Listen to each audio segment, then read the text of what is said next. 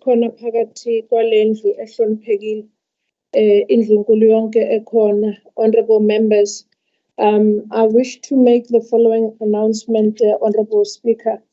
The announcement are that following the heavy rainfall in KZN and the torrential rains, especially around Ugu and eThekwini municipality, the rain left a trail of destruction in Inanda near Dube village, Efolweni, as well as the Cato Crest in the south, where many houses were also destroyed, leaving a lot of people homeless.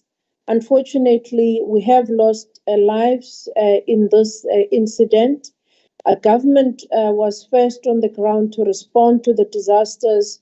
The Human Settlement MEC, Siponkosi, Honorable Nkosi, also oversaw the mop-up operations by the disaster management team's officials who were on standby to evacuate affected families to safety.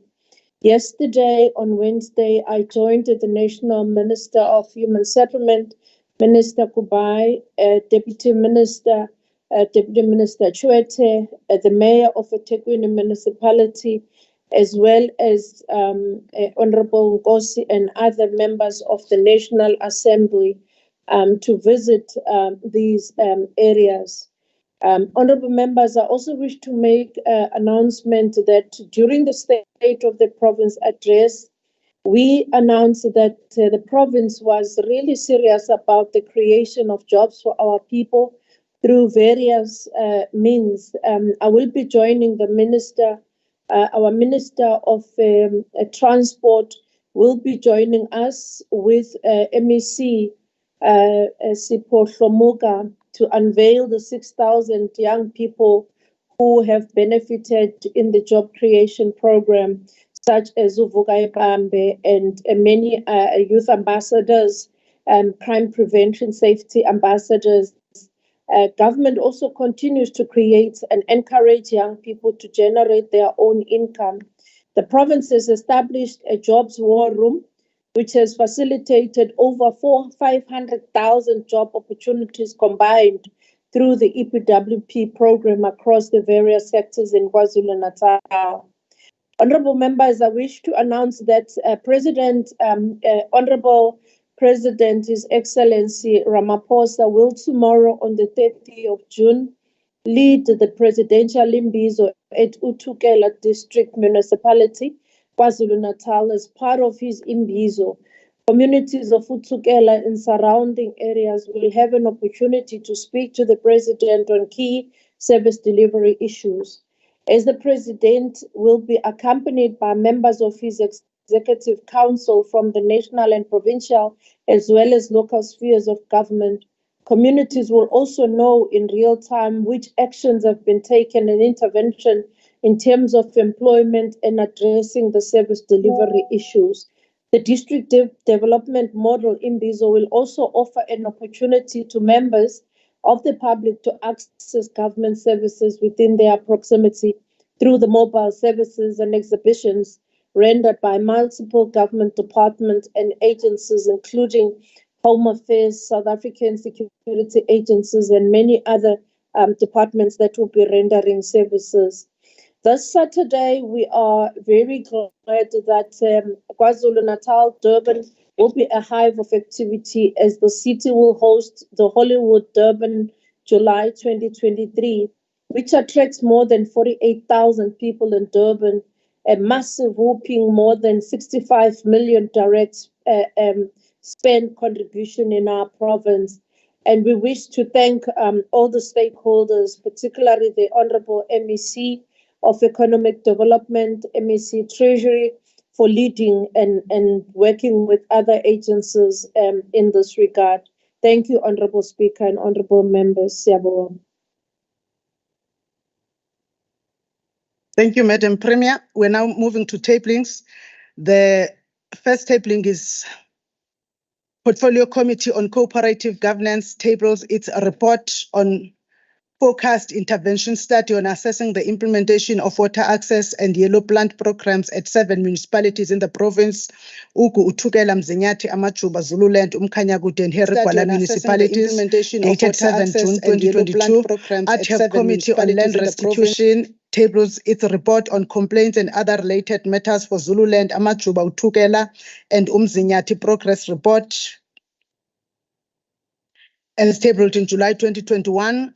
Portfolio Committee on Public Works, a report of the Portfolio Committee on their oversight visit held at Mhlabuhlangene Senior Secondary School, Ugu District on 8 July 2022. Portfolio Committee on Public Works Annual Oversight Plan 2021-22. Also their report on stakeholders and public involvement sessions held in Herigwala District, Peace Valley Hall at Ubuhlebeze Local Municipality on 24 January 2022. 3. Is there any other tabling that we may not have recorded? Thank you, honorable members. We will now move to formal motions or notices by the Chief Whip. Honorable Chief Whip.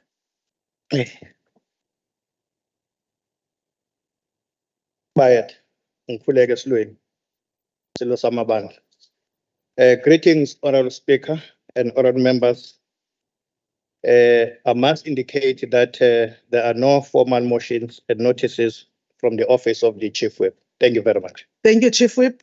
Honorable members, it has just come to our attention now that the Honorable N. Msimango of the IFP, who was on his way from the hotel to the legislature, was involved in a car accident and has been rushed to the hospital. We wish him well. I'm sure that the caucus office will dispense someone to assist, but I am also imploring through the acting secretary that the members affairs office must also send some support to the honorable member, Mr. Memela, to check the hospital he's being taken to and ensure that he's supported, because it's something that happened just now through the member's office, which is in your office, Chief Whip, that the honorable member must be supported. Honorable members, we're now going to notices of bills and motions. The first member is Honorable NPF Mavuso.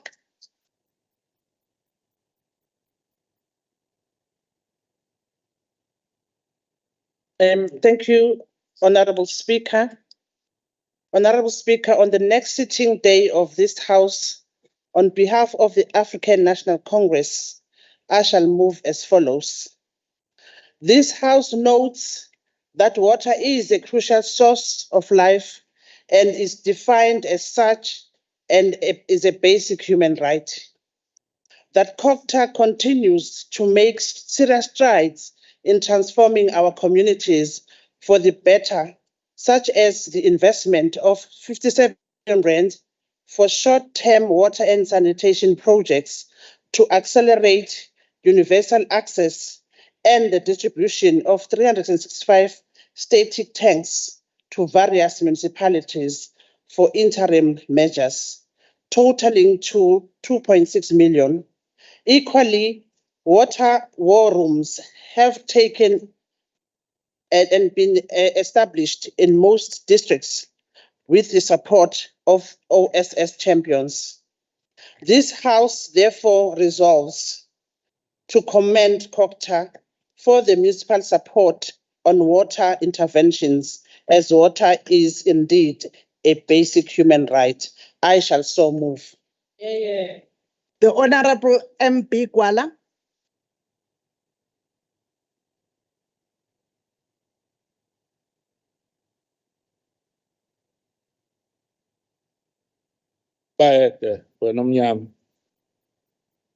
Honorable Speaker, on the next sitting day of this House, I shall move as follows. This House notes people can no longer move around in the country again because of rampant killings that keep happening on a daily basis. This country is becoming scary and more dangerous on a daily basis. Despite all the efforts from the South African police services and other security personnel, criminals are still indulging in their negative activities. This comes after an IFP councillor in Edumbe local municipality, Zama Masondo, survived an assassination attempt when his car was shot at in Ngoakho-ke le area. This House resolved to call upon the KZN provincial government to step up its effort in eradicating crime in KZN to ensure that citizens are safe. I shall so move, Honorable Speaker.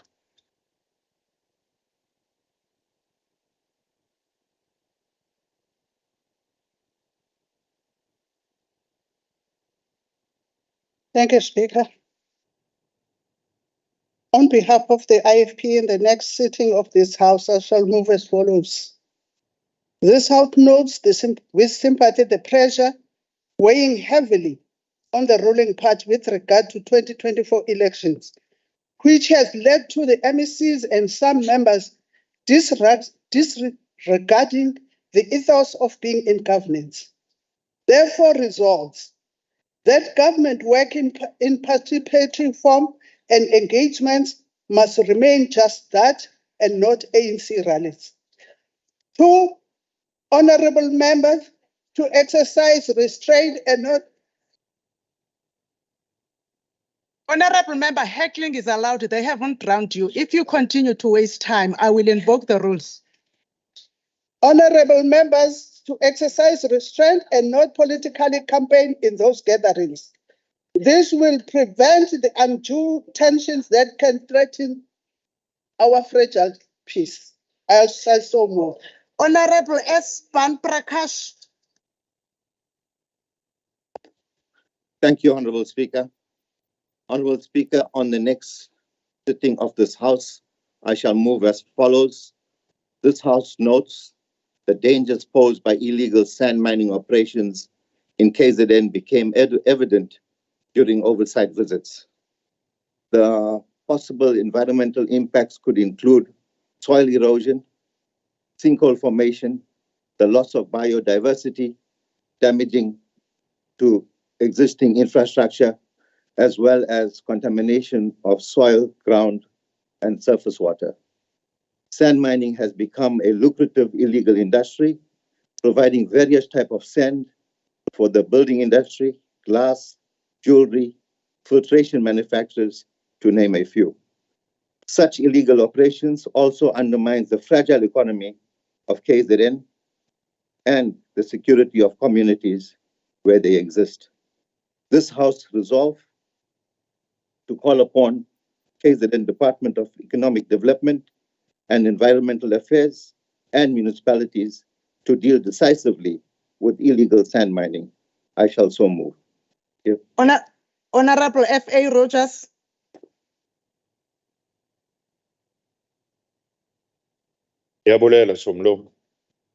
Madam Speaker, I hereby give notice that I shall move at the next sitting of the House as follows.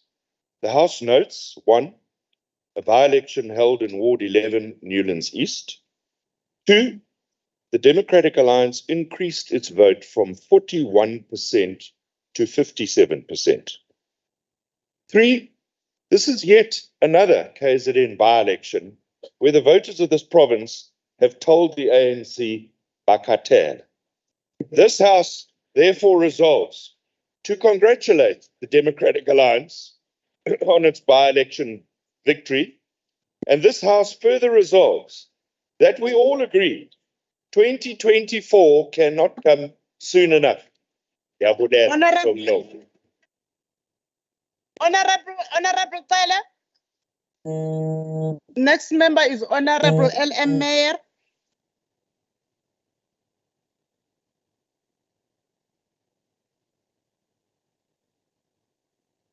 Thank you, Speaker. I hereby give notice and the next sitting of this House, I shall move the total collapse of eThekwini and Msunduzi, which are under administration or facing administration, and that most ANC municipalities of KZN are financially dysfunctional and unable to deliver basic services. This House therefore resolves to look to Umgeni municipality and its many strides for what can be done in the province of KZN under a new DA government. Thank you. The next member is Honorable CM Shinga.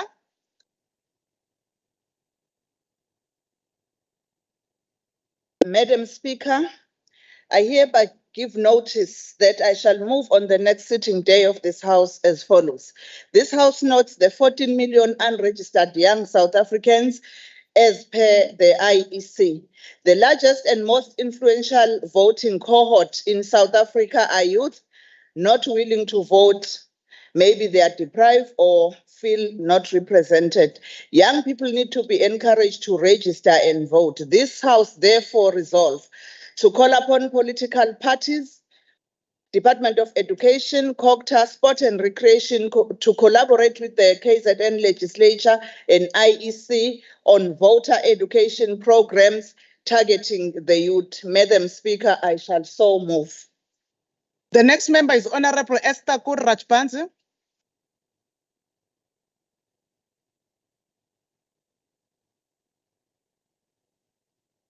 Honorable Esther Kurrajpanzi. Honorable Esther Kurrajpanzi. Is she connected, table officers? The rule says that you must be connected in a manner that will allow you to participate in the proceedings of the sitting. The honorable member is connected, but we have called her 3 times. Thus, in terms of the rule, it's not in a manner that she could participate in the sitting. You are now reading her motion. Yes, Honorable CM Shinga. Honorable Speaker, this morning she forwarded an apology. She'll be connecting, but she's not well due to sore throat. She will not be speaking. Thank you. Where are apologies forwarded? We did not record that apology, Honorable Shinga. We do not forward apologies in the sitting. We're now moving on, honorable members. She's connected and not in the manner that is conducive. We now drop her off. We will now go to the next member, Honorable H.U. De Boer.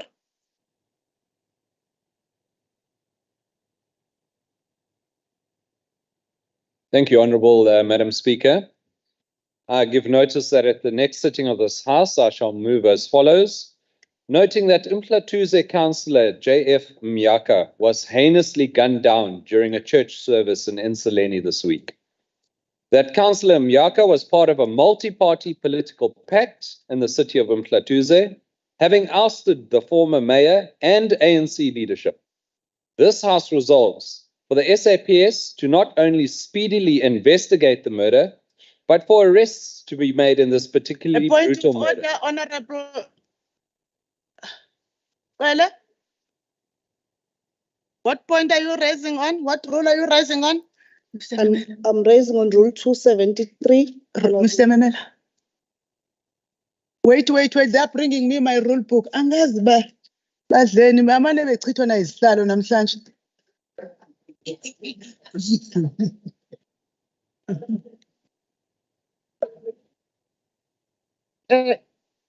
You are raising on rule?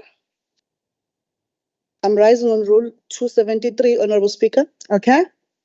My apologies. It's not. I'm not raising on his one. I'm rising on Honorable Gumede's one. I've been raising my hand. I've been raising my hand, Speaker.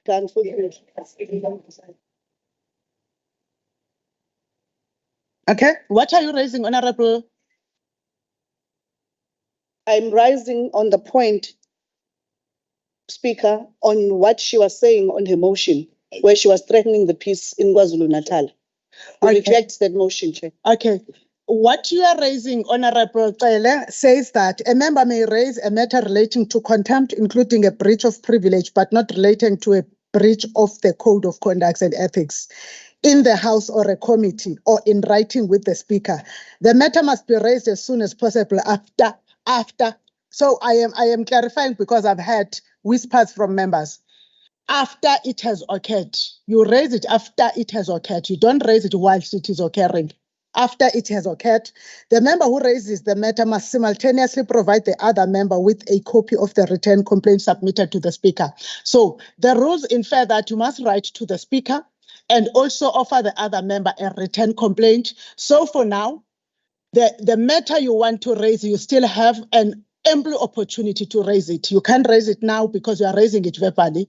We will await for you. It will be recorded once we receive a written complaint, of which a copy must be sent to Honorable Gumede. Then we will record that there is a matter raised in terms of Rule 273. For now, there is nothing that is raised, Honorable. We will then continue. Apologies to Honorable De Boer. The member had an illegitimate reason to raise. Continue, Honorable Member. So that your motion is coherent and recorded properly, I will offer you to start it right from the start, Honorable Member. I'll afford you that opportunity. Thank you, Honorable Speaker, Madam Speaker. I give notice that at the next sitting of this House, I shall move as follows. Noting that Ngakho-ke councillor J.F. Myaka was heinously gunned down during a church service in Insuleni this week. That Councillor Myaka was part of the multi-party political pact in the city of Ngakho-ke, having ousted the former mayor and ANC leadership. This House resolves for the SAPS to not only speedily investigate the murder, but for arrests to be made in this particularly brutal murder.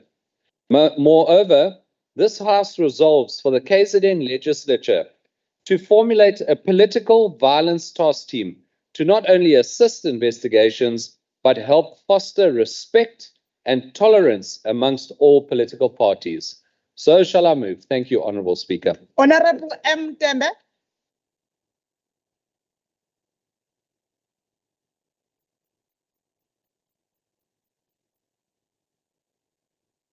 It's Honourable Tembe that is speaking, Honourable Tipura. You have no business disturbing here. Thank you, Speaker. Sorted. Good morning, Honourable Speaker. I give notice that at the next sitting of this House, I shall move as follows. Noting attempts by the principal of Ukuthi Primary School to sell a teacher post is neither the first nor the last in KZN. Collusion in this abominable practice is further marred by the heinous sexual abuse of many who continue to remain silent after having paid for their bodies for jobs as teachers. Not encouraging whistleblowing is spineless and politically expedient. This House resolves to call upon the MEC for Education to implement the recommendations by the Ministerial Task Team reports into the selling of posts of educators by members of teachers' unions and departmental officials in the provincial education departments. So shall I move. Thank you, Speaker. The next member is Honourable NJ Nkwanyana.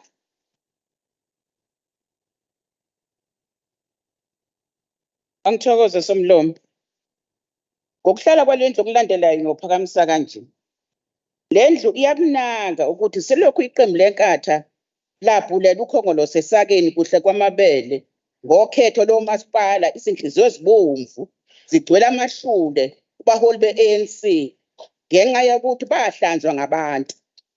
Lokhu kufakazelwa isigameko sokuhlaselwa kukaMnumzane Sikhumbuzo Hlatshwayo okusolakala ukuthi uhlaselwe yikhansela le-ANC eMnambithi ngoba licikwa ukuthi uncenga abantu ukuthi bajoyine inkatha ngoba bekhathele izethembiso esingafezwa. Lendlu inquma kanje. 1, ukunxusa abaholi be-ANC ukuthi abaqhubeke basikhotha amanxeba ayozaphole ngoba abantu yibona abawuhlanza ukhongolose ngoba uhluleka ukubanika izidingo zentuthuko kodwa baqoma inkatha ukuthi abayeke uchuku lokuhlasela amalungu enkatha. 2, ukunxusa amaphoyisa ukuthi asheshise. Honourable members, sengiyamduma ke manje. Lizoboshwa leli bhoxolo le-ANC elihamba lishaya abantu. 3, ukunxusa i-ANC ukuthi ifundise amakhansela ngokuthi abantu banelungelo lokujoyina iqembu lezombusazwe abalithandayo. Somlomo ngiyophakamisa. Honourable TP Mthethwa. Honourable members. Hlangiseni wena noSophulenyoni. Honourable members.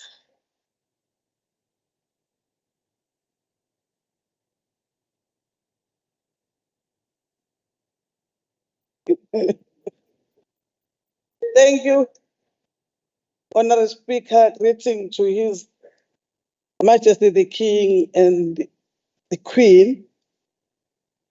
On the next sitting of this House, I shall move as follows.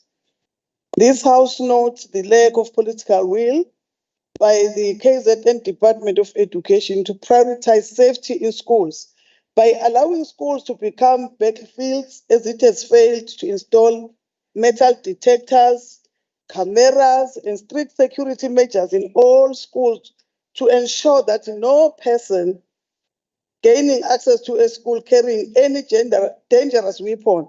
This comes after a learner was stabbed to death by another learner at Sihlengeni High School in Vryheid. It is alleged that the cause of a fight is a romantic relationship.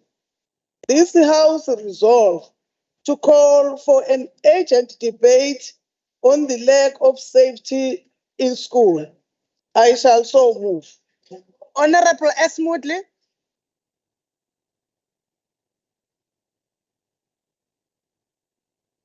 Thank you, Madam Speaker. On the next sitting day of this House, I shall move as follows. This House notes, road accidents are still occurring regularly on our province's roads. Despite implementing various measures, road accidents remain alarmingly high, with often irreparable consequences. Fatalities and serious injuries are devastating the families of those involved. 2 people were killed and 3 seriously injured after a head-on collision between 3 trucks on the N2 at Zinkwazi on Monday, resulting in looting and a huge traffic jam. This House resolves to call for greater political will from the government to stop road carnage by deploying traffic police 24/7 on our province's roads, to send heartfelt condolences to the families of the deceased and wish those injured a speedy recovery. I shall so move. Thank you, Madam Speaker. Oza, MEC for Social Development. Greetings to yourself, Honorable Speaker, to the House. iSilo is phakathi kwethu. In the next sitting of this House, I shall move as follows. That the House notes the Child Protection Month commemoration and its closure was successfully held at Wentworth Youth Development Center in eThekwini Metro. Children's plea with the government to save them from their parents. The House therefore resolves that KZN provincial government and legislature to continuously lead actions, including a debate that will conscientize society about the rights, equality, and dignity of everyone. Number 2, the protection of children from violence, exploitation, trafficking, and abuse is not only a basic value, but also an obligation clearly set out in Article 28 of the South African Constitution. Number 3, for 365 days, every individual should participate in a coherent program to ensure the protection of our children. I so move. The next and last speaker is the Honorable T.S. Mtshali.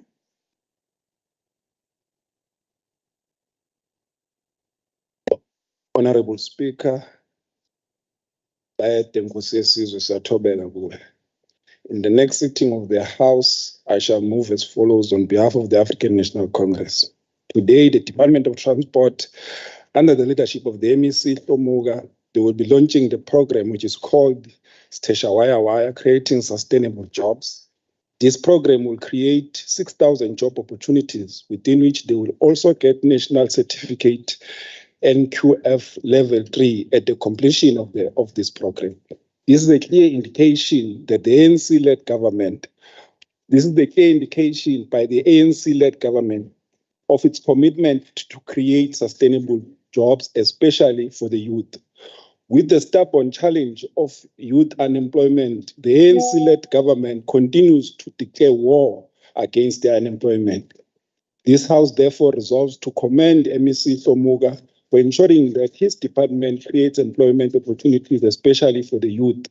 This House further resolves to urge MEC Hlomuga to continue creating more jobs for the youth as a clear indication that under the ANC-led government, we are declaring war against unemployment. I shall so move. Thank you to all of you, honorable members and party whips, for the notices of motions. We now go to the first order of the day, which is item 8.1 on your order paper.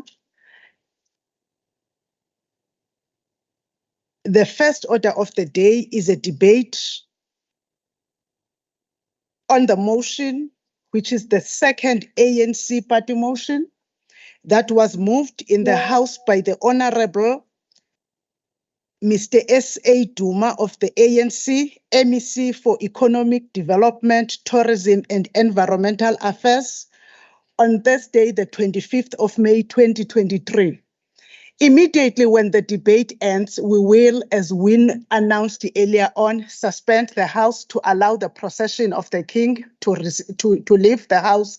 Kodwa iSilo sizoqala sibingelele during that period. Honorable MEC Duma, you have 10 minutes to introduce your motion to the House. Siyabonga kakhulu somlomo mama Mahubelo silesikhulu indlulamithi yamakhosi bayede mgono omnyama noNdlunkulu kaMayisela uNdunankulu ohloniphekile umama uNomusa aqhamukile edube Ncube nesigungu sakhe sonke amalunga wonke sishamthetho siyabingelela indlunkulu kaZulu nengumsamo wethu sonke nengabasekeli besihlalo esingumphongolo wesivumelwano sokhokho bethu. Ngiyakhuleka egameni lenhlangano obuyisayo kule ndlu ehloniphekile i-African National Congress okuyinhlangano kamamonga woSuthu uDlothovu kabheke kwabe njengomsebe elanga iSilo uDinuzulu. Somlomo wethu ohloniphekile Mahubela kuleso naleso sizo kanjalo nesizukulwane siyafika isikhathi sokubheka emuva ngenhloso yokubuyekeza ekwenzeni njalo kuyavela okubi nokuhle izingqinamba kanjalo nalokho kuhle nokube yiso isizwe siphambili nokuyisisa phambili. Uma sibheke emuva umlando kaZulu kanye nowesifundazwe sethu kuyavela ukuthi wabe umazombe zombe. Kukhona lapho kukhona ukukhala, kukhona lapho khona ukudumala, ubandlululo nokucwasa, imililo, izimvula ezicekele phansi, impahla nempilo kanye nokuyilapho umkhonto ukugwaza ekhaya lapho izinhlangano namaqembu ezepolitiki abohlanga okuzingane zendoda eyodwa ayavukelana silo samakhosi ayivukelana khona kwasala phansi amakhulu ngamakhulu abantu.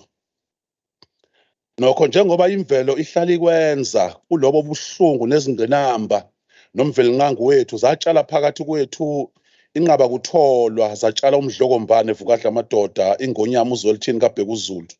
Namuhla sibuka ngokumangala ukuzalwa kwakhe njengoba azalwa ngonyaka 1948 okungonyaka lapho kwaqala khona umbuso wobandlululo ngaphansi kweNational Party namhlanje sekuyiDemocratic Party Democratic Alliance.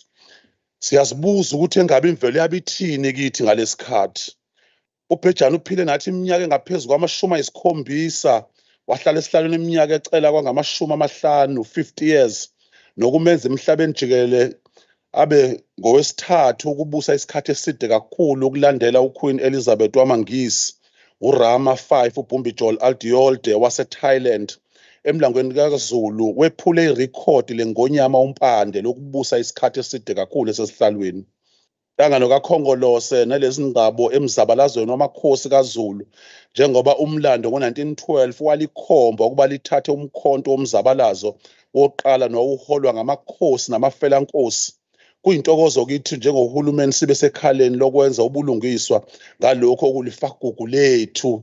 Kuyaziwa ukuthi ngonyaka 1912 iSilo sasoSuthu saba ingxenye noma sasese St Helena saphekisa uKhongolose ukuthi inkomfa ihambe kahle kanye namakhosi amaningi ase-Afrika. Lo mlando uyaziphinda siyajabula kakhulu ukuthi omunye owagcina uSecretary General wagcine umongameli uPixley Saka Seme wahamba oyibikela imbube ngaleso sikhathi ukuthi baplana ukwenza umzabalazo baqale inhlangano yabakhulu. Sile esikhulu nomthebe wesizwe inkosana kaZulu namhlanje sizoqiniseka ukuthi umlando weSilo esidala ubhejane uqopheke ezibhebheni nasemabhukwini omlando weNingizimu Afrika yonkana iAfrika nomhlaba jikelele ngaloko siqhubeka kuloko esakwenzayo ngesikhathi siqamba isikhumulo sezindiza iKing Shaka ngombumbi ilembe wesizwe nanjengoba senza mhla siqamba isibhedlela iKing Dinuzulu Hospital ngoDlothovu nowabe ngumongameli wokuqala ngokuhlonishwa kaKhongolose njengoba sakha idlinza lendlovukazi kaZulu uThomozile Jezangane Ndwandwe okaThayiza nozala ubhejane phuma esiqeweni esikwenzela ubhejane kasiphoqwe umuntu ukwenza kepha ingoba siyalazi iqiniso lomlando naye siyacizela ukuthi ibumba umuntu stage usifuna ugame wodwa ungalekwa sithunzi ngaphandle kwesishamthetho uzimele nje ungako siphakamisa isichuse sika Victoria sihambe siyotshalwa endaweni yokugcina kwamagugu ngoba kwabakhona singofakazi bemizamo yakhe yonke yokubumba uZulu nokwenze ngisho nangosuku lapha ayitshalwa khona uMdlokombane ngesikhathi uZulu wonke kuleli lasemhlabeni jikelele abamunye wabumbana siyakwazi ukuphokophela kwakhe kuletheni ukuthula kwamaqembu amakhulu ayibolana ngaleso sikhathi lokho wakwenza ngisho ejivazwa nokungena donsi kutinyela kuye ngaleso sikhathi uMdlokombane ubengesona nje iSilo sikaZulu kepha ubengubaba wonke umuntu okuleli nendlovukazi uMthaniya lokhu kufakazela ubudlelwano abakhele lesifundazwe noZulu usikhongele sonke kuwa amagungamano omhlaba njengoba namuhla sesinabahlobo abahlukene kuhulumeni ubukhosi ngisho nezinkampani zamazwe omhlaba indlulamithi yamakhosi iyaqhubeka nalobo budlelwano obuhle ubekholela kwesifundazwe esimbalabala yikho zonke izinhlanga namahlelo ezinkolo ubethola ukufudumala kuye ubhejane uyakwaziwa ezibhebheni zomlando njengomvikeli wamasiko nobekholwa ukuthi ayisibuko ngoZulu esizweni lena somlomo bekuyindlu yakhe abeyivula minyaka yonke uyivula kwakhe bekuletha isigqi kunikela nezeluleko zomdala wethu wonke amalunga amadala nalawo akhona njengamanje nenhlanhla yokuba ingxenye yokuvula kwale ndlu imbube endala azovumelana ukuthi ukunamathela kwakhe okufudumele kanjalo nokukhuluma kwakhe nathi bekusenza sonke sizizwe silingana futhi sibalekile kuye njengoba belingekho India noma iBhunu kepha kunoZulu noma abantu bakayise engekho umKristu umNazaretha iSayoni noma iSulumane kepha kukhona amahlelo ezenkolo nalapho kulendlu belingekho iqembu elincane noma elikhulu kepha besibiza ngohulumeni wakhe lendlu ethi yindlu yakhe ngokho nangokungananazisi somlomo nje bekuyizimpawu zomholi oyingaba kutholwa umholi watshalwa kithi ngenhloso yokusakha nokushiya singcono kunayizolo kungakho ke namuhla sithatha isinqumo sokuthi lenhlanhla yokuphila nokuhamba eduze kangangobhejane kanjalo nezimfundo esazithola kuye sakhela futhi sigcinele isizukulwane esizayo umphako wendlela lona ngomphako kuyothi kungafika ukuthandabuza ekutheni bangangobani nokuthi bazalwa ngobani baphenye ikhasi lempilo yesigomagoma sobukhosi nobuholi bafunde okuhle kakhulu okwenza ngaphansi koMdlokombane siyaziqhenya kakhulu ke namhlanje ukuthi sizophakamisa ukuthi indlu ivumelane namhlanje ukuthi kube la ngaphambili mofika eshamthetho nanjengekhanda iKwaZulu Natal uMgungundlovu waziyo ukuthi ukhunjulwe ngaye uthi mofika kube khona isiteji esikhulu esiyokwenza ukuthi wonke izinhlaka nomhlaba wonke ukhumbule wazi ukuthi sekuyiyona ke ngoba mlando eyoba khona nokugcina kwamagugu siyabonga ke somlomo ngosodidasi inkonyane encane kaNdaba edidi imbala umphikeleli wensizwa ngoba ephikela amadoda kaZulu esephelwe ngamandla umphokomela lengayo lensizwa eyisinika engabubende bezingwe nobezingonyama ungolonde kagabela kuyingangezi zawuyise izinqunywansa ngisho bethi bayokweluleka kuphela ezinqulwini ngiyabonga kakhulu wena wendlovu bayede siyabonga somlomo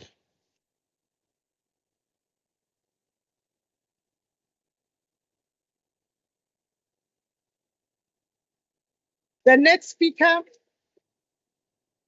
next speaker for 9 minutes on behalf of the ANC, which will be the first speaker in the debate, is the Deputy Chief Whip, Honorable VP Taluza. Somlomo Mahubela, ngokukhulu ukuzithoba silesikhulu dlula mithi kaZulu nondlunkulu Mayisela. Sihlalo kaKhongolose Swazi. I'm sure some members are expecting that I'm going to be throwing jabs towards the opposition. Kodwa namhlanje nginabantu abadala, so I'm going to be on my best behavior. That is why today I want to start by sharing the sentiments of our former president, Thabo Mbeki, who on behalf of the African National Congress in Cape Town on 8th May 1996, on the occasion of the passing of the new Constitution of South Africa, wherein he says, "My mind and the knowledge of myself are formed by the victories that are the jewels of our African crown, the victories we earned from Isandlwana," close quote. Indeed, our province and country have been blessed with great leaders, such as King Etshwayo, who have inspired us to go beyond our perceived limitations. In the battle against the British, there is no doubt that many believed that because the British had the latest technology on their side, Amazulu warriors would not be of match. However, Amazulu warriors had a plan and fortitude, resulting in the defeat of the British Third Column. On a Saturday as this, how can we forget King Shaka kasenza ngakhona ilembe leqamanye amalembe kuKhalipha, a nation builder, a uniter of black people, a warrior leader, bringer of law and order, visionary and a conqueror. How can we forget King Cyprian Solomon, who refused to collaborate with the apartheid authorities when the Bantustan policy was launched? This is the tradition that was gallantly maintained by the Zulu Royal House in its opposition to apartheid. Hence, the deep historic relations of the monarch in the liberation movement that shall forever remain ingrained in our minds for generations. Honorable members, today we remember these great kings because their direct descent, the longest reigning monarch of the Zulu kingdom, King Zwelithini Zulu, took the baton and heroically continued their tradition, also leaving us with indelible footprints on the sand of time that shall never be forgotten in the annals of history. Former President Nelson Mandela had this to say about His Majesty King Zwelithini Zulu on the occasion of his 50th birthday.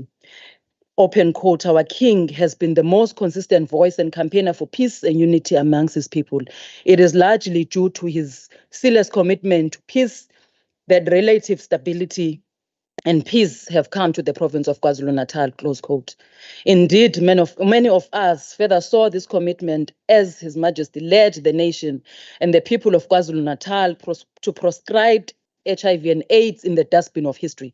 He did this through an intense campaign to get men in KwaZulu-Natal and in hostels in Gauteng to circumcise to reduce the risk of spreading HIV.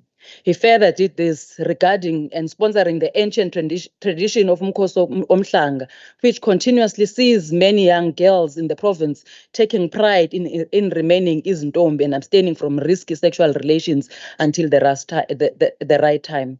Through him, we have learned the value and appreciate indigenous ways and traditional wisdom to prevent unwanted teenage pregnancy, premature sexual intercourse, and the spread of sexually transmitted infections.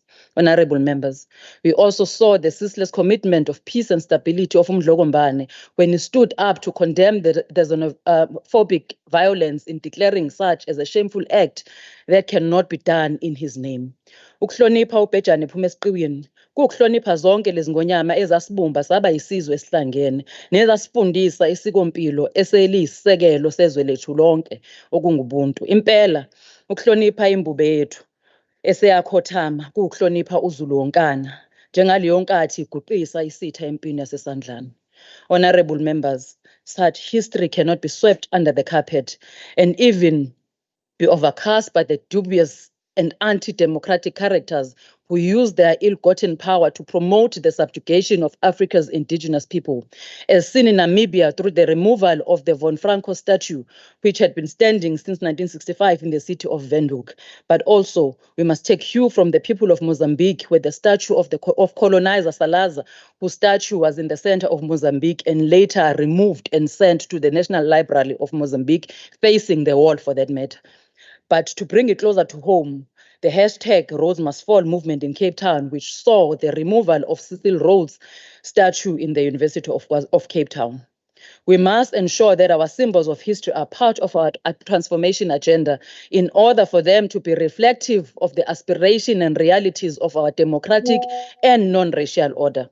This has been indeed the disposition of our progressive government as we have over the last 3 decades made huge strides in ensuring that our historical symbols reflect the demographics of our country and our democratic order. It is in this vein that we must fully support our provincial government's commitment to remove the colonial statutes, including the one in the legislature, and replace the one of our colonizer, Queen Victoria, with that of our late King, Zwelithini Kabhekuzulu. We support this, understanding fully well that we cannot undo history, but what we know is that we can rewrite it. Rewrite it so that our children and great-grandchildren, we know where we come from, but more so, that we once lived amongst great men and women.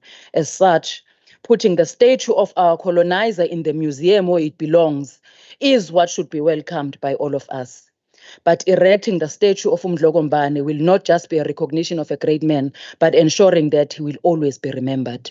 Speaker, for as long as I can remember, a certain particular party has attempted to monopolize the Zulu tradition. And as such, we are proposing that as we usher into this new era of rewriting our history, we also ensure that it is coupled with educating all of us about the tradition of this great nation.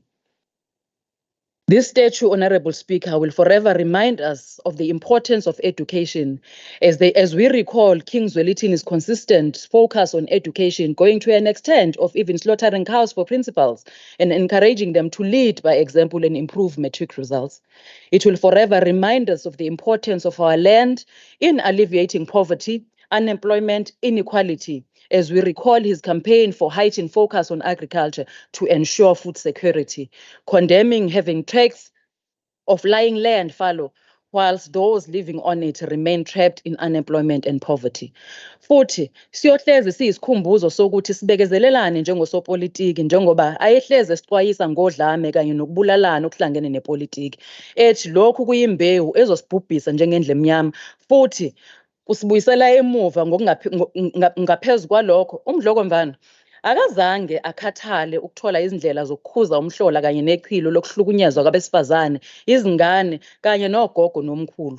uMdlokombane also stood firm and loudly against the cruel murders and the treatment of people with albinism. This statue will be a consistent reminder of us to follow suit as leaders in our various constituencies. Indeed, Honorable Speaker, this nation builder's important contribution to cultural identity, national unity, and the economic development of KwaZulu-Natal in our country will forever remain unmatched and worthy of this great gesture. Beyond this, honorable members of this House, the ANC-led government will continue to honor and strengthen its working relations with the royal household, which is anchored in our common belief that peace, stability, and better lives of our people. Drawing inspiration from the many years of the ANC fighting side by side with the previous monarchs, we are certainly looking forward to the continued fruitful work with our King, Mrs. kaZwelithini, indlu lamithi kaZulu, edlula ezinye intamo ezicosha kweziphakeme, uhlanga lomhlabathi. Siyathobeka.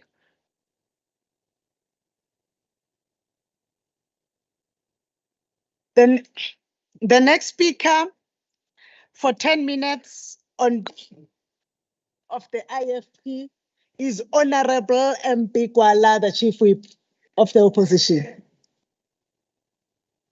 Honorable Speaker and honorable members, on behalf of the official opposition, the IFP, I greet His Majesty King Mrs. Zwelithini, the heir to our late King, His Majesty King Goodwill Zwelithini Kabhekuzulu, on whom this debate is focused. We also recognize the presence of the Queen as well as royal family members. Let us say from the outset that the IFP on principle supports any initiative to honor the heritage of the Zulu Kingdom and the lineage of our kings, We know better than anyone the importance of erecting statues and tombstones as tangible reminders of the strength of our inheritance. The IFP learned this from our founder and President Emeritus, Prince Mangosuthu Buthelezi, for he has done more to honor our kings and our heritage than anyone. Almost 70 years, His Majesty King Cyprian Ngabhekuzulu, the father of our late king, tasked Prince Buthelezi with arranging the unveiling of the tombstone of the founder of the Zulu nation, King Shaka Kasenzangakhona. It was at that unveiling that King Cyprian appointed Prince Buthelezi as traditional prime minister to the Zulu monarch and nation. Thus, Prince Buthelezi has acquired a profound understanding of the value of statues, tombstones, and memorials. Inkatha witnessed time and again Prince Buthelezi's powerful leadership by example. We applauded him when he erected a tombstone in honor of his uncle, Dr. Pixlika Isaiah Seme. It was said that more than 30 years after his passing, the ANC had not yet honored the founder of the Africa's oldest liberation movement by erecting Dr. Seme's tombstone. But Prince Buthelezi's close relationship with his mentor and his consistent example of honoring our heritage made it natural for him to be the one to do so. With this background, the IFP supports the proposal to erect a statue of His Majesty King Goodwill Zwelithini Ngabhekuzulu. It will not be anything then that has not been done before. What we cannot understand, however, is why the ANC want to put this statue on rented premises when it is already taking about moving the legislature among from this place. A statue of King Goodwill Zwelithini, the longest reigning king of the Zulu nation, rightly belongs alongside the statue of King Shaka, the founder of the Zulu nation, which stands in Ulundi. What is also in Ulundi is a state-of-the-art provincial legislature building, which was a seat of the South Africa's first non-racial, non-discriminatory government, the KwaZulu-Natal Joint Executive Authority. It has a house that seats 130 members and a gallery accommodating 650 guests. There are offices for the Premier, the Speaker, the Deputy Speaker, and all ministers, as well as departmental offices. There is ministerial housing, as well as housing for the Speaker, Deputy Speaker, Premier, and senior managers. And there are 131 four-roomed apartments to accommodate MPLs. All of this belong to the current KZN government, but none of it is being used. In fact, it has stood unused for 18 years while the ANC-led government squandered billions of rand renting duplicate space. Ulundi is where the statue of King Goodwill Zwelithini should be erected, because Ulundi is where KwaZulu-Natal legislator should rightly be. It would be appropriate both in terms of our democratic heritage and the heritage of the Zulu nation, and it would be by far the best financial decision, freeing up billions of rand, which the KwaZulu-Natal government can build houses and schools, fix roads and equip hospital, feed school children, provide water, create jobs, and invest in our youth. There is no more fitting tribute to His Majesty King Goodwill Zwelithini Ngabhekuzulu than to truly serve his people. Prince Buthelezi has given us the example. Under his leadership, more than 6,000 classrooms were built in KwaZulu, and it was done without the massive budget provided by democratic government. In fact, before 1994, with extremely limited resources and without recourse to taxpayers' money, Prince Buthelezi did more to honor the Zulu royal family, the Zulu nation, and our Zulu heritage than this government has done in the past 30 years. Lest we forget, it was Prince Buthelezi who ensured that the monarchy was officially recognized. The monarch of the KwaZulu government was given autonomy to legislate. It was Prince Buthelezi who insisted on a budget for the king. It was Prince Buthelezi who ensured that palaces were built for the king, that the king was allocated protectors and provided with static security. It was Prince Buthelezi who insisted that king's salary be higher than his own as chief minister of KwaZulu government in recognition of the king's status. Because the king had been head of government before the defeat of the Zulu nation, Prince Buthelezi's constant goal has been to refurbish the institution of the monarchy. It was Prince Buthelezi who insisted that a day be set aside for His Majesty to open and address the Legislative Assembly, and after 1994, the KwaZulu-Natal Legislature. It was Prince Buthelezi who insisted that His Majesty receive the royal salute. It was Prince Buthelezi who gave up his seat during constitutional negotiations when the ANC and the National Party. Balibambile isikhathi sakho. Akuyalumela. So basibambile isikhathi sakho. Akuyalumela. Okay. Mama umthetho kodwa nawe ukhona kule nkinga le efakelwa ubaba uGwala. Bengicela Honorable Nqumalo ukuthi ningayifaki kakhulu ivolume ize yehle. Uphilani. Heckling is allowed. The higher volume that is not allowed. Can heckle him, kodwa ningamegqumi. Qhubekani ke Honorable Gwala. Thank you very much, Honorable Speaker. It was Prince Buthelezi who gave up his seat during constitutional negotiation when the ANC and the National Party refused to allow the king a seat at the table. It was Prince Buthelezi who caused Parliament to be reconvened for one day to insert a clause in the constitutional recognition recognizing the Zulu monarch. It was Prince Buthelezi who restored the graves of our kings. And it was Prince Buthelezi who protected all the land of the Zulu kingdom when he created the Ngonyama Trust, placing it under the sole custodianship of His Majesty, our King. We have not forgotten that in 2018, a report by high-level panel headed by the former President Kgalema Motlanthe made the recommendation that the Ngonyama Trust Act must be repealed, and the ANC has not rejected recommendations. Even today, we don't know what the former KZN Legislature Speaker, Ms. Lydia Johnson, and the former KZN Premier, Willis Mkhunu, submitted on our behalf without consulting us as views contained in the submission presented to the high-level panel on the assessment of key legislation and the acceleration of fundamental change for the repeal of the Ngonyama Trust Act. I think the ANC in this House must come clean on this matter. I call upon you, Honorable Speaker, to table the report in this House without any further delay.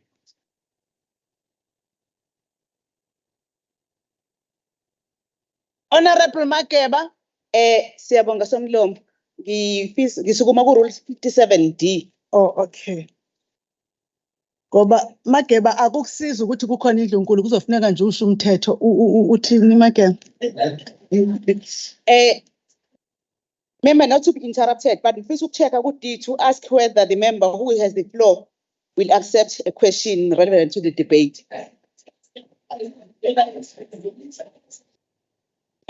Manini. Nangichathi ngakagoqi. Ngilinde nje ngiguqe kahle ngoba ngizosuke nginithele ngoyami. Honorable Gwala. Yebo. Nangu Honorable Zulu ebuza ukuthi uyawufisa yini umbuzo? Because of the minutes, Honorable Speaker, I will answer the question when we are in the dining hall. Okay, uthi Honorable Mageba cha. Continue, Honorable Gwala. Thank you very much, Honorable Speaker. The IP learned from Prince Buthelezi. We honor our kings and the heritage of the Zulu nation. It is good to see the ANC finally stating to learn from Prince Buthelezi as well.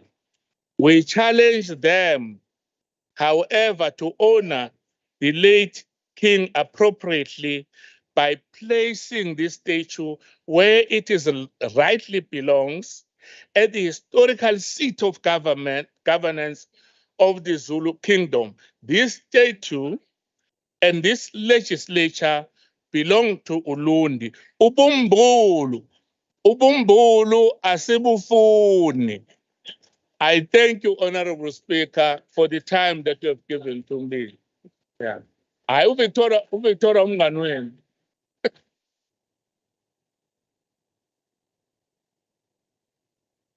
The next,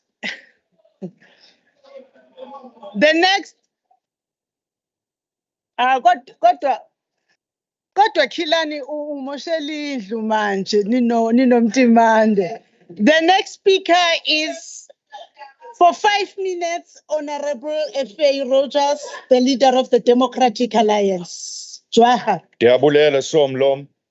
Bayete. Greetings to the King and the Queen. Madam Speaker, on a lighter note, I don't think Queen Victoria had this much attention when she was alive and when she was in her reign than what's going on in this House at the moment. But, you know, Madam Speaker, although... Honorable members, kaloku sivumelene ngokuthi the volume must not exceed that of the speaker on the podium. No, Honorable Rogers, the appropriate word of the rules is heckling. Let's go. Madam Speaker, the one thing we should learn from the late King, Goodwill Zwelithini, is the nature and the love that he had for people of this province. Not just any particular grouping of people, but people across the spectre. And it's for that reason that the DA certainly supports the motion of erecting a statue in memory of the late King. However, it comes with certain conditions that we believe.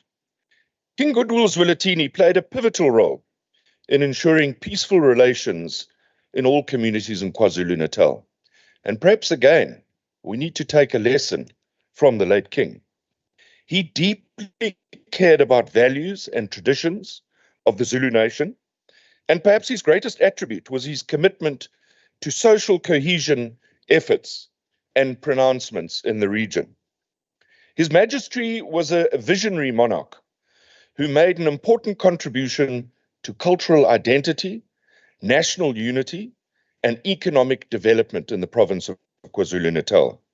He saw himself as a custodian of traditional culture. The King was active in portraying his region as a desirable destination. Overall, the traditional King played a modern role, and he did so with absolute dignity. I never once heard the King take to a podium and use race as a divisive method to unite. I never heard the King stand up on a podium and refer to a mayor as a little white boy that was going to be dealt with. And this is why I'm saying, if we want to respect the King, the late King, then you need to take a leaf out of the book of the late King. Looking beyond South Africa, the King believed that traditional leaders should have a more prominent role to play in addressing many of the continent's problems. And in 2019, he made a fundamental statement, and I quote him, "Not all solutions will come from the politicians or the experts. Traditional leadership is the pillar of the African continent and must not be sidelined." Close quote.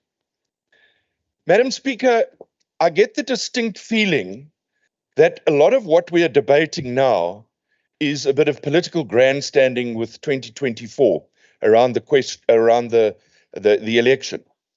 And I'm wondering if this is in fact showing the respect that we need to show. I must remind this House that the relationship between the late king and the ANC-led government was not a happy one. If you served on the Committee of Finance, if you served on the Department of Agriculture, if you served in the royal household, as I did, there were continual problems between the king and the ANC-led government.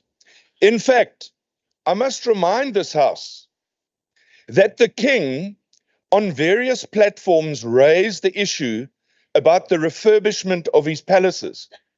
And the executive of this ANC-led government in the previous regime did not have the common courtesy to go and do oversight of the palaces. So for all political parties to come and grandstand here, I don't believe is what the late king's moral principle would have wanted us to do. And I think we must be very, very careful that the king is not treated as a subject of this legislature, but that we are subjects to his majesty. I think that's an important point that needs to be taken in this debate. Madam Speaker, I shall return shortly. Yabuler. The next speaker for 6 minutes on behalf of the EFF is Honorable N.N. Ngubane, the whip of the EFF. Uzavela pa TV. Uzavela TV. Thank you very much, Siyabonga, Somlomo, Siyakhuleka. Honorable members, I have a connectivity issue.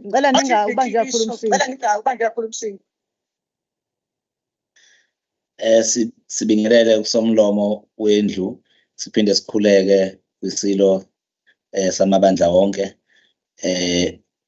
Namhlanje ke because as the EFF. Honorable Speaker. Honorable Ngubane, please. Honorable Ngubane, please hold. Honorable Kuala, what rule are you raising on? No, it's only to check whether it is proper for a member to wear a helmet. What rule are you raising on? The rule of Babaza. Yeah? The rule of Babaza. The rule of Babaza. I think Honorable Ngubane.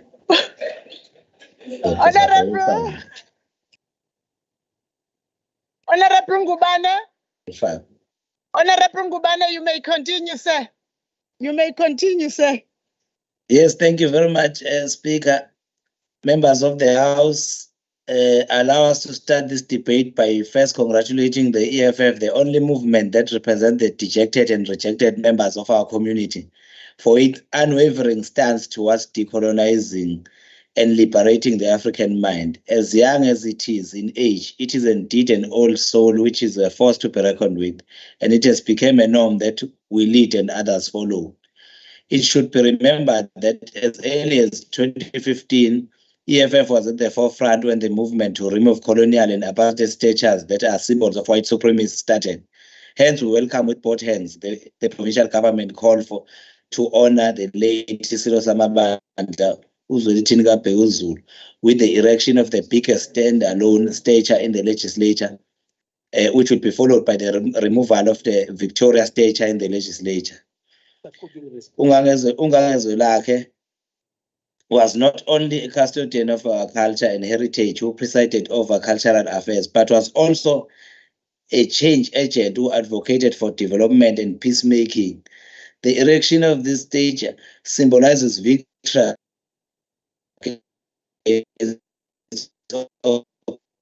oppression and imperialism, preserving the legacy of our forefathers. Instead of honoring its prominent leaders at a eThekwini for 22 million that has been set aside at the erection of statues belonging to former President Nelson Mandela and ANC longest serving President Oliver Tambo, while service delivery left behind. We'd also like to ANC not to use the rating of the stature as another cash heist for stealing monies from unsuspecting taxpayers. We call for transparency, and everything must be in the black and white in terms of budget allocation, the awarding of tenders and time frames for a project. In fact, we call for establishment of ad hoc committee that will exercise oversight as well as ensure that everything is done according.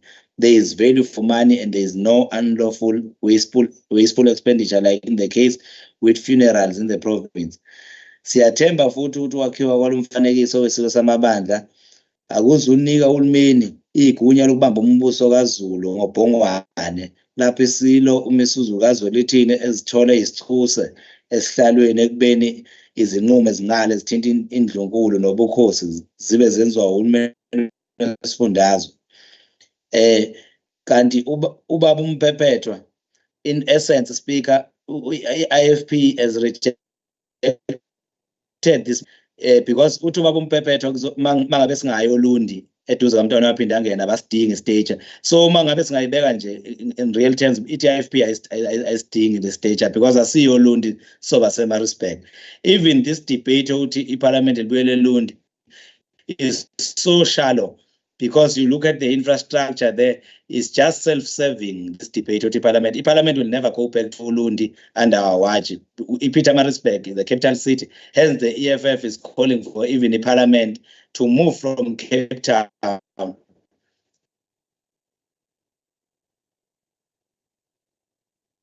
a municipality, a small municipality, which doesn't even have an international airport.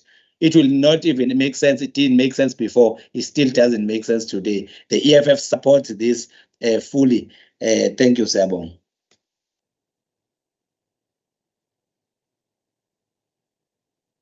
The next speaker for 2 minutes is Honorable CM Shinga, the leader of the NFP.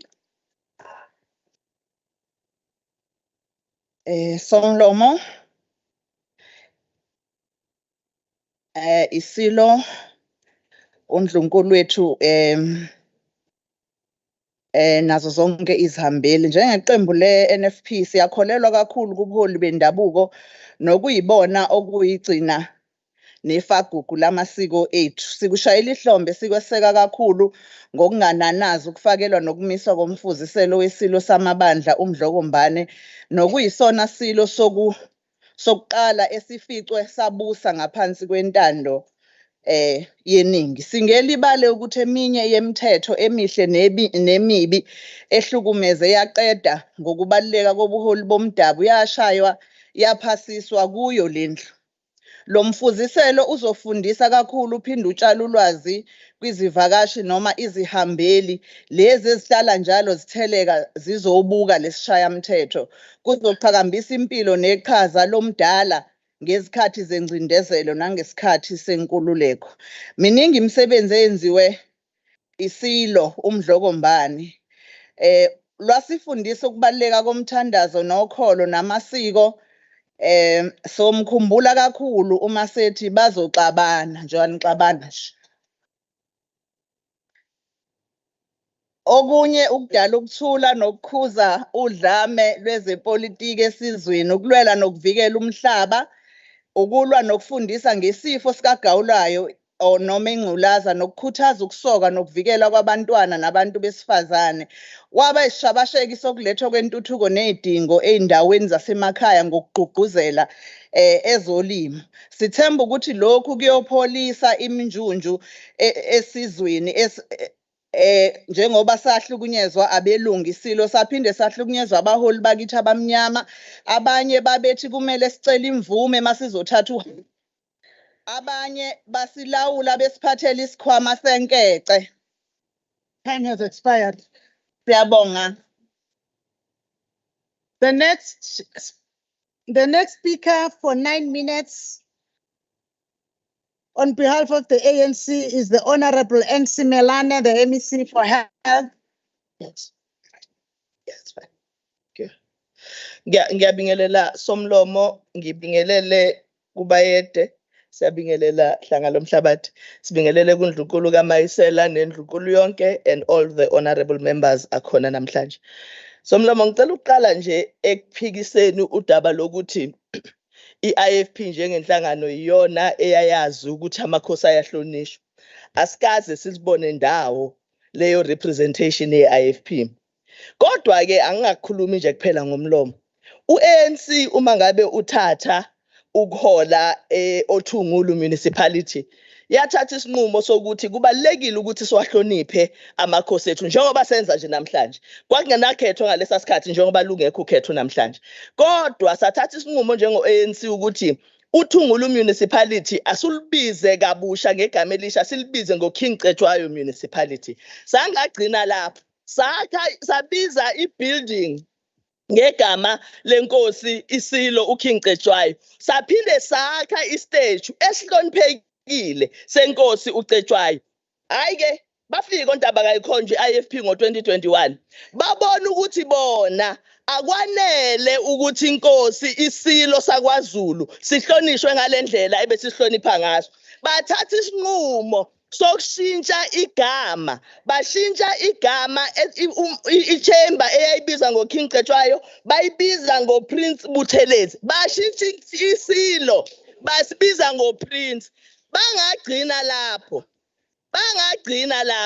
bakha istatue esimile esikhulu esingaphezulu kwestatue seSilo, iSilo sihleli phansi bese besitshela ukuthi bahlonipha amakhosi. Akufanele-ke sihambe sikhohliswa.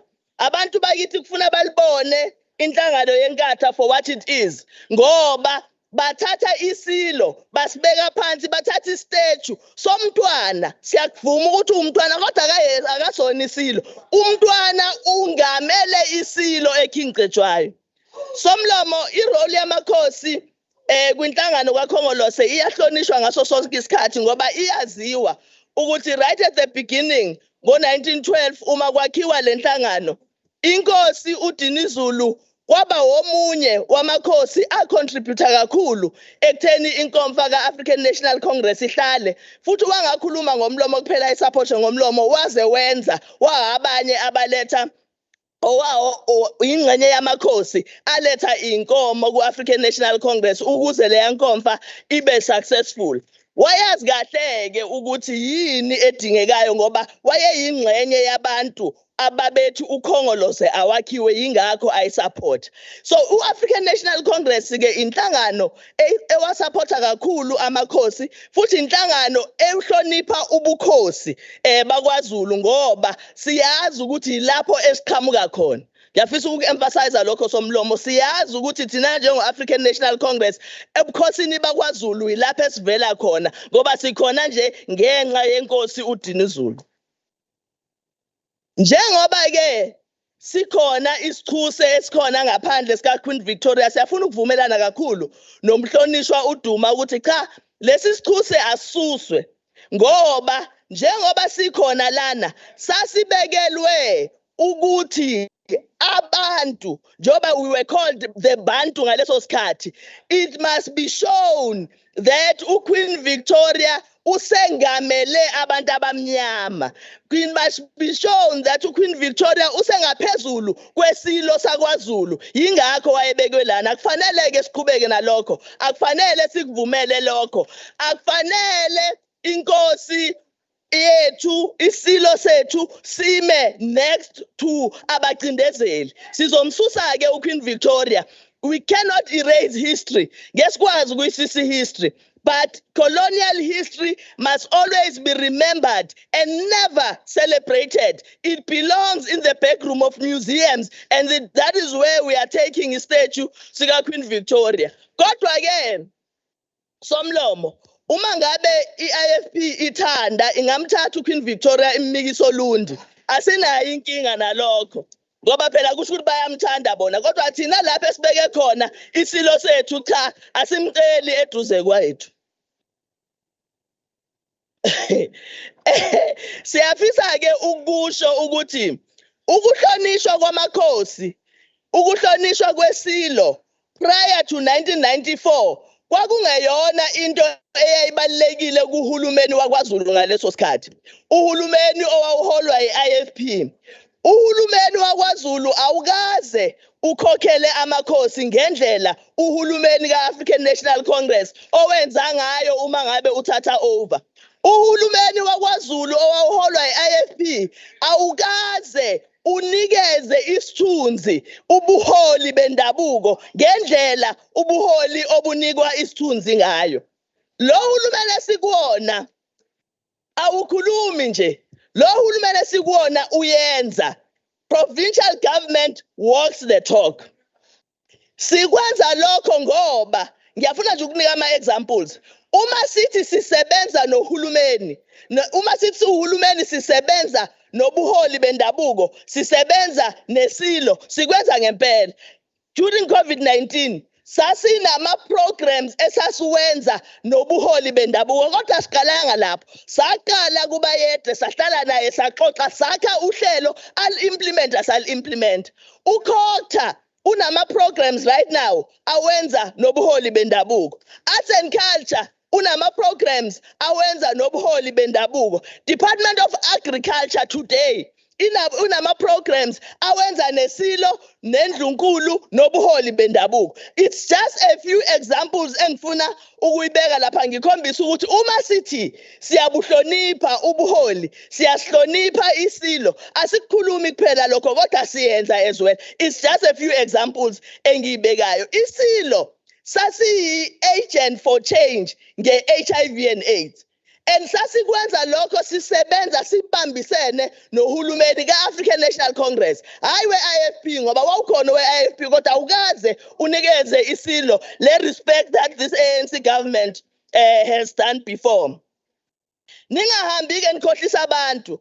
Nibatshela ukuthi ubukhosi namakhosi niyawahlonipha ngoba enikwenzile ngesikhathi niphethe akusho lokho. Yithina sodwa esikwazi ukwenza lokho. Yingakho sihlalo kaKhongolose namhlanje i-ANC ipronounce kule ndlu ukuthi i-Vryheid Hospital bayede izoba i-King Goodwill Zwelithini Hospital.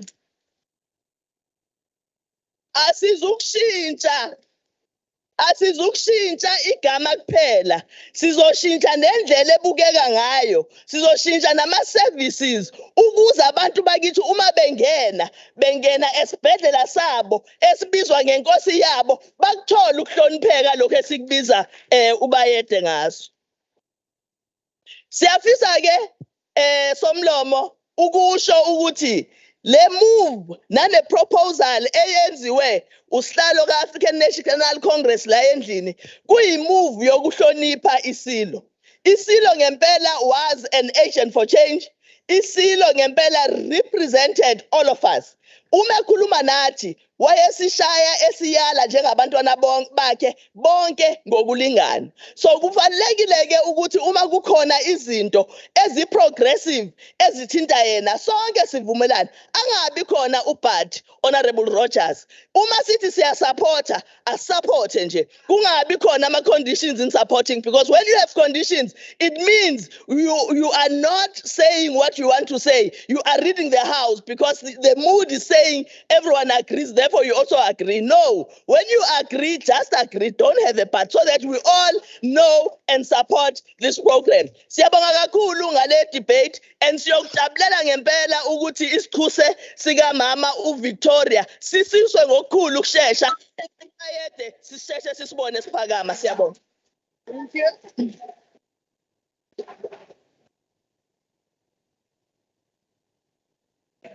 Honorable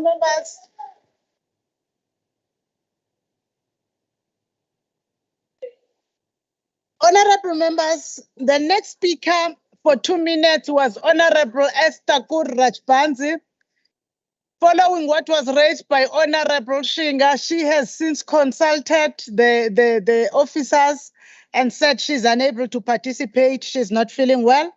Now we will call Honorable M.E. Phakathi on behalf of the ATM for 2 minutes.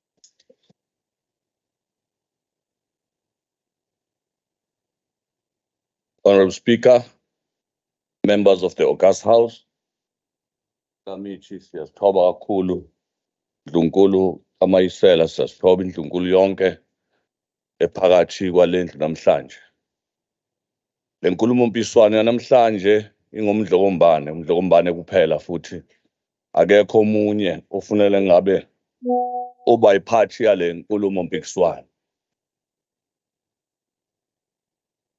Umdlokombane umsebenzi awenzile mkhulu kakhulu ezweni lakithi, hayi kodwa la KwaZulu Natal kuphela, South Africa yonke uyaziwa ngomsebenzi wakhe omkhulu, uhlonishwa umhlaba wonke. Sekuyisikhathi ke ukuthi nathi sikhombise lokho ngokukhulu ukusheshsha. Ngiyezwa abanye bakhuluma lapha kuna ngabe bayakhala obaba Honorable Rogers una bayakhala ngoba impela uVictoria akahambe. Ahlala uMdlokombane because it is time ukuthi amagugu ethu avuselelwe nezingane zethu zazi ubukhosi bethu ukuthi kume kanjani. Si-ATM ke ngoba siyakholelwa ebuholini bobukhosi, siyaseka lo mbono Honorable Duma, kodwa kwenzeke ngokukhulu ukusheshsha ngendlela enhle. Siyathokoza.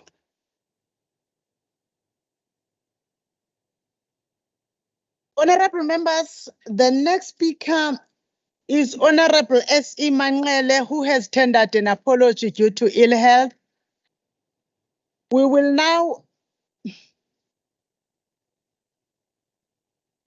now call upon Honorable F.A. Rogers for 3 minutes.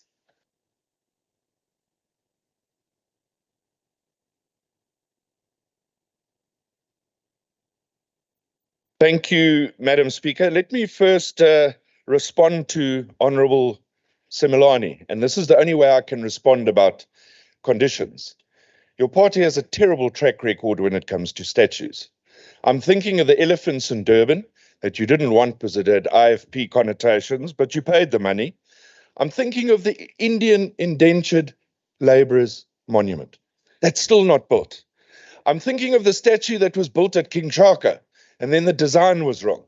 So that's why there's got to be conditions. But Madam Speaker, let me tell you, if this House wants to do something in memory of the legacy of the late King, then this is what you need to do. The King should not have to come to this legislature with a begging bowl asking for money. For 15 years, I have been driving the issue that the King and the monarch and the royal household, we should develop a plan of self-sustainability. And you can do that in 2 ways. And I did discuss this with the late King, and I did have a fair relationship with the late King. And you'll recall, he often came to my hometown of Kokstad. And the King had a passion for farming. And he had a relationship with many farmers across the province of KwaZulu-Natal. There's an ideal opportunity, but all this legislature does is talk about it. Where's the plan? Where is the plan to make the monarch self-sustainable, giving the royal household dignity? As I said earlier, we are subjects of the King. He is not a subject of this legislature. We've been talking for how long about the tourism industry around the Zulu nation and around the King. What are we doing about it? We're just talking about it.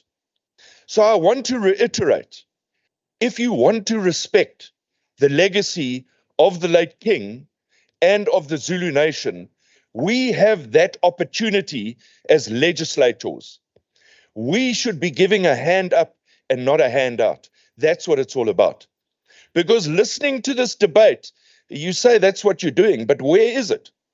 I want to see it operational. Is there an agricultural industry that sustains the royal household? That's where we need to get, and that is the only way to respect the late King. But I again want to reiterate, the DA supports the structure on condition that the ANC doesn't erect that structure, because you can't do it. History speaks for itself. Yeah,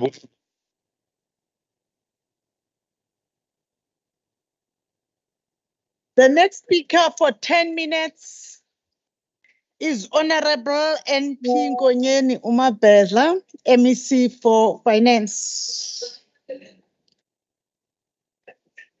Ngiyabonga kakhulu somlomo. Ngiyabonga kakhulu somlomo nendlu yonke ngokukhulu ukuyithoba ngiyakhuleka kakhulu kwisilo.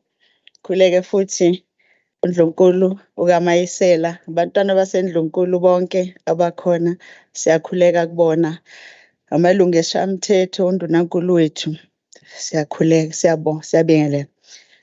Somlomo, let me start off by paying tribute to our late king by quoting a poem that was authored by Anonymous, which reads thus: Africa smiled a little when you left.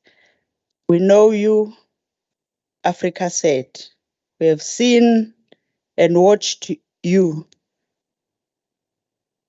We can learn to live without you, but we know we needn't yet.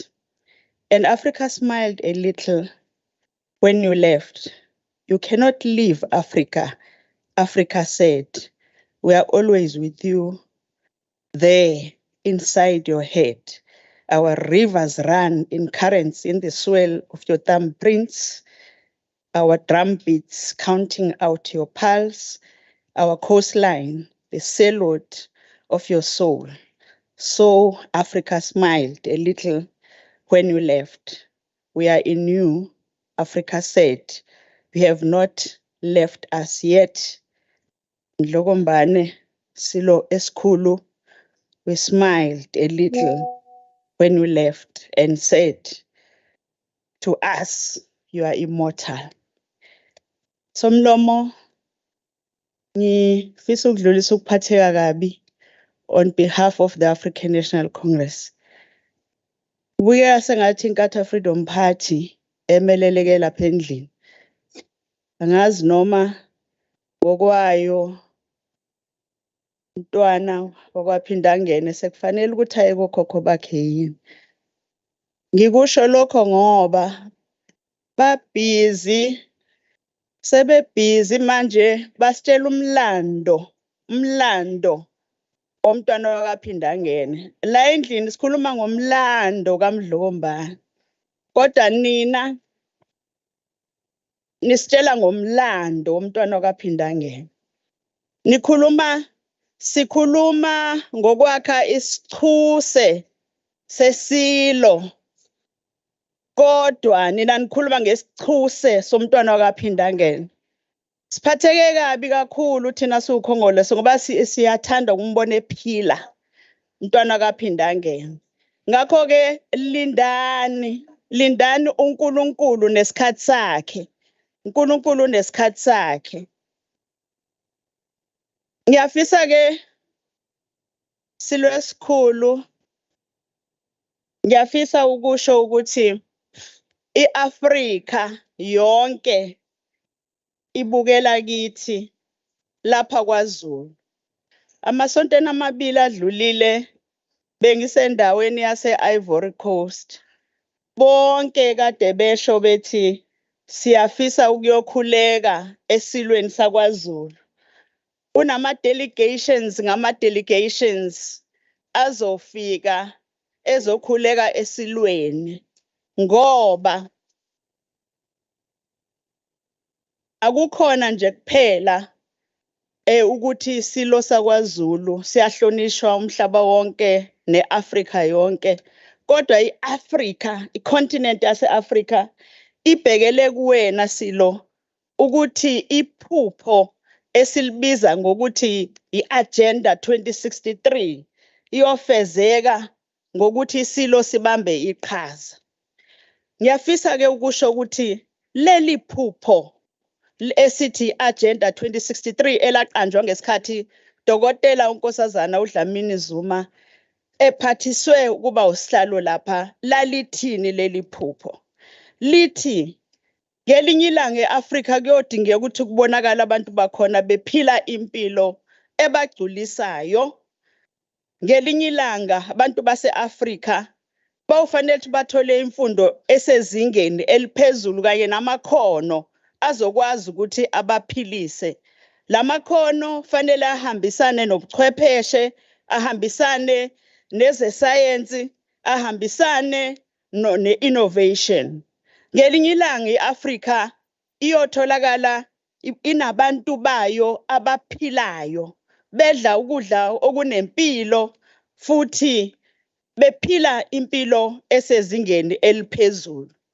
Silesikhulu abantu bakwaZulu Natal nabantu base-Afrika balinde ukubona iSilo esizokwazi ukubamba iqhaza kwi-BRICS.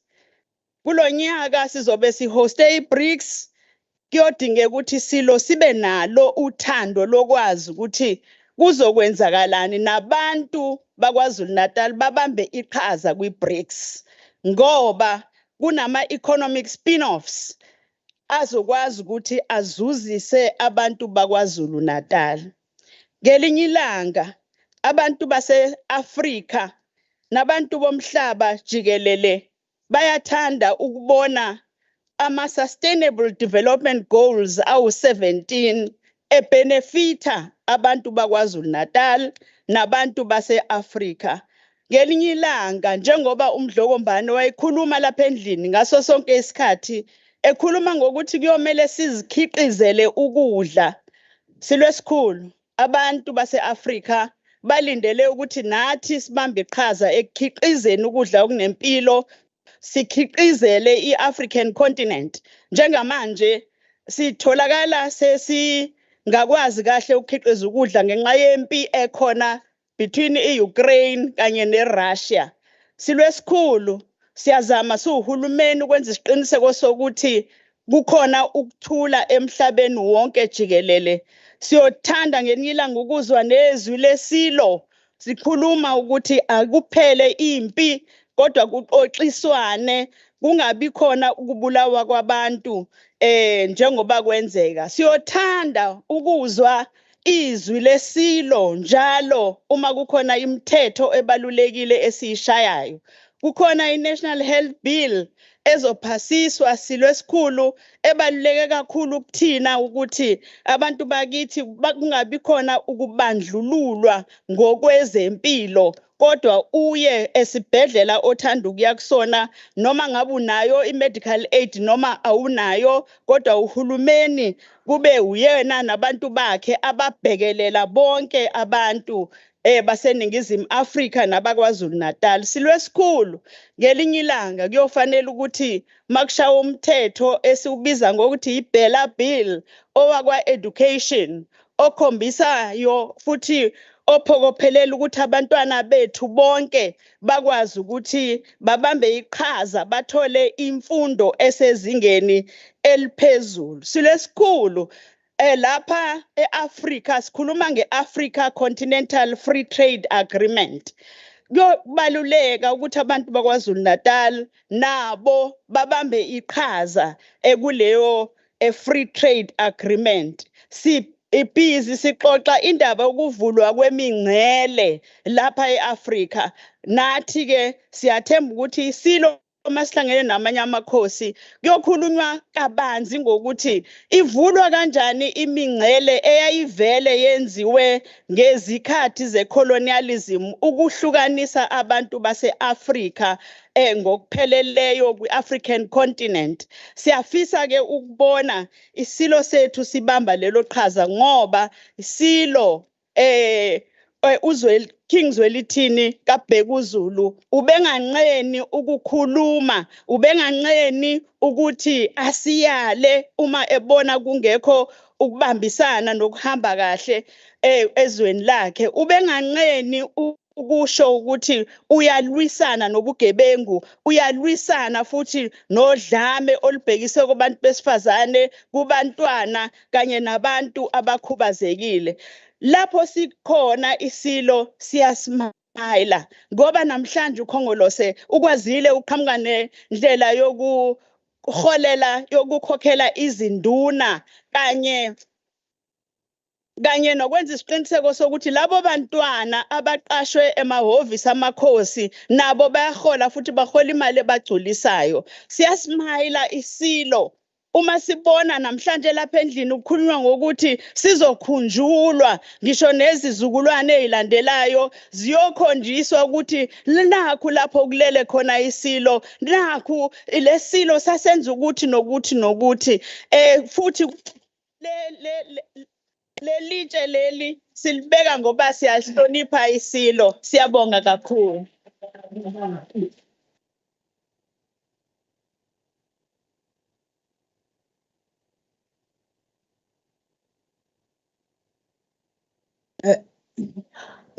Ngiyabonga MEC ngoba uma ubuqhubeka ucishe wangiqhatha nempepho sekufanele ngikunqamule kanti usisi omdala lapha ekhaya. Kanti la eShaya mthetho akukho sisi omdala kunamalungu nje ayalingana. Honorable members, we have come to the end of the debate. We now call upon the mover of the motion, the Honorable MEC Duma, to close off the debate in 5 minutes in response to the debate. Sibonga kakhulu somlomo mamango ukusinikeza ithuba bayede. Ngicabanga ukuthi-ke sifisa ukubonga bonke abahlonishwa abathathele lithuba bayihlonipha inkulumo bakwazi nokuthi bayinikeze isizotha. Zikhona-ke izintwana ngoba phela ngaso sonke isikhathi uma kungcoka ziba khona kodwa zikhona ekufanele sizilungise. Ngicabanga ukuthi-ke umhlonishwa ucaluza usitshela about dialectical understanding of rich history of South Africa, of which we agreed, not in principle, but the understanding and the trust and the role that has been played by iSilo Sabaduguza. Ngicabanga ukuthi bekubalekile ukuthi sivela lokho nane-role nje yemonarchy iphelele. Ngicabanga ukuthi-ke umphephethe ukhuluma ngezinto besingasilekelela kodwa-ke ngicabanga ukuthi uphoqwa ubuqembu ngokuthi angabe sazisho ezinye izinto. Uzobona nje uma ubheka ngo-2002 libhalile iphepha ukuthi uMdlokombane wayeselungile nondlovukazi kufanele kuyiwe kovuliswa iParliament bangamnikeza iy'moto. Uzoyitshela ishaya mthetho la ngenkathi ukhabaza lesewuprime ukuthi ngiyabonga ukuthi ngesikhathi amanzi ankosi nakukhumbula ukuthi ngiyisilo senu nangithengela imoto kuqala ngaleso sikhathi. Lo mlando umile akuwona umlando kufanele siubhale namhlanje ngenkathi kusekhona uCJ Mthethwa ngaso sonke isikhathi cabanga nje imbube kwakufanele icela ipermit ukuze iphume ondini ngaso sonke isikhathi. It's a painful exercise engafanele lezo zinto siziyeke and siyacabanga ukuthi kubalekile ukuthi uma singakhohlisana kanjalo nabantwana bayazazi neSilo esesitalweni njengamanje siyawukhumbula lo sisi and asifuna ukukhuluma ngalezo zinto kakhulu kodwa ke sifuna ukuthi Honorable Rogers, we knew the interest and your area of interest was going to be Victoria with the DA because Victoria represents the hegemony and the supremacy and the racism that oppress our people. So it is easy for you, it resonates well with your spirit, and we are just going to deliberate and deal with the issue of racism when it raises its ugly heads. And that's what you represent in this legislature. Little must we remember and advise and reflect that Honorable Rogers, who MEC Khoza ngaleso sikhathi was the chairperson, they will always reject the budget of iSilo. So I don't know why today I don't know why they behave. Every time they will research and say that there is a need, but there is no need for this budget of this nature. So he cannot just deceive His Majesty while he's saying because we are funda the hunters. It's also reflecting even during the barrows of this world's time. They will always say, no, it's not worth it because they don't understand the value. Only the value with you is only when you are white.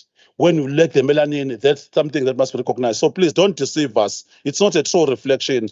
And we will tell you until Jesus Christ comes back on earth. Ngeke siyiyeke lonto. Siyacabanga ukuthi ke silesikhulu izwakele indaba. Ngicabanga ukuthi solibona nje mongase uhambe uye esikhumuleni sezindiza iKing Shaka. Sikhona isithombe selembe side ukudlula iAirport uqobo lwakhe. ngoba kufanele zazi indaba sekusendlunkulu nje ukuthi sivulwa nini ngoba phela kufanele siyokhuleka esilweni ngoba umcimbi wabo and leyamcimbi sibamba sensitive. Ngiyabezwa abanye sebekhuluma ngama tender process, asizikhulumi lo zinto zasendlunkulu kanjalo, zibanjwa ngobunono ngoba ngayo yonke indawo eAfrika, hamba nje uhambe uyobheka indaba mangisi, into yakhona ngisho intelligence yakhona I reflect or not even a document. Thina sifuna ukuzoveza amahlazo wethu ukuthi unikeze kangakanani indlunkulu. I take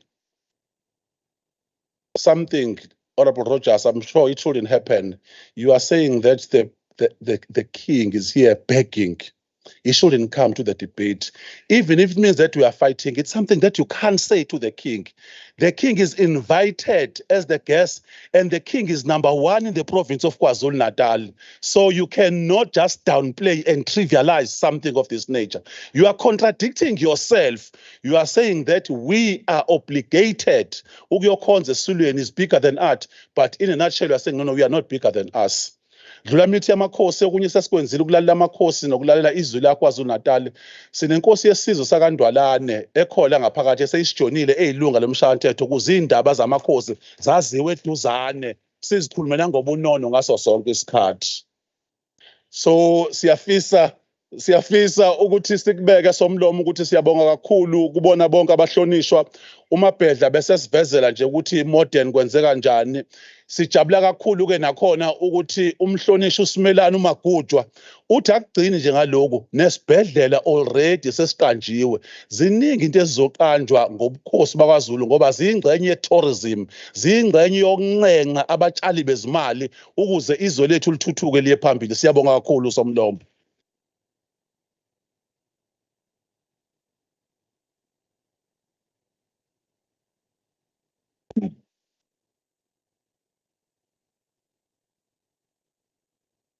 Honorable members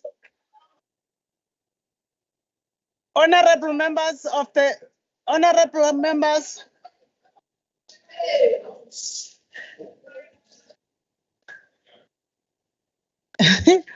honorable members of the Legislature of KwaZulu-Natal, thank you for your participation on the first order of the day.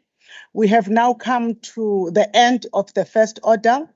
I will request that we now suspend the proceedings of the House to allow His Majesty and the King and the Queen, together with the entourage, to leave the House. The House is therefore going to be suspended for a few minutes. But before the House is suspended, I want to take this opportunity officially to thank all of you on your best behavior.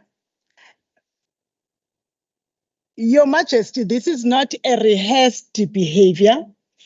This is how a parliament or legislature should be, so that members are not conditioned not to raise what they have been elected to raise in the manner that they so feel, including the heckling. It might seem to others as if it's abnormal. It is normal. They have to be themselves. I appreciate the patience that they had today. With that said, Your Majesty, we know that you had another engagement, but true to your commitment to work with us, you had to come together with the Queen and the entire family to be with us when we asked. We really want to appreciate you. Siyabantwana bakho silwesikhulu. Ngesinye isikhathi siyokwenza ngendlela obungalindele ukuthi senze ngayo. Kodwa siyazi ukuthi uzoba nenhliziyo yokusibekezelela, ukwazi ukusilungisa mawuthola isikhathi. Futhi uzokwazi ukusifunda, ukwazi ukusiqonda ukuthi senza kanjani makukanjani. Siyabonga kakhulu silwesikhulu. Sicela ukuthi uhlale useduze njalo nathi. Sibonge nakumama wethu uNdlunkulu ngokuthi Ndlunkulu kaMayisela nathi masihlangene ube khona phakathi kwethu. Nawo wonke umndeni waseNdlunkulu siyabonga kakhulu bondaba ngokuba nathi esishayamthetho saKwaZulu-Natal. Okwamanje the House proceedings are therefore suspended. The House is suspended, honorable members. Now that the House is suspended, ngicela ukuthatha leli thuba bahlonishwa sesiyabantu nendlunkulu sicele ukuthi ongangezwe lakhe abingelela abantwana bakhe. Sizodedela ke ukuthi ngoba indlu isuspendiwe okamsindazwe akwenzayo uzokwenza engalana ngoba indlu is suspended in terms of the rules. Ngenzela ukuthi ningabi seningibuza imibuzo. Uzokwenza konke kwasendlunkulu kuzokwenzeka ngalana noma iphuma indlunkulu malunga ahloniphekile izophuma yonke nondlunkulu uzophuma lana ngoba indlu sobe siyimisile. Sinikeza ke isikhathi kongangezwe lakhe.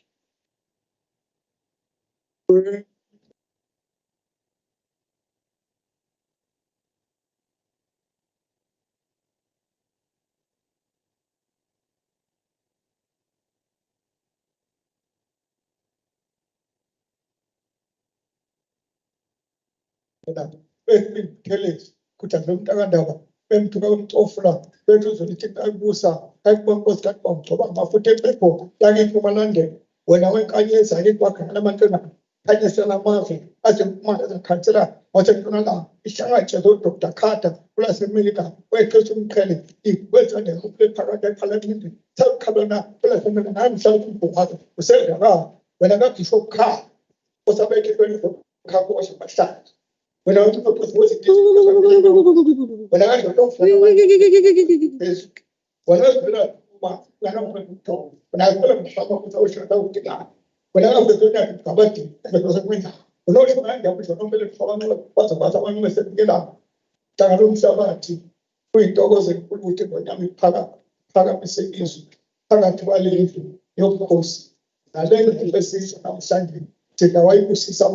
when Kuhlezi sawo sibusiko kwazo ezazifuzi ayibusisa abantwana benkosi bonke abadala nabancane ibusise yonke inkulu ebesibusiswa ngamaqhawonka asendlini nozulu lonkana wena wendlu wena wendlu yede. Thank you.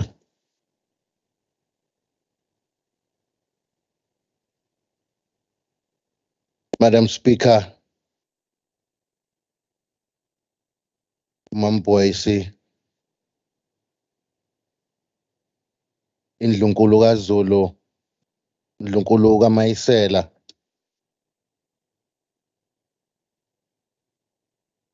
Umama Nomusatube Mncube,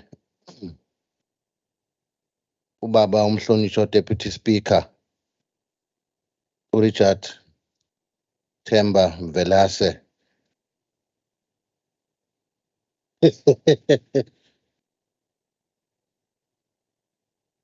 Members of the legislature in various capacities, members of the media present. I would like to first thank this legislature today for inviting me to a session such as this for the first time.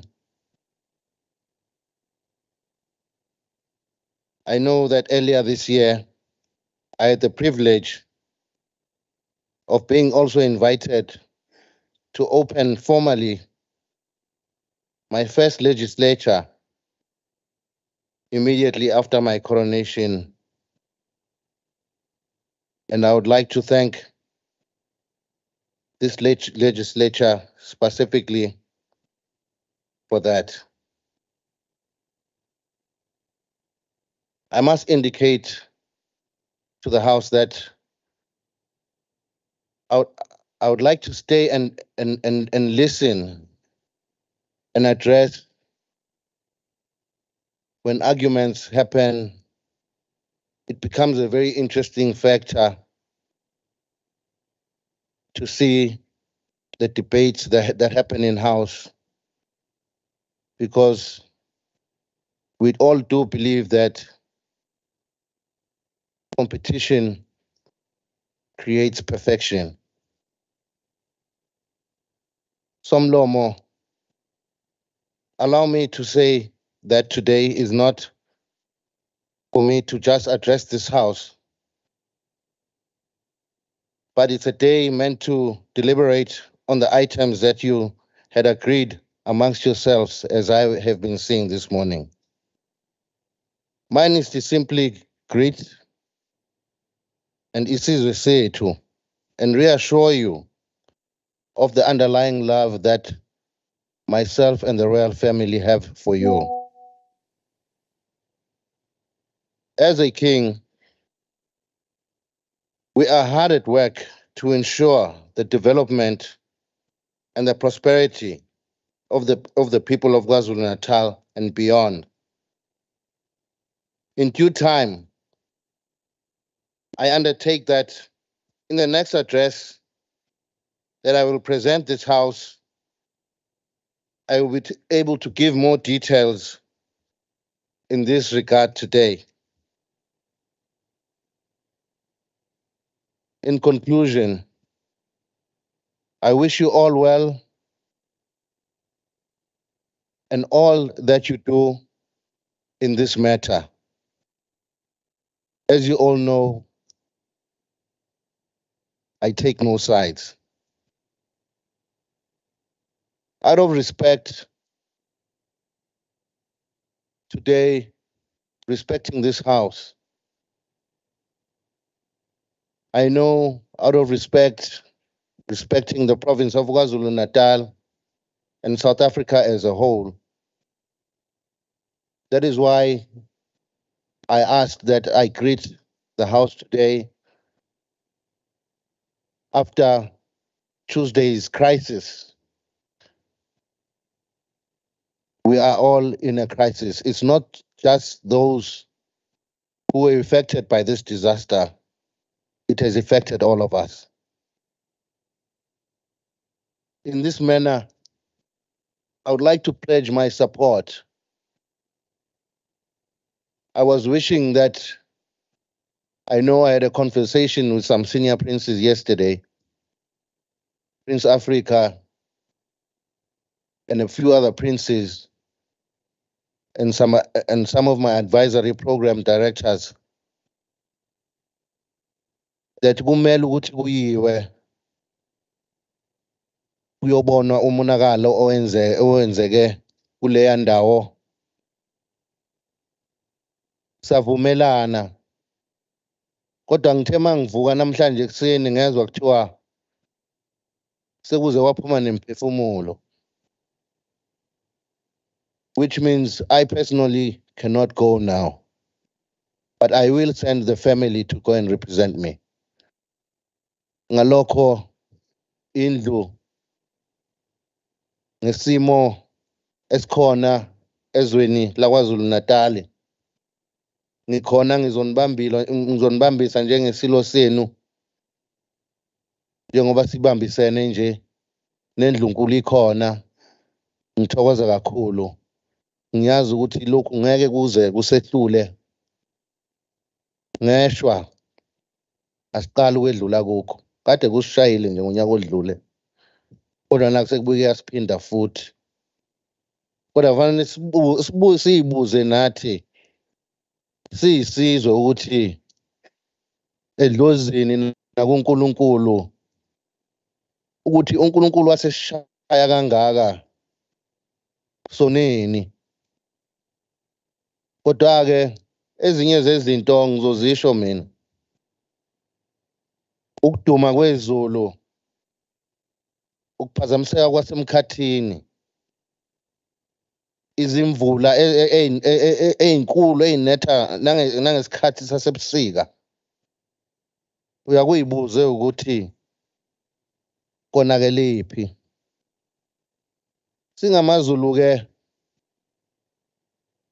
mina akukuningi engizokukhuluma, kuwukuthi sikhuleke kakhulu kunayizolo,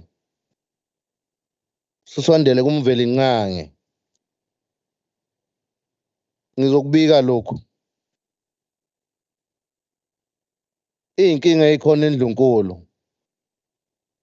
mhlampe ney'nkinga ey'khona kwaShembe, ney'nkinga zokungahloniphi nokungahloniphani, kuzosehlela izinto ezifana nalezi. Yilokho nina beSilo ebengifisa ukuba ngikudlulise. Ngithokoze kakhulu nenhlonipho enkulu. Ngicela ukuthi kini nonke ngiyabonga.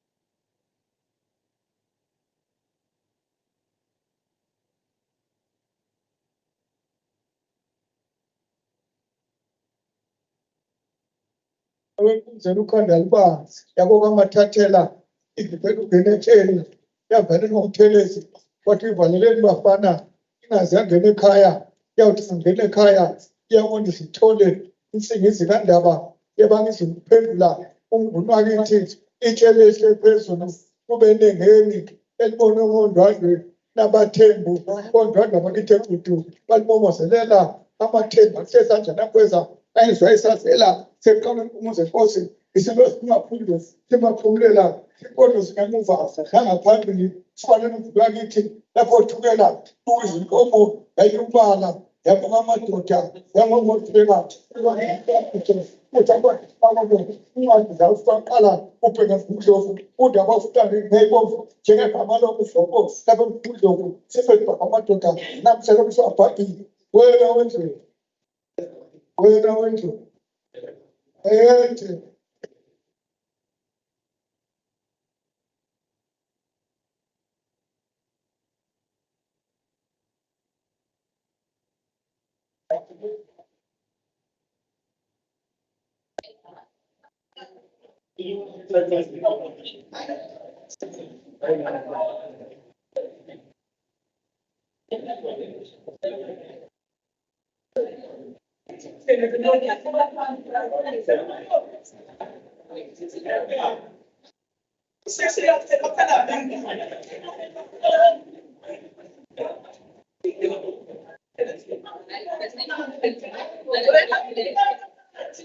Chairman.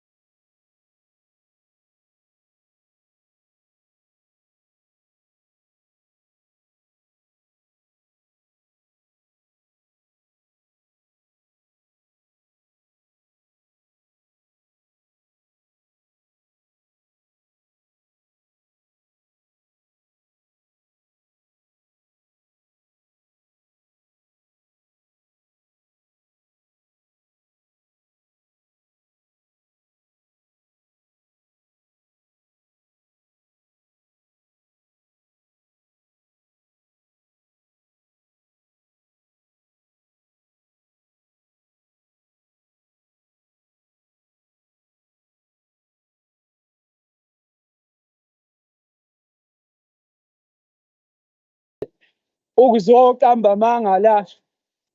Sonta nawe sheshi nje awukwazi ukwenza leyo nto leyo. Madam Speaker, we cannot forget 64 billion which was packaged, a package which came from the Unemployment Insurance Fund, which assisted many workers which were affected by COVID-19.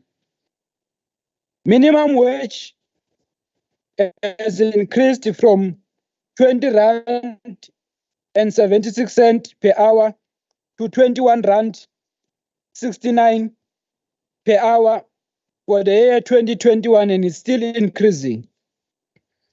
Today, it means that 3,500 per month for those that work 40 hours and 3,900 minimum wage for those who work 45 hours a week. I know that many workers, especially in farms, which are dominantly owned by white people, have been underpaid. We know how workers are treated. Umdlokombane is a witness to me and all of us. Mostly when workers in farms, you will find a farmer driving a double cab, but a worker will be sitting at the back with a dog. Not inside the car. We are not talking about that. We are quick to talk about something which has been exposed by the ANC. Since 1994, I'm responding to what you are saying in Pepet. Since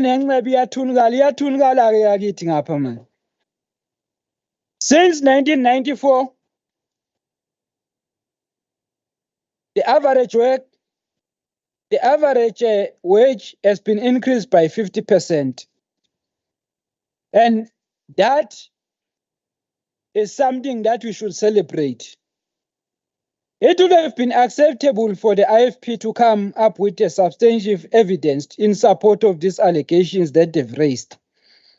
Instead, the members of this Oka's House are sitting here entertaining allegations whose sole intention is to raise false alarm bells and create unnecessary contestations amongst members of the Government Employment Fund scheme. As an official opposition in the province, the IFP can do better than entertaining us with rumor mongering. It should be something that in perpetua. It's something that we should avoid. And one of the things that I must say is that the allegations of pension fund taking place and swindling of hard-earned pensions, honorable members, the only issue that had made headlines recently is the matter of the Guardian Fund, where fraud has taken place, which was reported widely in various media platforms. The Guardian Fund falls under the responsibility of the Department of Justice. Additionally, in October 2022, Government Employees Pension Fund revised actuarial factors which are used to determine pension interest for government pension fund members. As I move towards close, thank you very much.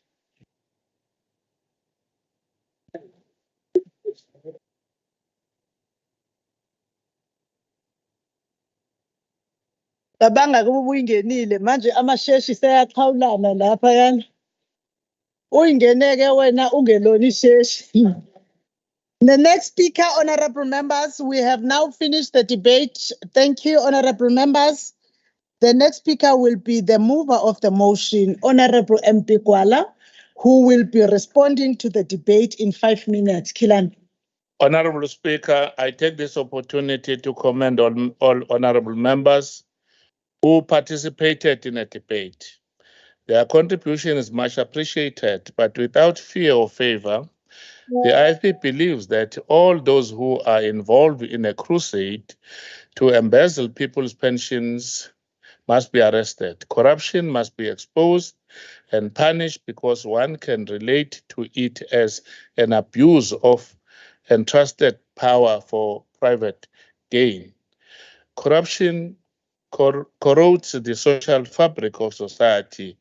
A distrustful or apathetic public can then become yet another hurdle to challenging corruption. There must be a political will to fight corruption. Political will is critical because combating corruption effectively requires the government to provide the anti-corruption agencies with the necessary powers, budget, personnel, and independence to enforce the anti-corruption laws impartially.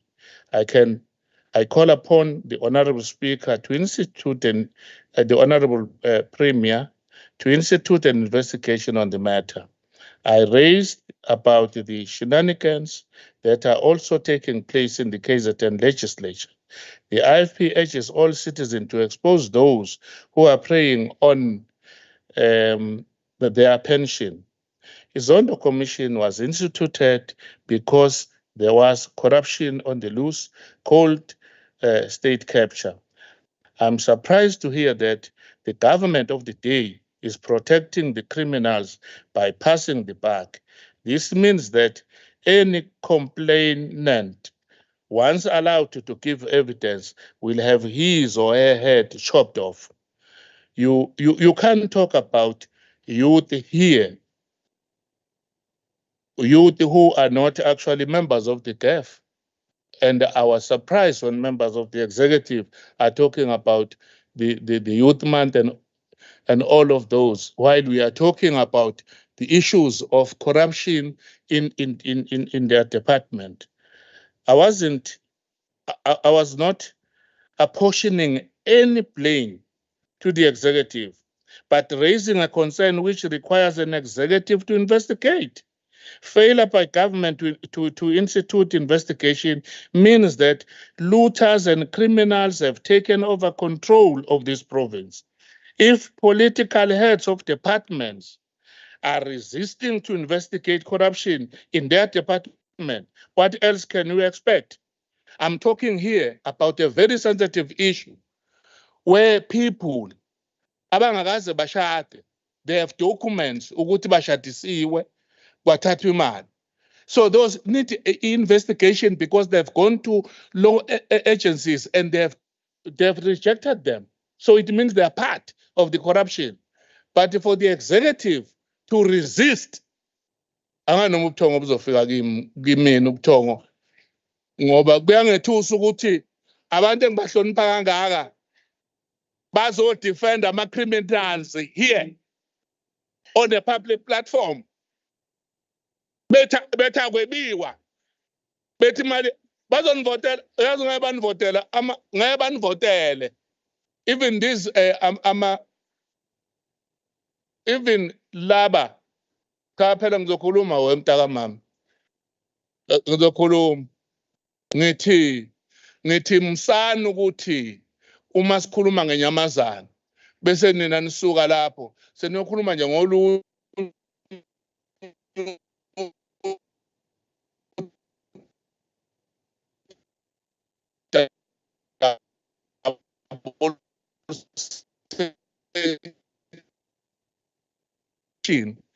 kulula lokho woza phela uphakamise la usomlomo uzonganivulile neParliament lizohlala wenza imotion yakho leyo motion yakho siyixoxe kodwa musu kususa la sithi simi khona ugudluke wena uzofaka olunye udaba ngoba ufaka inhlabathi edokweni uthi izodliwa ubani lelo doka.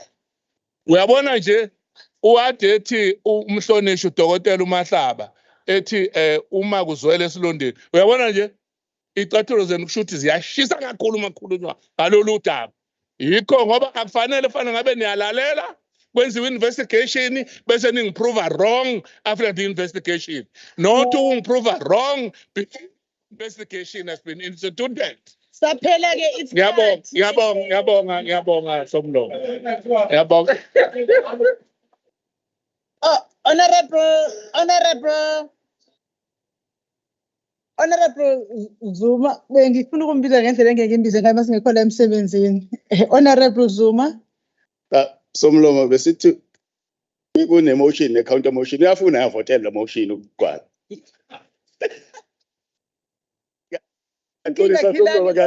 Kuyadlulela nje. Okuka Honorable Madlopha noku Honorable Ncamalala kususwe huwe. Honorable members, we will now go for lunch and we will back at 13:05. We will break for lunch to be back at 13:05. The house is adjourned until 13:05.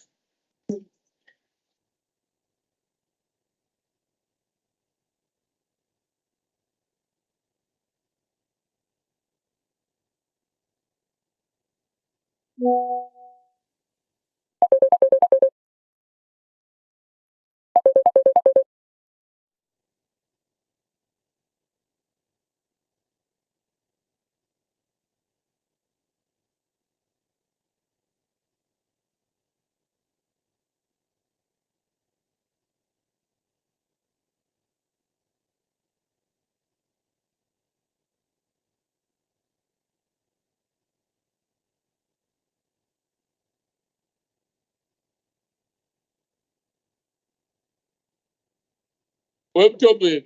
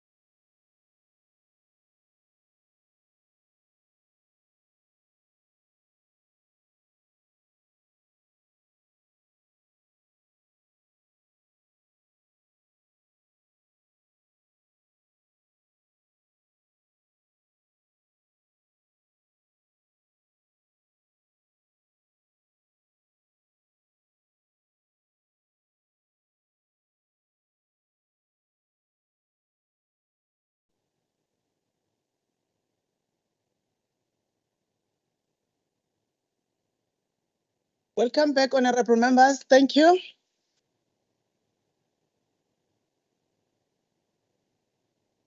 We now go to the third order of the day.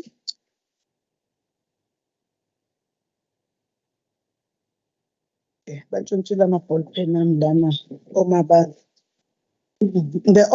third order of the day is a debate on the COGTA Portfolio Committee report that was tabled by the Portfolio Committee following the 2023 State of the Province Address on improving access to water and sanitation in relation to the focus intervention study conducted by the Portfolio Committee assessing the implementation of water access and yellow plant programs at 7 municipalities of the province. Allow me, honorable members, to call upon the Portfolio Committee Chairperson, the Honorable ZLI Cele, for 10 minutes to table the report. Honorable Cele.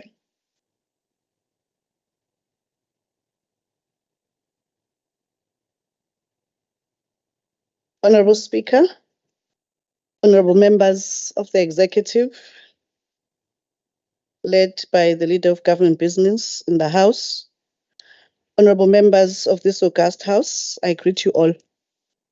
During the final year of the 2021-22, the Portfolio Committee on COGTA visited 7 district municipalities in the province as part of the focus intervention study, with the purpose to assess the implementation of water access program and yellow plant machinery program. The yellow plant program is an all-inclusive program aimed at providing support to municipalities to maintain road waste management and to provide decent sanitation services. 7 district municipalities that form part of the studies are Ukuba, Amajuba, Herigwala, Uthukela, Umzinyathi, Umkhanyakude, and Zululand district. This report details the findings of the Portfolio Committee during these oversights. The provincial government, the Provincial Department of COGTA reported that 84 million was allocated to accelerate water provision program at 7 municipalities that are mentioned above. This budget covered procurement of static tanks, construction of boreholes, and protection of springs. Part of the support from this initiative was implemented through a yellow plant program, which is an all-inclusive intervention to eliminate service delivery challenges and backlog in water provision, road maintenance, waste management, and sanitation services. The department further reported that through this program, over 160 million worth of yellow plant equipment, including water tankers, graders, rollers, excavators, waste trucks, honeysuckers, and TLBs, was handed over to all district municipalities in the province. The province of KwaZulu-Natal faces severe water shortages where many communities do not have consistent access to clean water. This challenge has been raised by many communities in various platforms where they requested government to introduce sustainable programs to address water shortages in the province. Hence, the response of the provincial government. During these visits, the Portfolio Committee received progress reports from municipalities and Department of COGTA and visited various borehole projects. Reports presented by district municipalities also covered the report on the implementation of the Yellow Plant program by each district municipality. Having visited all the 7 municipalities, it became clear that municipalities have shared similar challenges when it came to water provision. The committee discovered that most of these challenges emanated from the following factors: lack of infrastructure, poor maintenance of infrastructure, poor payment of services, illegal connections, and vandalism of infrastructure. On the lack of infrastructure, municipal districts face severe water challenges due to inadequate resources available compared to the current demand of water. Some of these challenges are historical in nature. As a result, previously disadvantaged areas are worse affected by water shortages caused by this lack of infrastructure and water provision backlog. on infrastructure maintenance. Another challenge faced by municipalities is that of dysfunctional water infrastructure resulting from aging and or lack of proper maintenance. This infrastructure is often defective and requires continuous maintenance, thus leaving people for days without access to water. The Portfolio Committee also learned that municipalities do not budget adequately for infrastructure maintenance, which is meant to be 8%. For example, Ukuba district reports that its budget for infrastructure maintenance was 3%. And this was a norm in most municipalities. On poor or non-payment of services. Non-payment of services non-payment of water consumption was noted as a major challenge facing most municipalities. Part of this problem was attributed to municipalities' failure to implement and enforce proper procedures that will warrant for accurate billing system and ensure that clients, including government department, businesses, and households, are paying water consumption. The Portfolio Committee further discovered that Ukuba owed Umngeni Water about 500 million rands. Part of this resulted from inaccurate billing system, poor payments of services, and unaccounted money that is lost through illegal connections. Municipalities reported that illegal connections led to several complications and compromises the lifespan of infrastructure. These incidents interrupt water supply and have a detrimental impact on the state of water infrastructure. As a result, municipalities have a constant repair and maintenance infrastructure. This is always a costly exercise. Every year, municipalities lose thousands of rands through illegal connection. On vandalism of infrastructure, mainly resulting from illegal connections and theft, distracts water supply initiatives and cripples many water projects. The Portfolio Committee discovered that while other projects have security features to limit unauthorized access, some were not fenced or properly fenced, resulting in theft and vandalism of infrastructure. The committee recommended that municipalities must prioritize fencing of those sites and provision of security to hotspot areas where cases of vandalism had occurred. In conclusion, the Portfolio Committee successfully visited various accelerated water projects, provision project at Ukuba, Amajuba, Herigwala, Uthukela, Umzinyathi, Umkhanyakude, and Zululand district. As part of this focused intervention study to access the implementation of water programs, this program involves in the main construction of boreholes and spring protection in areas where people do not have access to clean water. The focus of this committee was to assess the implementation of these projects and yellow plan programs. During these visits, this committee engaged with political leadership and senior management of various municipalities and relevant community members. The Portfolio Committee witnessed extent of work on the ground and was impressed by the amount of commitment and support provided by the Department of Cocta to all municipalities to ensure that people have access to clean water. This department also plays a crucial role and provides support to municipalities to effectively implement these and many other service delivery projects. There are quite a lot of issues that were identified as challenges, some of which impact on the overall functionalities of water projects. The Portfolio Committee took a number of resolutions to ensure that these issues are resolved. On vandalism, the Portfolio Committee resolved that municipalities must ensure that service delivery infrastructure is well secured and provided with proper security systems to prevent theft and vandalism.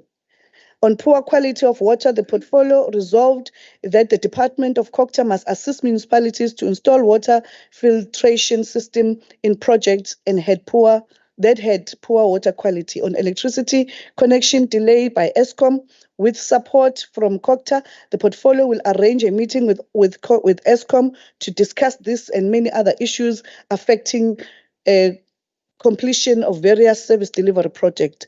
On allocation of generators, the portfolio committee resolved that the municipalities, especially uMkhanyakude district, must devise a plan that will guide the allocation of generators in all their boreholes. Appointment of caretakers, the portfolio resolved that the district municipalities, in consultation with local councillors and municipalities, must appoint caretakers who are going to attend to daily operations of the boreholes and agreed on their stipend.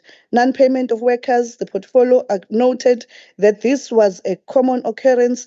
The portfolio resolved that the areas where this was reported as a challenge, those municipalities must urgently engage with contractors on this matter. On revenue collection, COGTA must support municipalities to develop and implement plans for revenue collection. I thank you.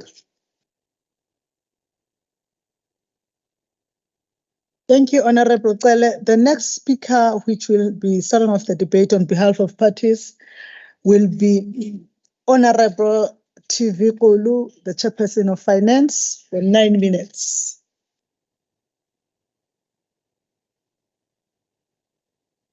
Honorable Speaker, Honorable Premier in absentia, Honorable Executive Council members, Honorable members of our provincial legislature, Nganbingelela Dambam. The African National Congress led government has advocated for improving the lives of our people from beginning of our democracy. We have put in a lot of effort and will keep putting effort into correcting the wrongs from the past. As we commemorate 29 years of democracy, we are aware that socio-economic inequality is still a problem in post-apartheid South Africa, a legacy of colonialism and apartheid. The government of cooperative governance and traditional affairs has concentrated its effort at the beginning of the 6th administration on re-engineering and prioritizing measures to enhance the effective operation of the department. In carrying out its constitutional duties to ensure that everyone has access to the basic sanitation and water supplies, requires to ensure that there is enough water and that the environment is safe for human health and well-being. Honorable members, this government of people has made great strides in providing access to water for the majority of South Africans. For instance, here in KwaZulu-Natal, access to water in the province stands at just under 80%, benefiting over 11.4 million people and 2.876 million households, which are supplied by 14 water service authorities, 2 water boards, and 1 bulk water utility. Despite this, there is an estimated 425,000 families that still do not have access to water, majority of whom are from the rural areas. This clearly shows that the legacy of the gruesome colonial past remains with us. Despite the above-mentioned achievements of the democratic government to reduce the water backlog, it is clear that we remain a divided country, where there are gross inequalities insofar as access to safe water and decent sanitation. Honorable members, the Portfolio Committee on COGTA, in its visit to the 7 district municipalities in the province, as part of its focused intervention study, with the purpose to access the implementation of water access to programs and yellow plan machinery programs, discovered several challenges when it comes to water provisions. These includes inadequate resources available compared to the current demand for water.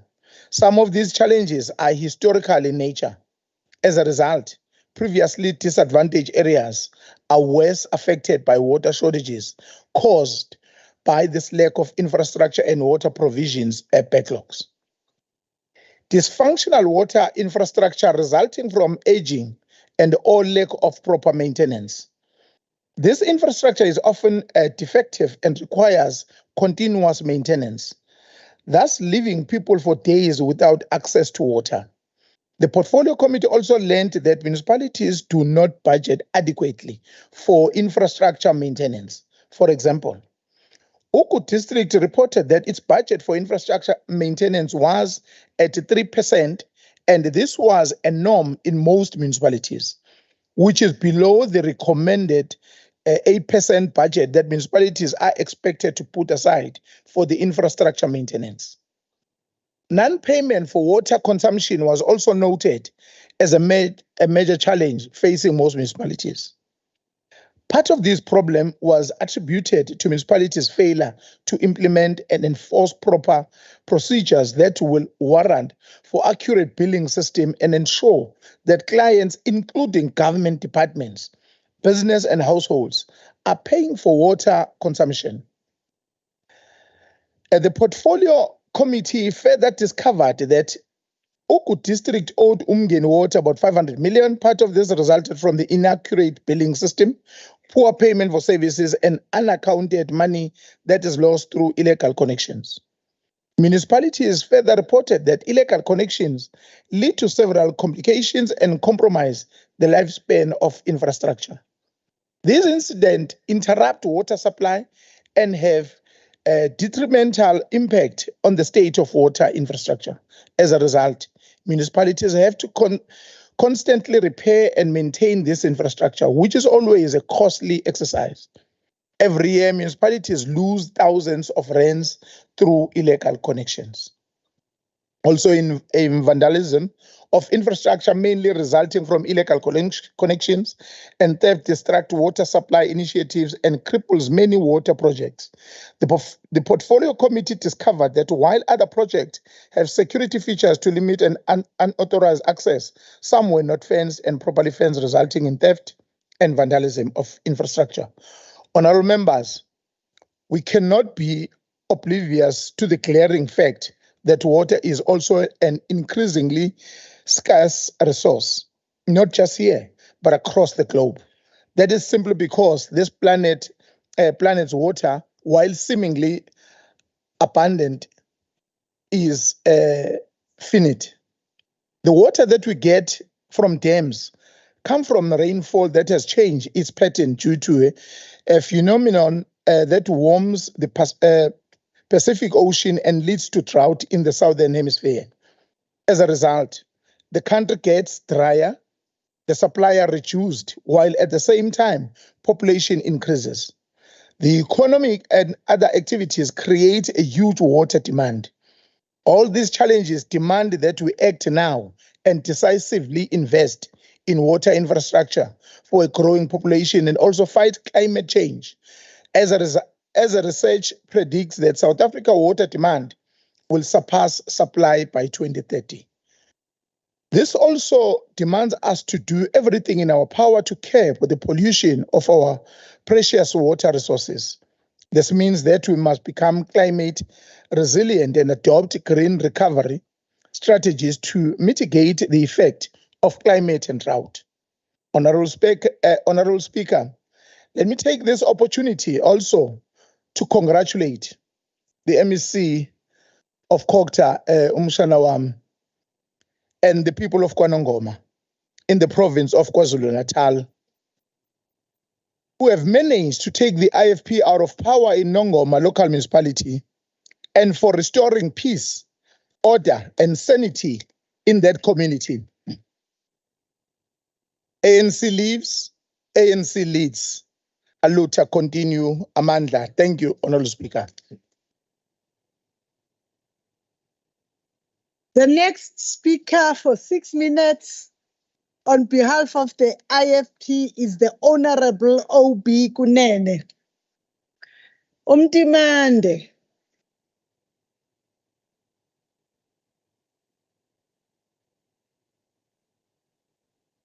Lokuthuko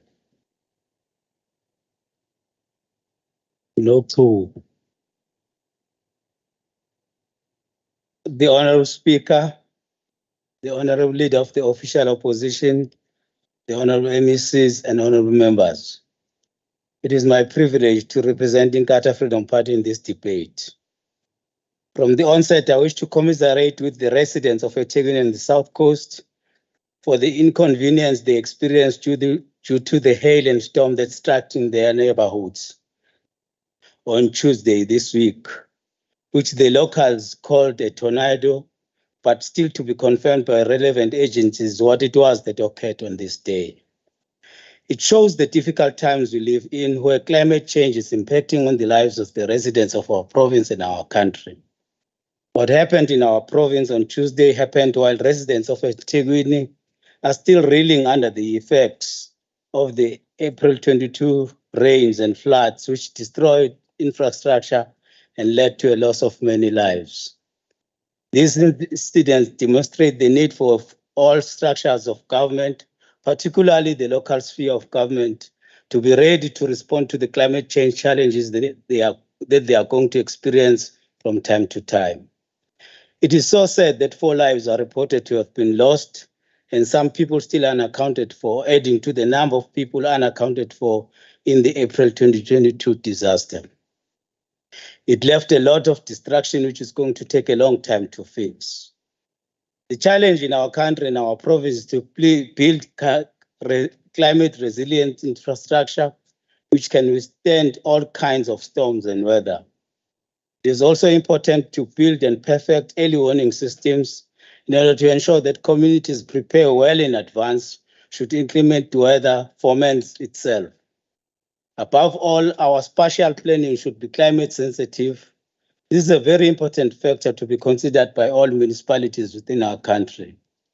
And lastly, on this point, the IFP wishes to emphasize that COGTA should ensure that all municipalities within our province have functional disaster management centers, which are fully equipped and able to mitigate all kinds of disasters that may occur. Core services that local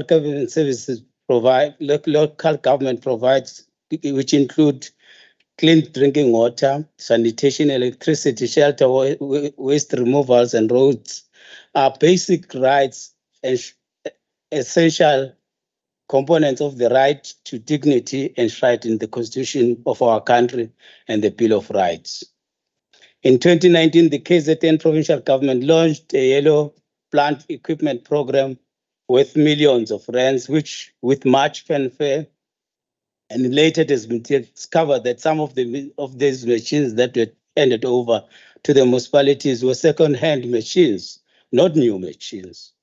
This was raised by Amajuba District Municipality, where it stated that some of the machines had technical faults and the municipality had to use its own funds to repair the broken machines. The IFP wishes to know from the department whether the department has reimbursed Amajuba District Municipality the money it spent on repairing these machines. It was noted as a matter of concern that an Ubamba Bukosi in Uku District hijacked the equipment made to be used by the municipality for his own use.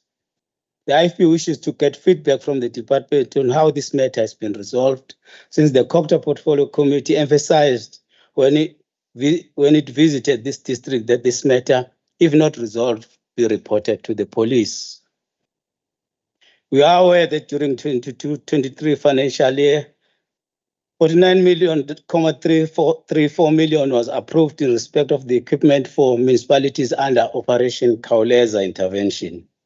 It is quite disturbing that in spite of this, the people of our province still lack basic services, which if the funds were used for the purpose they were meant for, could have relieved them from the hardships they are experiencing at the moment.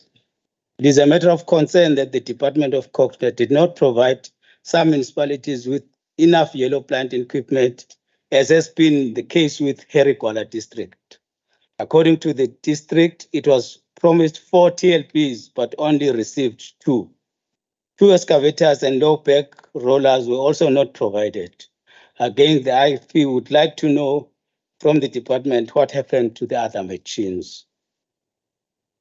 The program of installing boreholes by COGTA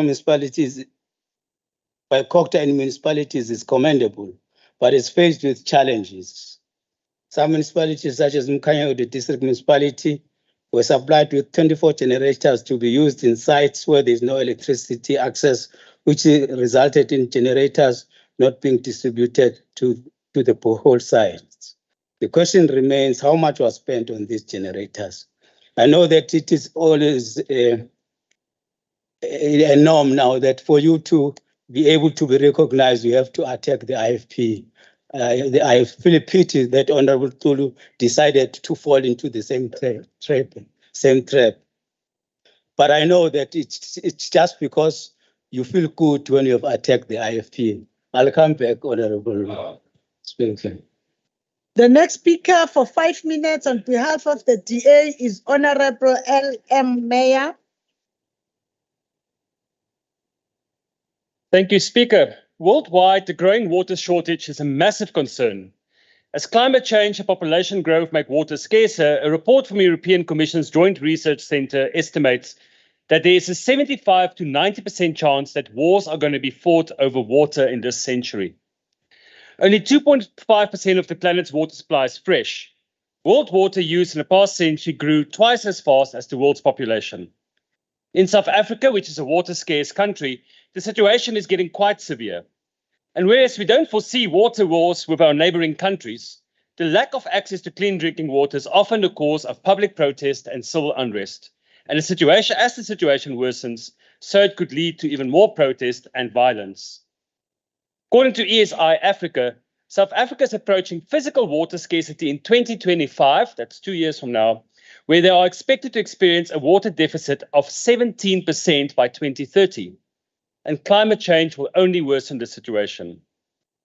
As taps are running dry, Dr. Ferial Adam from the Water Environmental Community Action Network believes that the cause for the crisis are factors like aging infrastructure and inequality. As experts in the field have agreed, the water crisis in South Africa can likely be attributed to economic, that is a lack of investment, as well as physical, the lack of rain. The DA therefore welcomes the department's actions to assist municipalities on this matter. Finding innovative solutions are vital for water stability in the province, and investment by COCTA and the provincial government has the potential to alleviate some of these serious matters. But we would not be doing our jobs as the elected representatives of the people of this province if we did not point out some concerns as well. And let us start with the boreholes themselves. The report before us does mention that some of these boreholes struggle with high saline levels, that is the salt in the water. Because of the geological nature of the coastal zone, fresh water being extracted may be replaced by saline water coming from the sea via the rocks, said the head of the botany department at Nelson Mandela University. And the saline water intrusion could eventually render borehole water deposit completely undrinkable. Furthermore, the water deposits being accessed by these boreholes often contain unhealthy and possible deadly amounts of bacteria. A 2020 study out of the University of Venda and the Tshwane University of Technology, for example, has found that 33% of the water found in borehole deposits near Bembe in the Limpopo province was contaminated with the E. coli bacteria. Another study completed came to similar conclusions, discovering that boreholes near 10 public schools in the Giyani region of Limpopo contained multiple bacterial strains, including Salmonella, Shigella, Campylobacteria, and E. coli. With the outbreak of cholera in South Africa, we have once again become very aware of the importance of clean and safe drinking water. Whilst the borehole program is good, we cannot just assume that borehole water is safe because it comes from the ground. It is vital that COCTA works closely with districts to ensure regular testing of the water coming from these sources, and to ensure public trust, these results must be made publicly available. The report also speaks of some other challenges, like ongoing vandalism at the borehole sites, the lack of maintenance, and even the lack of diesel for running the boreholes. I can speak forever on the district level challenges, but if we recognize that part of our water challenges are due to global climate change, we cannot have the solutions contribute to this climate change. It is vital that the department explores solar power and wind power for water extraction. The good old wind pump has for decades been part of the South African landscape as a way that farmers extract water. And we should consider using clean and free wind power more to bring drinking water up to be used by our people. We are happy to see that renewable power supplies are being used in some of these boreholes and hope it will be expanded. And when it comes to water provision, we must all use the whole of society approach. To prevent vandalism, we need to ensure that communities adopt these water sources as their own, take ownership of it, protect it, and assist in the maintenance and repairs of the infrastructure. With the visits, we often saw how these water points have not only become places to collect water, but it is a place where the community see each other, engage with each other, that it's a gathering point, and build those bonds of neighborliness that is so important to build healthy communities. When installing these water points, Ngakho-ke and the district should engage with the community on how to also improve this aspect of the water point. Working with the community to beautify it through planting of indigenous trees, through provision of benches and other amenities that will encourage the community to not only see this as merely a tap, but to recognize that particular spot as central to the community. And for this, we must engage with traditional leadership and with the councillors. This program has also come with educational aspect on how to preserve water, how to purify it if needed, and how the community can work together at water sources. I thank you. Next speaker for 6 minutes. Do I have the wrong?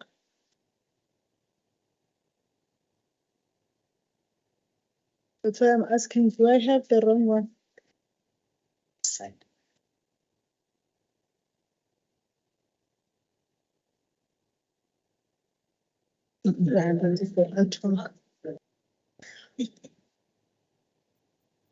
But I asked you to this.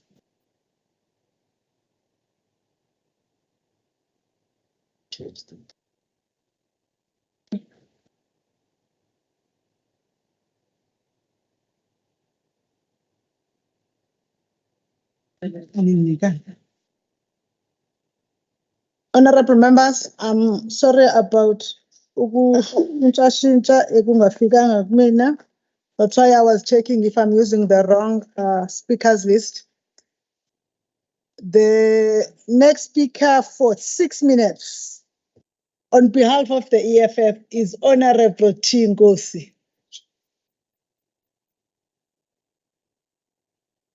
Thank you very much, Honorable Speaker. Greetings to yourself, the members of this House. I greet you. It is an honor to me to present this as debate in this House. Sixolise-ke somlomo ukuthi sishintshashintshile. Uphathi leader wethu ungusihlalo we-province. So kuyenzeka ukuthi acele ukuthi aye ngase komkhulu uqelwe khona ngokuphuthuma njengoba i-EFF izocelebrate iminyaka eyishumi. Honorable Tinkosi, you do not table an apology like that. There is no apology. Continue with your debate, my darling. Thank you very much, Speaker. Njengoba bengisasho nje ukuthi njengoba i-EFF isungula iminyaka celebrate iminyaka eyishumi ikhona. Honorable Speaker, it is a shame to note that the water security crisis was predicted more than 2 decades ago. But to date, we are still trying to put the pieces of the puzzle together. The National Water Resource Strategy, through a peer-reviewed publication at the CSIR, predicted in 2002 that by 2025, South Africa will need more water to service the growing demand for water in this country. And 21 years later, we still not found alternative sustainable solution to preserving water. It is worth noting that most service delivery challenges, including load shedding, were not born today, but were foreseen a long time ago. But because we are governed by a generation of government leaders that do not have a sense of urgency, especially when it doesn't affect the bourgeoisie class. Generation of leaders who do not know their way around Muslim needs. A generation that cannot distinguish. Honorable Ngosi. Honorable Speaker, the members are violating my rule 52, the freedom of speech and debate. No, please hold the time, Honorable table staff. Please hold the time. No, Honorable Ngosi, don't raise something that is not there. There's no one who has infringed on your freedom of speech here. But they are abolishing me. Please. No, Speaker, that is telling me. Honorable Nkosi, you are not going to interject. You are not going to interject. Honorable Nkosi, Honorable Nkosi, Honorable Nkosi, Honorable Nkosi, Honorable Nkosi, Honorable Nkosi, Honorable Nkosi, let me finish. You are saying we are infringing on your right of freedom of speech. I am saying to you, there is no one who's done that. Heckling is allowed. You may not know it, but what is not allowed is drowning of the speaker. I have been stopping it with members before you right from 8.1. Now, Honorable Nkosi, withdraw what you said that we are infringing on your freedom of speech. What is wrong with saying that? No, I'm not that. Honorable Nkosi, withdraw what you said that the House is infringing on your freedom of speech. Hello? Wrong. That say I'm wrong. That say that I'm wrong. What are you saying, ma'am? Which rule? Which rule? No, yes. rule. Rule. What you are saying is incorrect. Go and study the rules. Withdraw. It's unparliamentary to say the House is doing something. Withdraw that. But they are continuing. Honorable Nkosi, withdraw that. Honorable Speaker, I withdraw. Thank you. Thanks. You can continue with your debate. According to this report, 160 million was injected by Cocta towards the Yellow Plant program, which is aimed at eliminating service delivery challenges and backlog in water provision. However, in some municipalities, this program has been impeded due to lack of infrastructure, load shedding, poor payment for service, illegal connection, and vandalism. We have the economic hub in KZN, which is in a eThekwini municipality, complaining about the financial inability to solve the water and sewage crisis, as it claims to be losing close to 5 million a day in water leaks due to aging infrastructure. Yet they have budgeted 22 million toward erecting monument, which shows skewed priorities, lack of planning, and poor financial management at the expense of people being afforded their constitutional rights of accessing basic service such as water provision. Phakathi kwezinkinga zamanzi ezikhungethele esifundazwe, sisanamaqembu afana noSethembe azigqaja ngokuthi azokhuculula inkohlakalo kwamasipala, kepha kungakapheli nasikhathi esingakanani benikelwe ithuba lokuphathwa kwabanye omasipala abafana nakoThukela municipality, lapho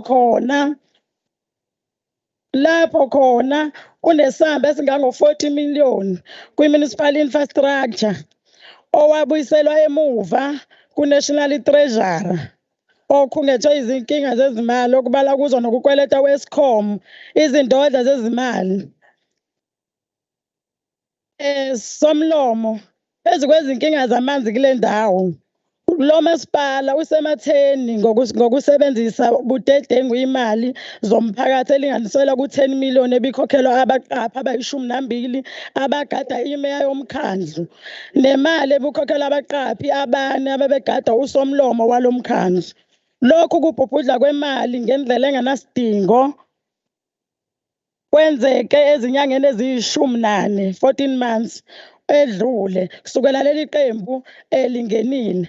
Sithi-ke sidlulisa ukuthokoza okukhulu ukuthi leli qembu liyaphucwa amandla ey'ndaweni ey'thile komasipala abafana noNongoma nakomasipala abafana noDannhauser. Kubo bonke omasipala abaphethwe iqembu lenkatha lapho benza khona ukungcola, ukweba iy'mali zabantu, sizokuqinisekisa ukuthi i-EFF iyasifaka isandla yangenelela ukuthi bephume emandleni. Thank you very much.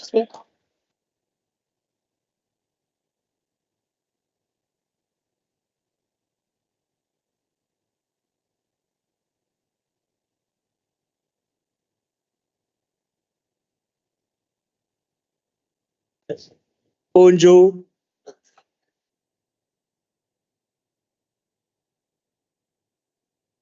Service officer, bring Honorable Nkosi to the House. Service officers.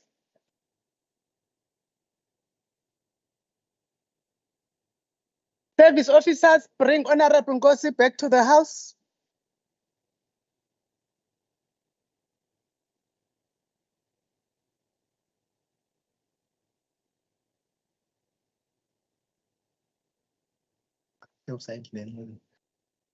Okay.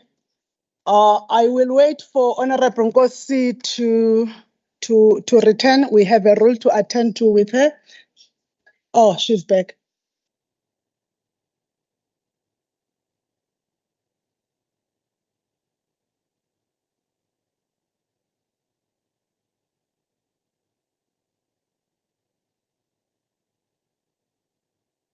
Honorable Nkosi, please stand up.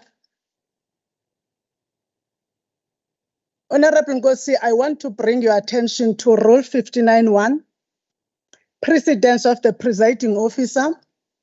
When I brought your attention to what you have done in terms of the rules, which was unparliamentary according to the House, you interjected the presiding officer. Rule 59.1 says, whenever the presiding officer intervenes during a debate, any member then speaking or offering to speak must resume his or her seat, and the presiding officer must be heard without interruption. You continued pointing back at the presiding officer and even questioning the presiding officer. No, honorable members, please don't assist me on this particular matter. Honorable Nkosi, that is unparliamentary. Please apologize to the House for breaking Rule 59.1.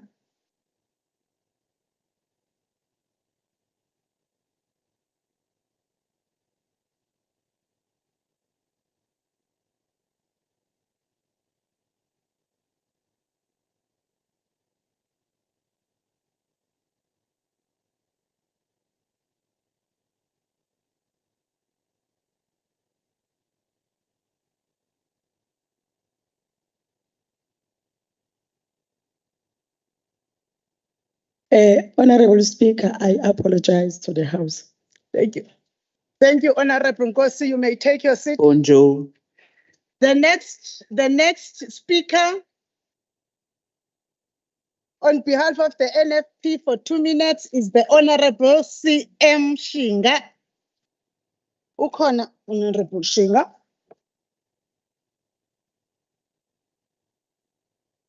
Honorable Speaker, honorable members, on behalf of the NFP, I acknowledge and welcome the given report by the chairperson of the COCTA Portfolio Committee.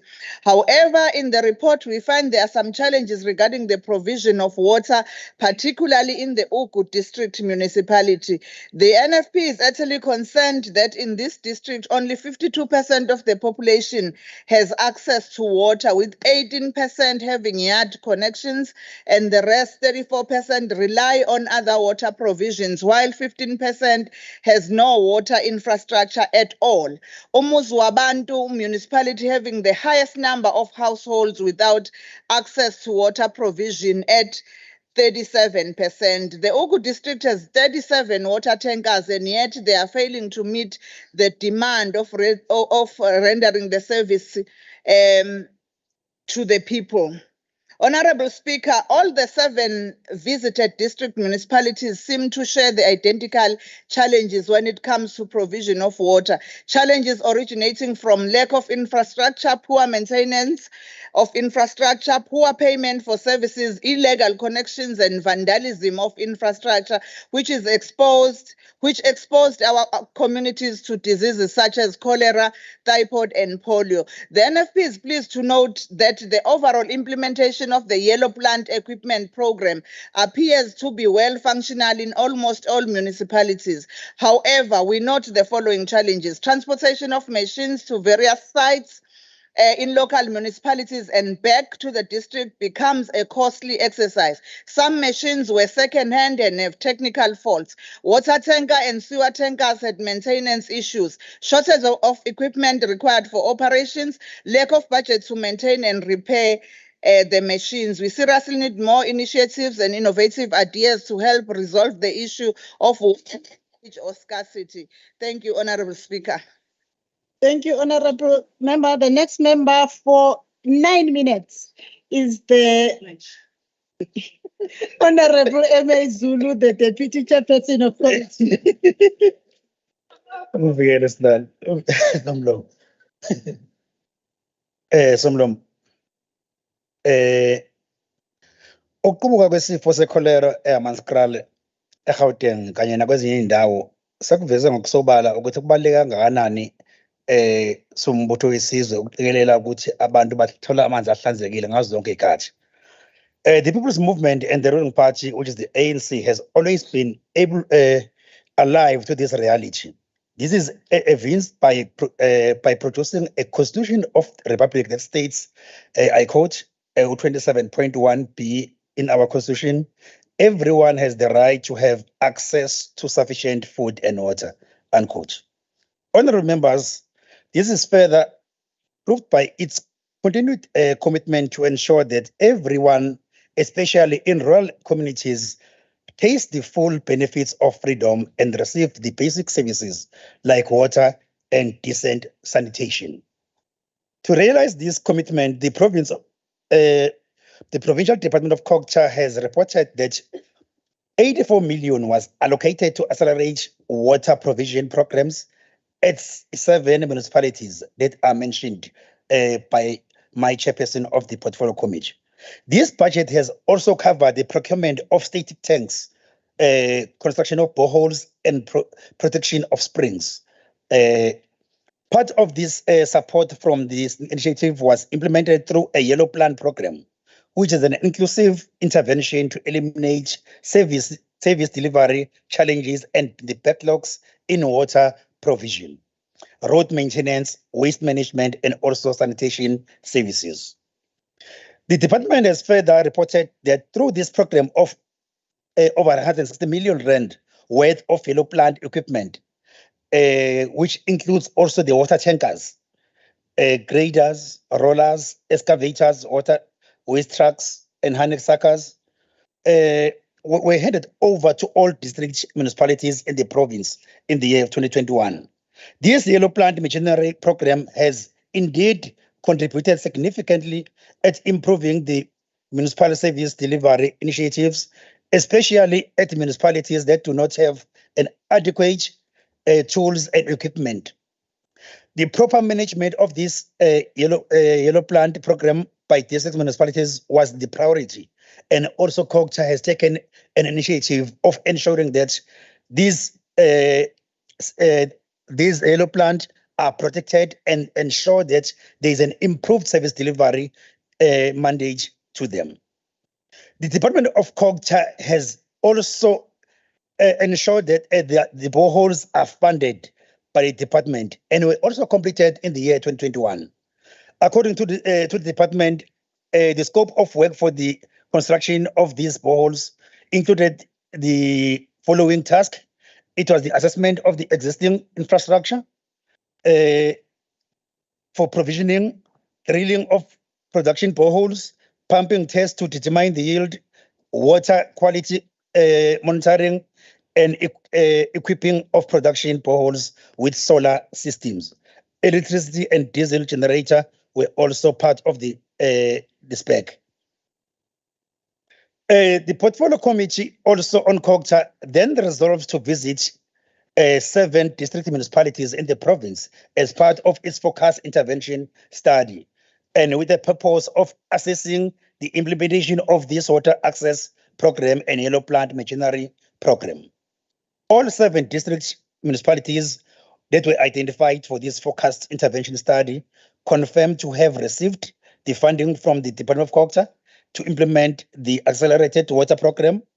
The portfolio therefore visited several water projects, including the spring water projects, protection projects, especially at Hlokozi lapha eHerigwala. Sahamba nabo meya bakhona sayibona umsebenzi omuhle owenziwe Department of Culture. 3 pump stations also and salt water containment BM at Ukuba district, and several boreholes in various districts. Umsebenzi omuhle ke lona esawubona wenziwa umnyango wezokuhlaliswa kwabantu nezokuphathwa kwamakhosi esibonayo ukuthi lo mnyango uyadinga more budget ngendlela osebenza kahle kakhulu ngayo. We certainly applaud the department for its practical pursuit in eradicating water provision backlogs faced by the municipalities and to create employment opportunities for these local people. All projects that were visited by these committees are complete projects, most functional, while some had just few issues that were needed to be resolved. Kwasijabulisa-ke somlomo kakhulu siyi-portfolio committee ukuthi sibone ukuthi abantu bakithi akade bengenawo amanzi ahlanzekile futhi naphephile lapho abaphuza khona sebenawo manje. Nephethu lezi ekade zingavikelekile nazo seyivikelekile abantu sebephuza endaweni eyikahle. Siyikomiti ke sathola ke ithutshana nokuxoxa nawo umphakathi okwahlomula sezwa abantu bejabule kakhulu ngesimo sentuthuko abayitholayo emphakathini. While there were some, of course, discrepancies, however, a major impact on functionality of water schemes. Many of these were reported at Mkhanyakude, where the portfolio committee discovers that there were boreholes that do not have electricity due to delays of ESCOM installations. But ukhokta wakwazi ukuthi athenga ama-generator awu-20.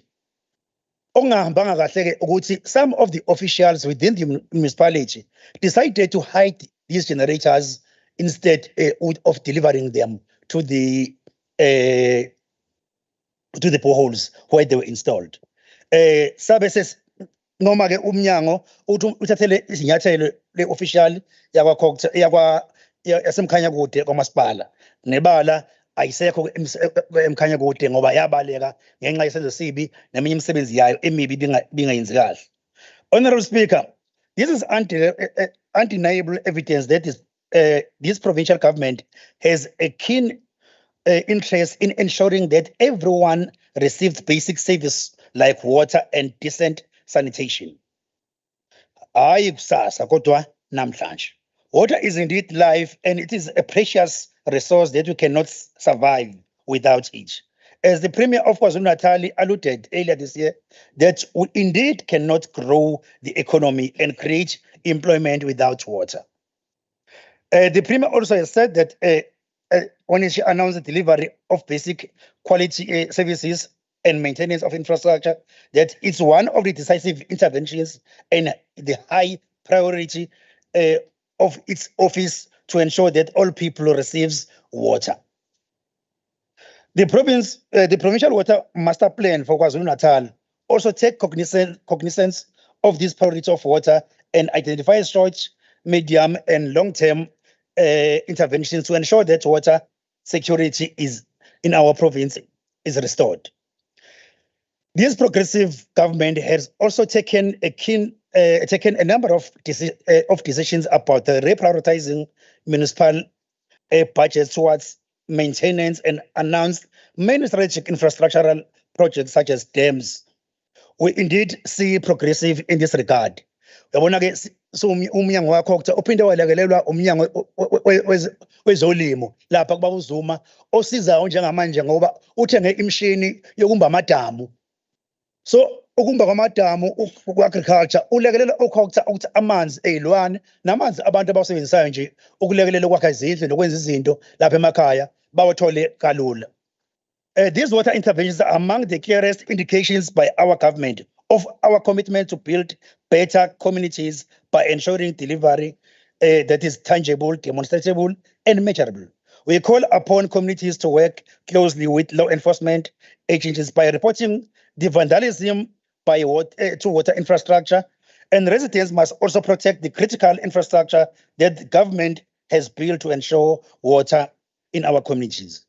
The reserves one of the crowning achievements. Ngiyabonga Somlomo. Thank you so much.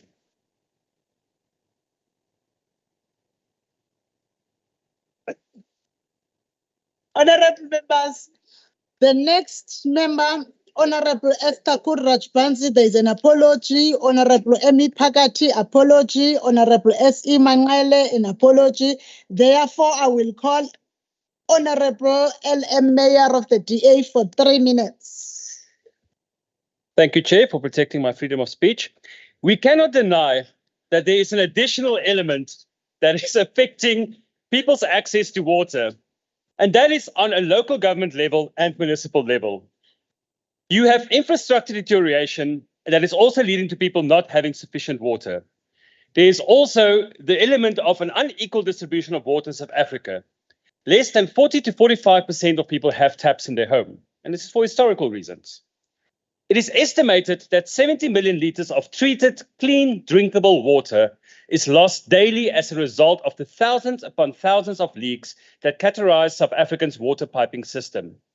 We know that many municipalities in KZN, like eThekwini, has exceptionally high water losses, much higher than the national accepted prescribed levels. We can thus not deny that some of the water woes in KZN is caused by ineffectual and badly run water boards and municipalities. And poor, long-suffering Ugu is an excellent, or let me rather say a very sad example of this. A lack of maintenance, lack of planning, and a lack of clear and decisive action are the main reasons why so many people in Ugu struggle with reliable access to water.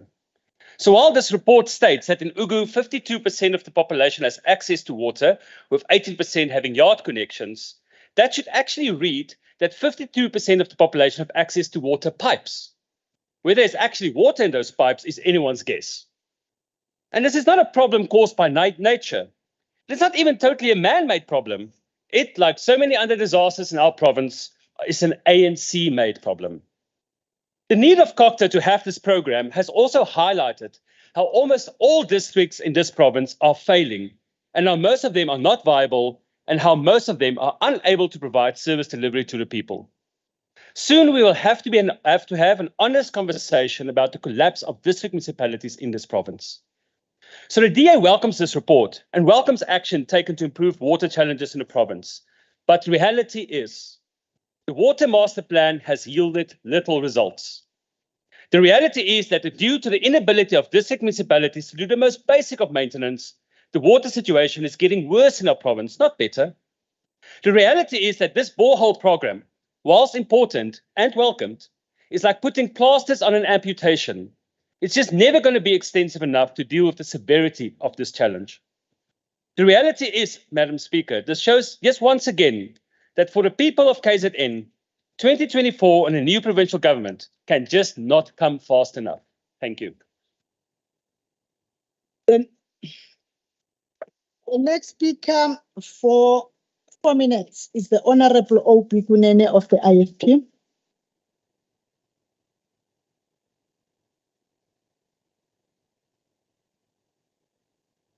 Honorable Speaker, the IFP noted during the visit by the Portfolio Committee in Umkhanyakude district that there were and still are water pipes that have been lying unused since 2012, which are estimated at the value of 126 million rand, which were purportedly procured by Umkhanyakude district municipality under the ANC.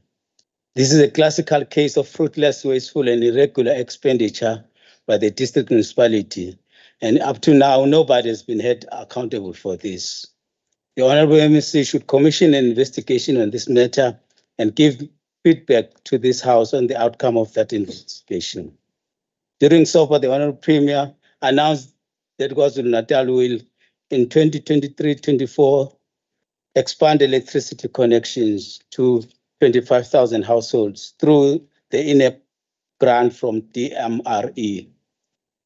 The project has been allocated 784 million rand, which will bring electrification connection rate in KwaZulu-Natal to 93.89%. This project must be expedited so that communities that have been provided with boreholes but cannot access them due to lack of electricity can have water. We call for a thorough investigation into the Kwajobe borehole program, which could not be located during the oversight visit. The IFP will pursue this matter with the department to seek answers on how this borehole could not be located. How much was spent on it? Which trading company was awarded a tender to build this borehole, which is supposed to be serving the people of Kwachobe? In addition, we also seek clarity about the construction of cost of Manyampisi borehole in Umkhanyakude district, which amounted to 720,000, which is almost 2 times higher than other projects. We suspect that there is corruption involved in this matter. Further, we suggest there must be a strong monitoring of the hiring of water tankers by municipalities, as some water tanker drivers are alleged to be selling water to the people, and some politicians have turned this program into a cash cow.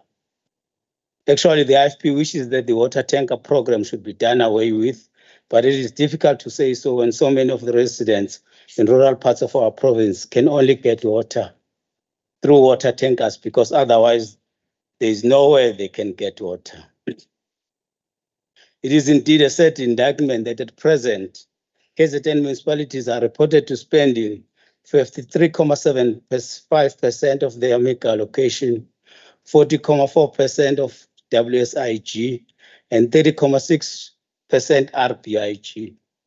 Further to this, it is worth noting that Coca-Cola Beverages has donated 4 boreholes to be built in Alfred Duma and in Ngakho-ke le municipalities. In addition, the Newcastle municipality has submitted a 903 million rand business plan to the Department of Water and Sanitation. Lastly, I just wish to comment on what I can only say to her is that she still has graduated from the political kindergarten school, which she is at the moment. It is only too early for her to try to imitate the ANC by her attack directed at the IFP. She will still grow, but she must not do political practice by dragging the name of the IFP through the mud. Thank you.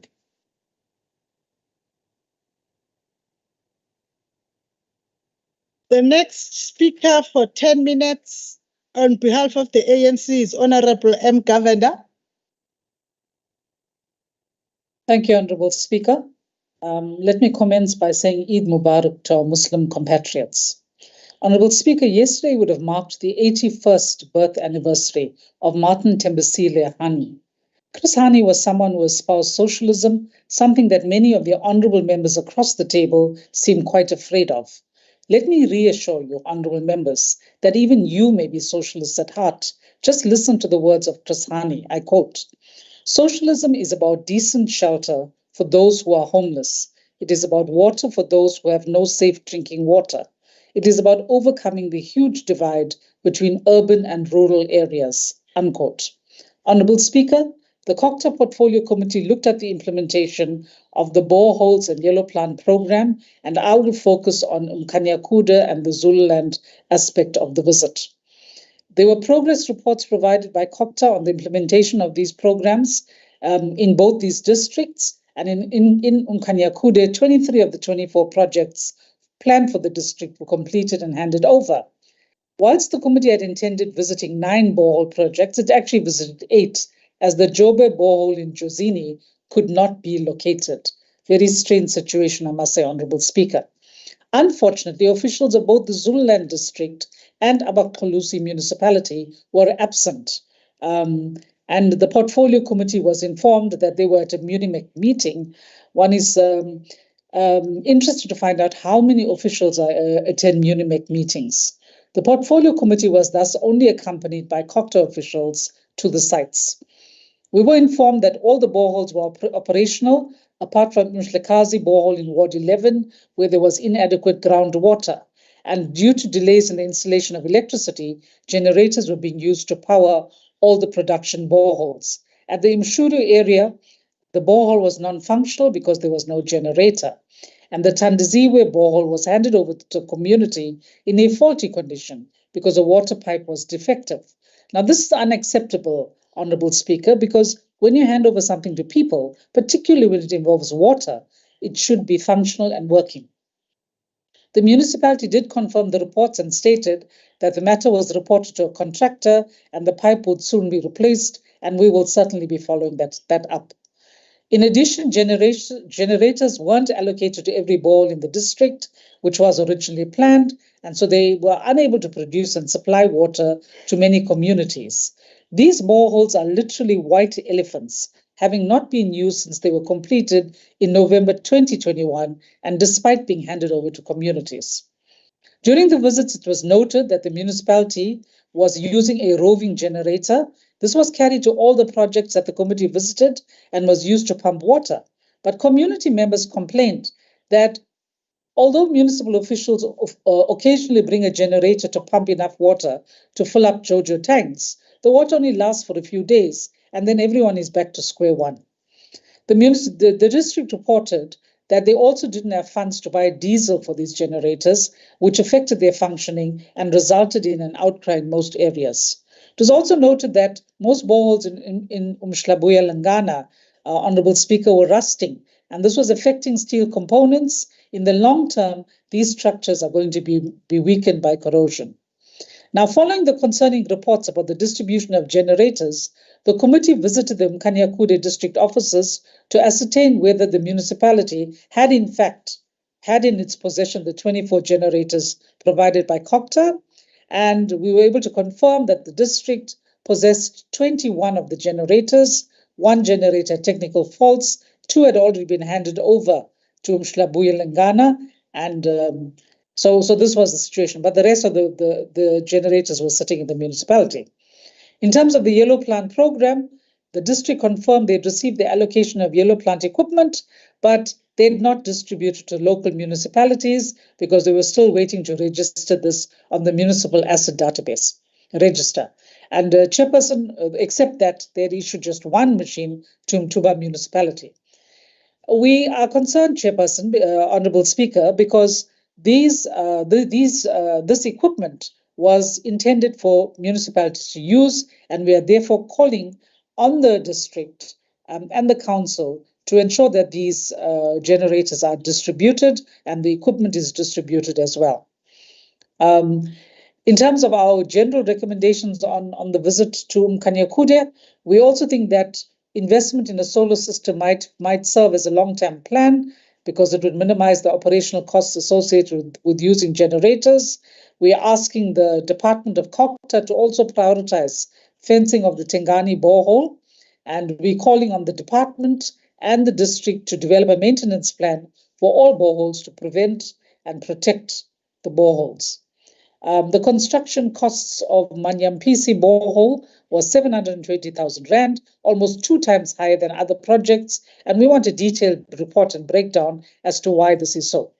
On the issue of Kwajobe, the missing borehole, Honourable Speaker, the Portfolio Committee resolved that COGTA, together with Ngakho-ke district municipality officials who had not been with us, must find this borehole and provide a report with all the relevant information, including GPS coordinates and photos of the project, because this one gives new meaning to the term missing in action. Honourable Speaker, the committee also visited 3 projects in the Abakayise municipality, and again, the municipal officials were absent, and the Portfolio Committee intends following up this absence, Honourable Speaker, because it speaks of disrespect and a lack of accountability. It was reported that 27 production boreholes and 16 hand pumps were erected in various parts of Zululand district, and 2 contractors had been appointed to build boreholes at all 4 local municipalities under the district. However, 16 of the 20 hand pumps had water quality issues, and the problematic substances in the water were found to be above the acceptable limit, thus posing health risks. And it's recommended that COGTA assist municipalities to install water filtration systems in projects with poor water quality. Honourable Speaker, we must say it's heartening to note that 24 production boreholes are wind-powered, and this is the way to go in terms of sustainability and the use of green energy. And we urge the department to use more such eco-friendly and sustainable approaches to water provision. We are concerned about the negative impact of theft and vandalism on infrastructure, and we are urging communities to take responsibility to protect the infrastructure that serves them. We must also, municipalities have to ensure that the infrastructure is well secured, and they should employ people who can both maintain and safeguard the infrastructure. In relation to the electricity connection delays that had been reported, the Portfolio Committee intends arranging a meeting with Eskom together with COGTA to discuss this and other issues which are impacting on the completion of service delivery projects. Chairperson, Honourable Speaker, water is, let me say, that the Portfolio Committee, despite identifying various areas requiring attention, wishes to commend COGTA on the good work that it is doing to support water provision in the province. Water is life, and the lack of it invariably results in strife. Water provision is a tough job, but one that this ANC-led government is tackling with commitment and vigor.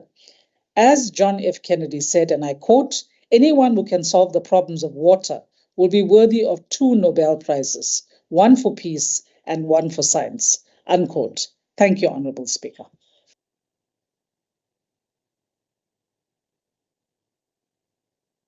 Honourable members, we finished with the debate. Now we are calling upon the chairperson of the Portfolio Committee on Cooperative Governance and Traditional Affairs, the Honourable ZL Iyalitusa, for 5 minutes to respond to the debate.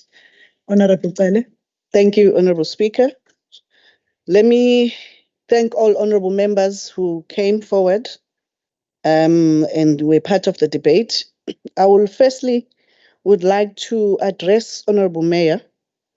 I would like to request you to go and read the Washington Post, which was published on the 23rd of February 2018, which says, "Cape Town, South Africa, what do you do when your city runs out of water?" It's a very interesting read, and it reads as follows. I just need you to, because you forever want to make as if the Western Cape is the best place to be, except for the people of Khayelitsha and Gugulethu. So you're always wanting to talk about Ugu as if people of Ugu hasn't had water for years. The issue of Ugu and the challenges of water is not as long as Cape Town has been facing the water crisis. It dates back from 2016. Where they were talking about the ground zero, where there was not going to be a drop of water in Cape Town. So this notion of you coming and glorifying Cape Town as if it's the place to be for the poor of this country, which you purport to be representing as the DA, is not assisting. So this thing, which was at 2024, is not assisting. Honourable Kulu, siyabonga kakhulu. You are umusha. We Portfolio Committee, but your debate was sound and it represented exactly what the Portfolio Committee found on the ground. Siyabonga kakhulu lokho, where you focused mainly on the main crisis which the country is facing, the issue of climate change. Honourable Kunene, siyabonga kakhulu Mtimande, you are always there with Portfolio Committee and you support us when we go. And I'm glad the questions that you're asking, you know that Honourable HOD Duma will be up to the task of pendula. Most of the questions were answered by Portfolio Committee, but I guess we are politicking today, so it's proper for you to answer to question them again.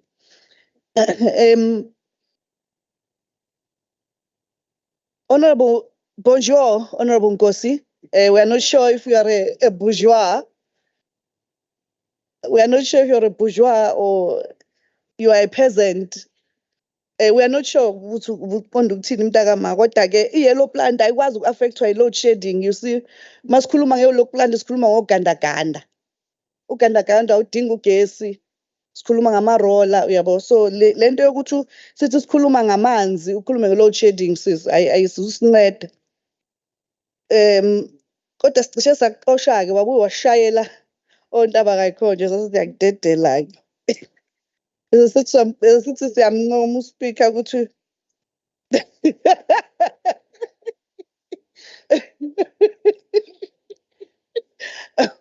Honourable Shinga, there are few points which I want us to look at, in particular there in Ukuba, where our government is doing their best. Then bane project abati, it's a refurbishment of Umtamvuma, a raw water pump station.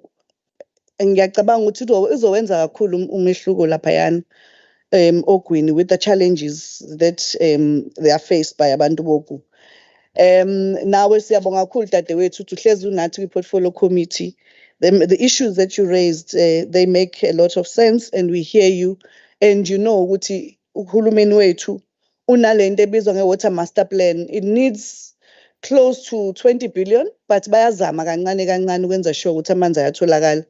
And kule financial year sikhuluma ngayo nje, as you know, bas reportel, but they spent about 121 million ukuthi sikwazi ukuthi abantu bakithi bawathola amanzi. So as much as ama challenges ekhona, kukhona futhi okuhle esikubonayo uhulumeni ekwenza. Honorable Governor, thank you very much as well. Uyakhombisa kona ukuthi uya understand umsebenzi. But let's just make the point ukuthi there were 300 boreholes iyodwa kuphela esingayitholanga. Nakhona ngicabanga ukuthi sasesikhathele sasesihambe kakhulu. But everything that you raised, you are correct. Yonke into ya resolve ama issues. Ngiyabonga kakhulu. Thank you so much. Thank you. Yeah. Thank you, honorable members of the Cooperative Governance and Traditional Affairs Portfolio Committee and all of you honorable members. Now we are going to the last order of the day, which is the report by the chairperson of the ad hoc committee on land restitution complaints and other related matters, consolidated progress report.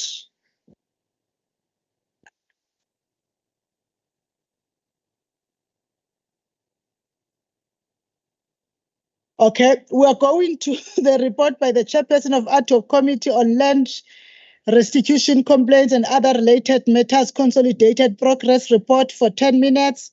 The report will be tabled on behalf of the chairperson, Honorable NNC Bidla, by the Honorable Vuyiswa Precious Taluza, the Deputy Chief Whip. 10 minutes. My prayer.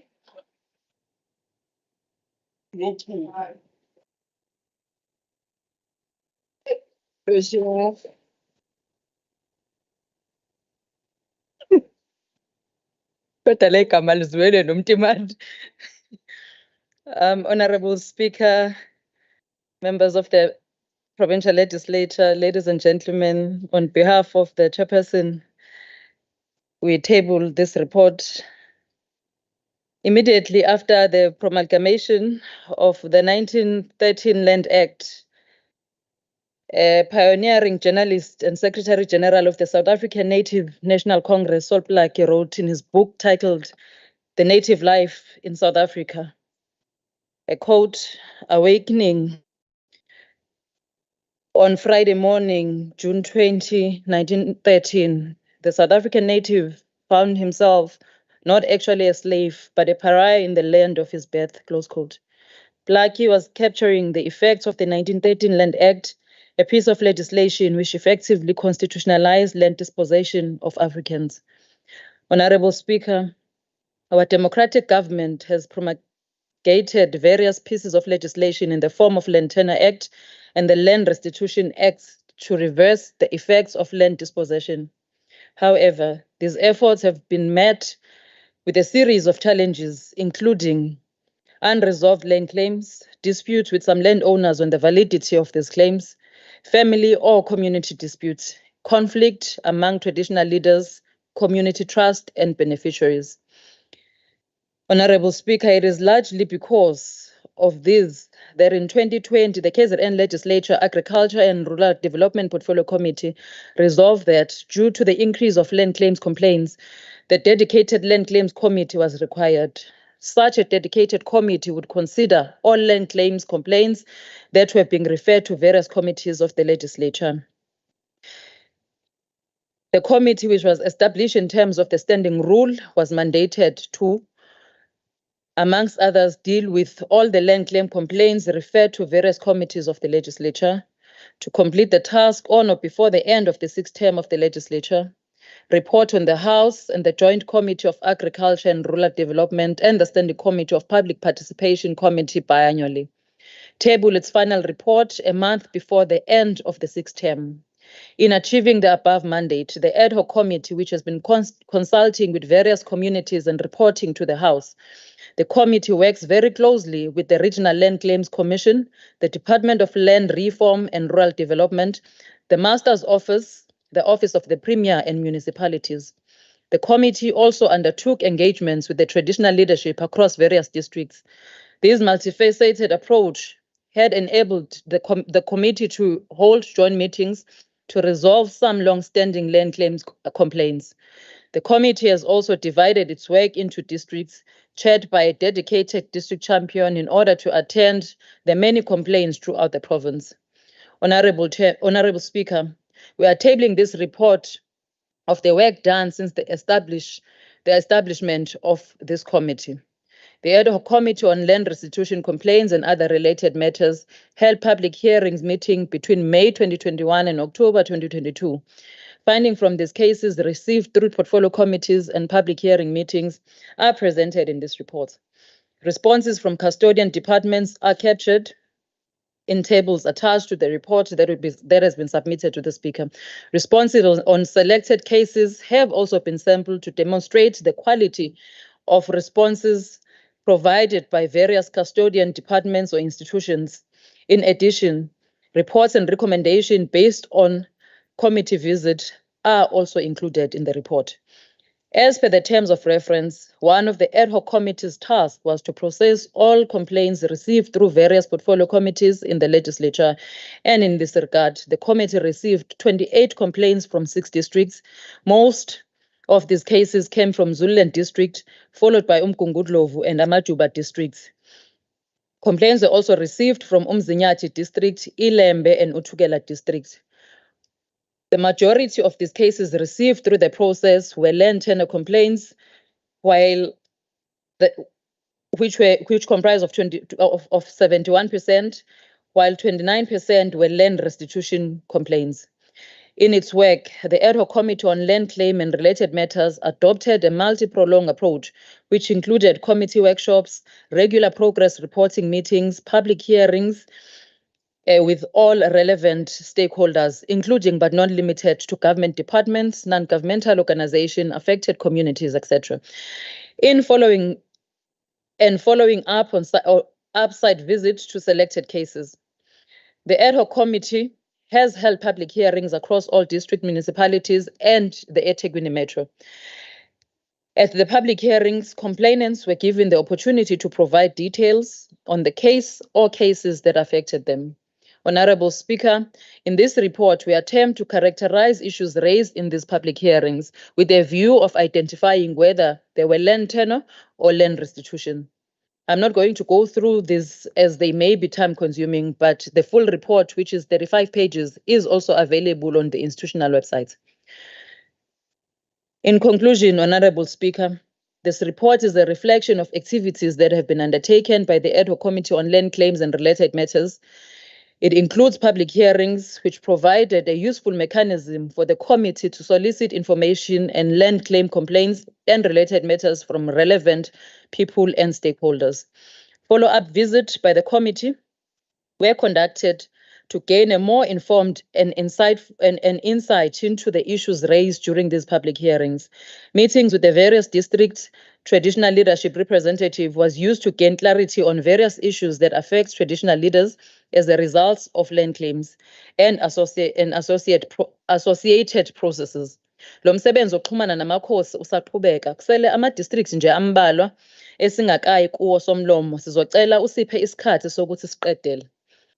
Somlomo esikutholayo ukuthi ukuhlukumezeka kwabantu ey'ndaweni zasemaplazini kusaqhubeka.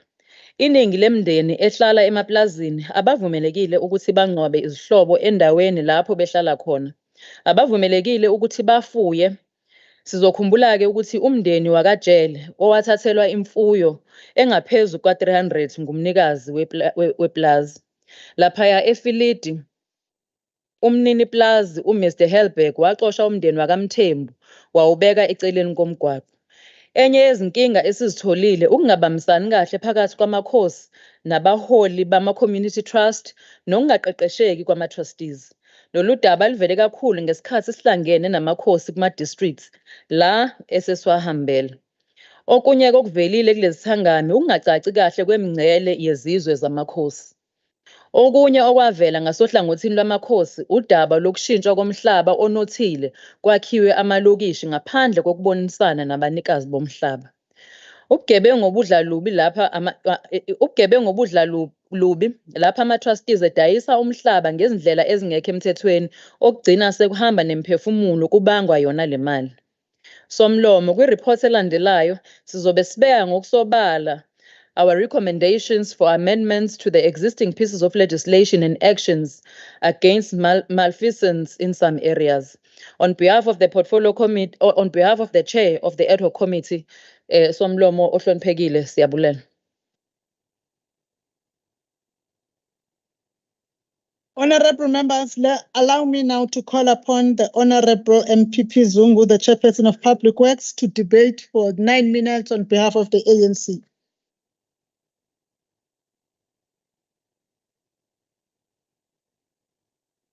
Ngiyabulela Somlomo, ngibingelele indlu ehloniphekile. Ngibingelele labo abasilandela ey'nkundleni zokuxhumana. Ngibonge kwinhlangano ebusayo u-African National Congress ukunginika ithuba lokuthi ngikhulume on its behalf. Ukuhlithwa komhlaba obabamkhulu bethu ngodlame kwasihlukumeza kakhulu, kusasihlukumeza nakalokhu. Even though our ancestors fought heroically to defend and regain the lost land, the superior weaponry enabled the colonies to prevail, and the native reserves were established from as early as 1948 in Natal by Theophilus Shepstone. Honorable members, this rule by the colonizers is what formed the basis of one of the fundamental foundations of the African National Congress. In the Freedom Charter, founding members of the ruling party were not apologetic about what needs to be done to address the challenges when it comes to land. The Freedom Charter is clear on that the restrictions of land ownership on a racial basis must be ended, and all the land redivided among those who work to banish famine and land hunger. Even though work has been done in this regard since the ANC has been in power, in reality, a lot still needs to be done to undo the injustices of the past. The resolutions and the proclamations play a key role in legitimating the systematic land disposition and segregating following the explosion of the mineral revolution with discovery of diamond and gold. As a result, Slalo, after the end of the South African War, the British and Afrikaners began working on establishing the Union of South Africa, which was accomplished in May 1910. However, Black people were excluded from the meaningful political participation in its formation and future of the Union. We know very well that in 1909, a group of Black delegates from 4 provinces attended the South African National Convention in Vryhoek, Bloemfontein, to propose ways of objecting the draft South African Act and the Union Constitution. In this meeting, that was convened by uMafukuzelo Njengohlanya, John Langadebelele Dube, and Dr. Walter Khobosana resolved to send a delegation to London to convince the British government not to accept the Union in its present form. These attempts, however, fell short. Thus, on the 8th of January 1912, as a solution, hundreds of members representing professional men, businessmen, journalists, chieftains, teachers, clerks, building contractors, labor agents met in Bloemfontein to establish a national organization to protest against racial discrimination and to appeal for equal treatment before the law. That was a viable solution. This meeting was the most significant in the history of Black protest politics, as it was only the first joint meeting of Black representatives from all 4 self-governing British colonies. But it also gave birth to a referential people's movement that brought an end to the despicable system of apartheid colonialism, ushered in a new era of social democracy, peace and justice, and remains the only hope for the people till today. The manifesto that the African National Congress has been clear all the way through on issues of land. We have seen considerable progress in terms of the recognition and protection of the land rights of all South Africans done through the land restitution and restitution, security of tenure, labor market reforms, the agricultural credit scheme, amongst others. As the former President Nelson Mandela said in 1995, I quote, "With freedom and democracy came restoration of the right to land, and with it the opportunity to address the effects of centuries of dispossession and denial. At last, we can, as people, look at our ancestors in the face and say, your sacrifice were not in vain." Close quote. Through the work of the governing party, the Constitution of the Republic of South Africa provides a framework for land reform, protection of property rights, and expropriation if it is in the public interest. Furthermore, to address the consequences of legacy of apartheid with respect to land, the South African Constitution, a product of the solution and vision in 1912, included the following clauses: that a person or community dispossessed of property after 19 June 1913 as a result of past racially discriminatory laws or practices is entitled to extend provided by an act of parliament either to restitution of that property or to equitable redress. That a person or community whose tenure of land is legally insecure as a result of past racially discriminatory laws or practices is entitled to the extent provided by an act of parliament either to a tenure which is legally secure or to comparable redress. Honorable members, this progressive government, which remains solution that was envisioned by the forebearers of our struggle, has enacted several pieces of legislations as part of comprehensive land reform program to redress inequality in land ownership and transform the spatial landscape.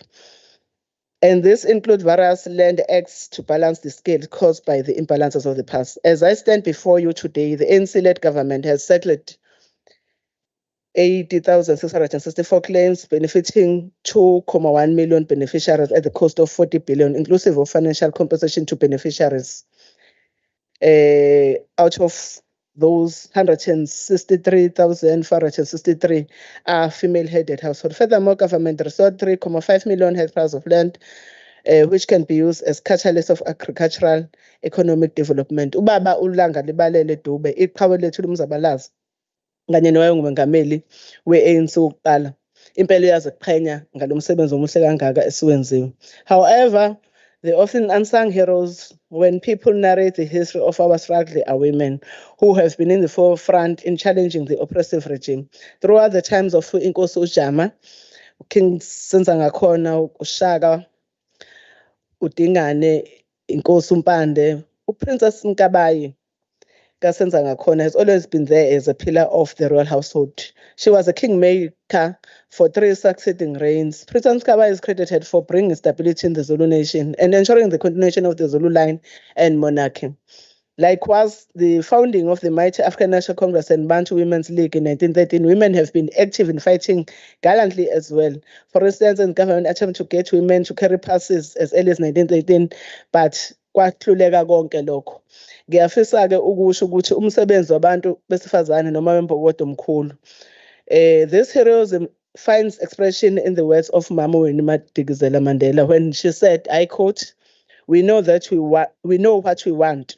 We are not asking for majority rule. It is our right. We shall have it at any cost. We are aware that the road before us is uphill, but we shall fight to the bitter end for justice. Close quote. With much more that still remains to be done, the process of equitable distribution siyazi ukuthi uhulumeni kaKhongolose usayilona ithemba nekhambi kanye nesixazululo kukho konke lokhu akwenzayo ukuqinisekisa ukuthi impi yomhlaba sayinqoba. Lokho kubala nalesi sizukulwane esiyithi esikhona njengamanje somlomo mama. Ngiyabonga.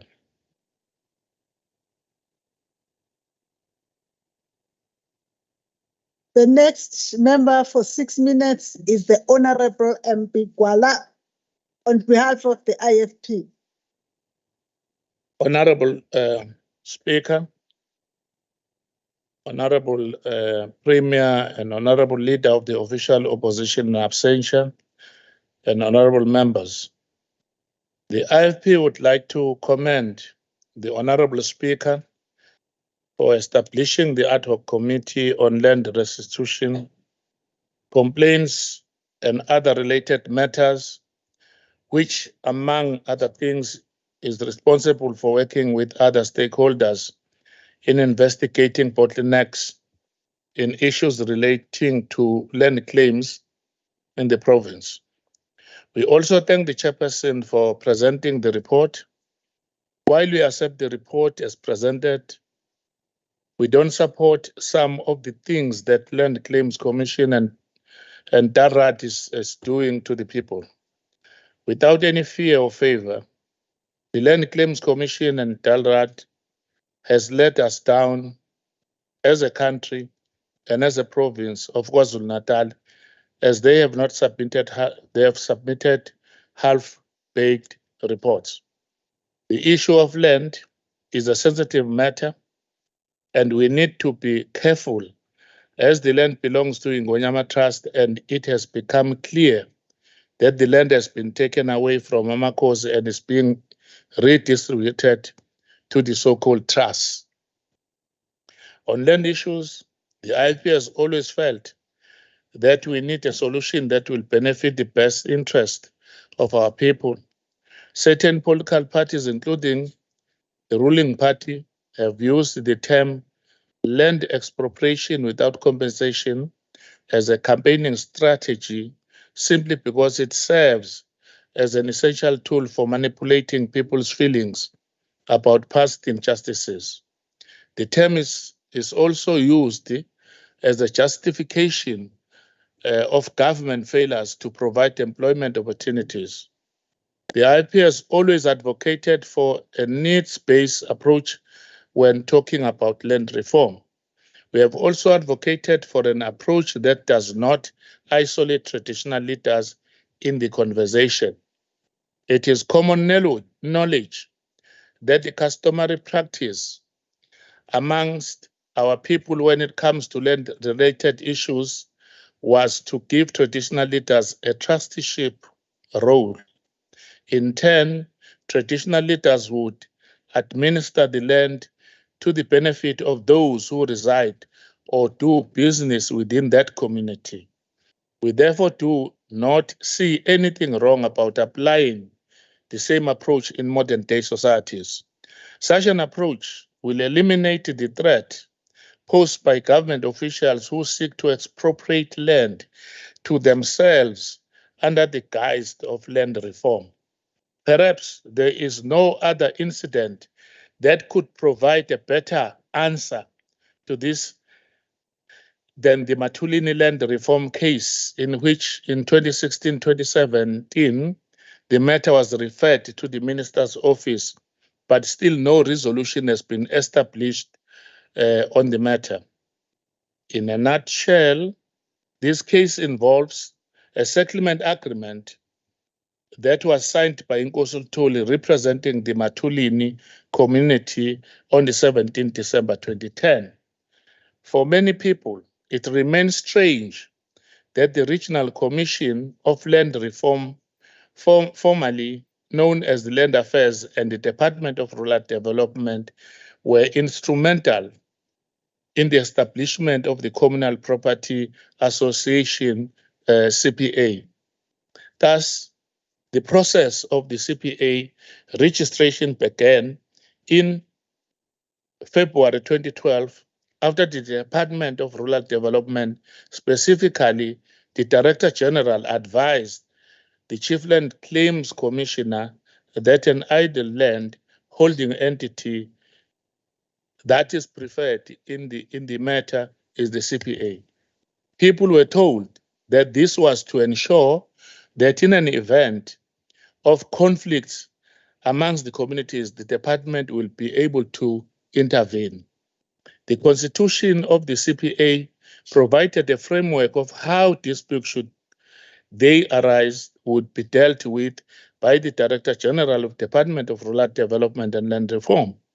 We believe that this was an attempt to take control of the Matulini land in order to ensure that leaders and friends of the ruling party benefited from the land. One of the reasons among these is the fact that there has been a major interference with the workings and the functionality of the CPA by the Land Affairs and the stalling of the finalization of phase 2 and 3 of the settlement agreement. Land Affairs has gone as far as removing legally appointed committee members of the CPA and replacing them with their own members of the so-called consent group. This is a team that has disregarded court orders in an attempt to loot money and land belonging to the Matulini community. Abangutu usomlomo uzobuya.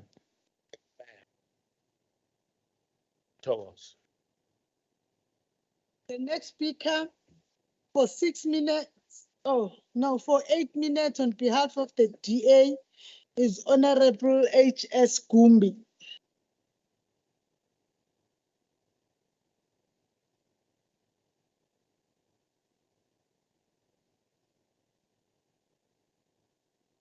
Madam Speaker, land has always been a contentious issue around the world.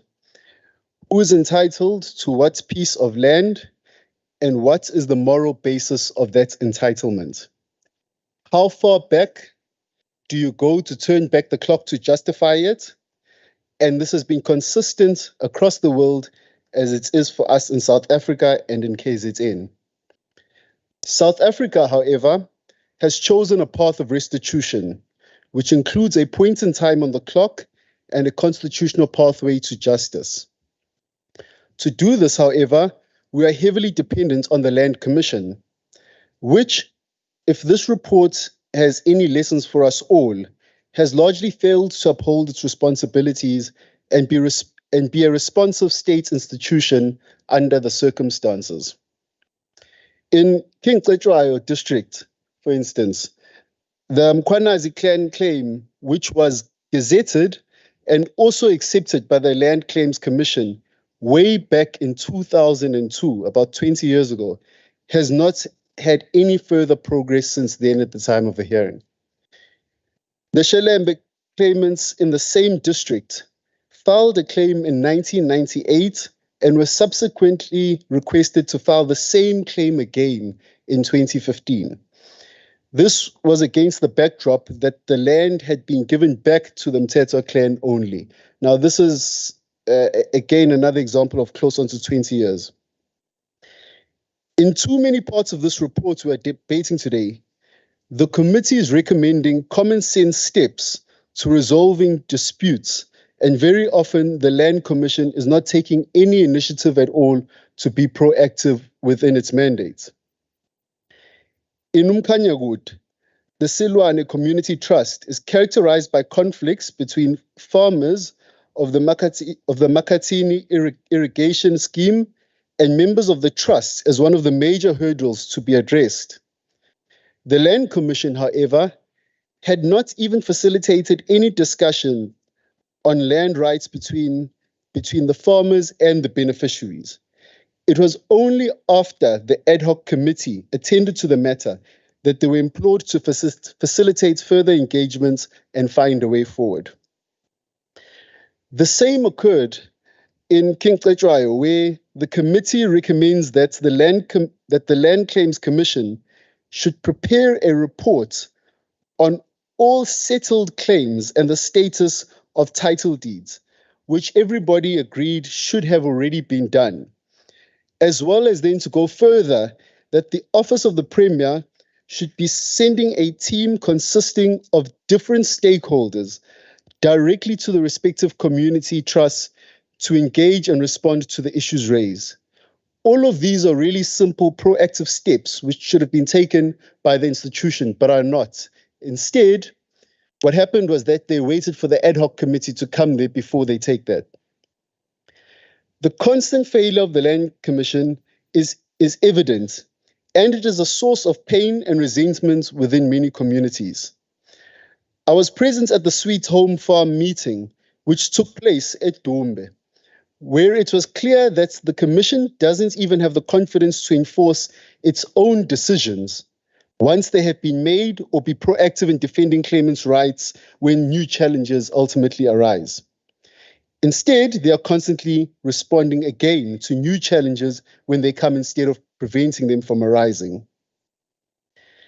Another challenge which we found was evident is that where the Department of Agriculture has placed mentors for commercial farmers, there seems to be no oversight over the mentors about whether they are fulfilling their obligations appropriately. And sometimes we even joked with some of the members about the kind of people who on the one hand, they're there, and the other hand, that they've taken money and they're gone, and the department itself doesn't even know where they are. So you have these mentors placed by the department, placed on contracts at times for 1 year, 2 years, 3 years. The contract passes and nobody knows what has happened to them. And then there's conflicts within those communities. And a lot of these disputes ultimately lead to potential violence between mentors, claimants, and the current owners who may be acting inappropriately. Urgent attention needs to be given to this matter. In the Ukuba district, the relations between the mentor and the landowner for the Sibonelo Trust have deteriorated badly due to concerns over the status of the title deeds and financial information. Only again, when the matter was raised during the hearing, did the Department of Land Affairs commit to following up on the matter and play their oversight role on the mentor and the effects that they've had. Things of this nature, as I say again, should be common practice. Madam Speaker, too many of our citizens are losing faith in the land restitution process, and rightfully so. So many South Africans have not yet enjoyed the fruits of democracy. This nearly 3 decades since the first democratic election. I believe the establishment of the ad hoc committee, though, has played a crucial role in ensuring that many claimants have had a voice in a process which has often been riddled with errors and ineffective leadership. Some claims would have never moved forward without us as a legislature having initiated this process. And so I think that the members of the ad hoc committee and the chairperson have played a positive role, and members of all parties, in fact, have played a positive role in this regard. And we should use this as an example of effective oversight more often in this House. Madam Speaker, we support the ad hoc committee's continued work we support the ad hoc committee's continued work in what has been a process which has taken criminally too long for many South Africans. Thank you, and thank you to all the members of the committee.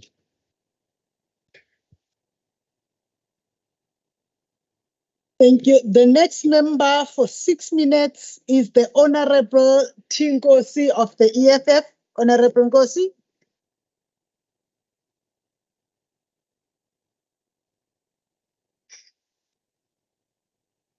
Thank you very much, Honorable Speaker. The economic freedom fighters welcome the report on land matters. However, we note with concern that the progress toward addressing land issues in this province has been rather far too slow. While a committee was established to look into the land question, there has been no much progress from the Department of Agriculture.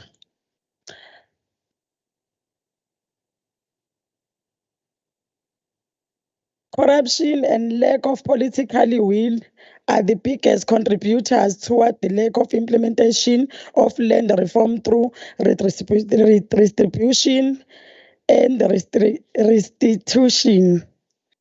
We note with concern that 29 years into the democratic dispensation, the government has failed to address challenges faced by farm dwellers who continue to confronted with the harsh realities of victimization from landowners.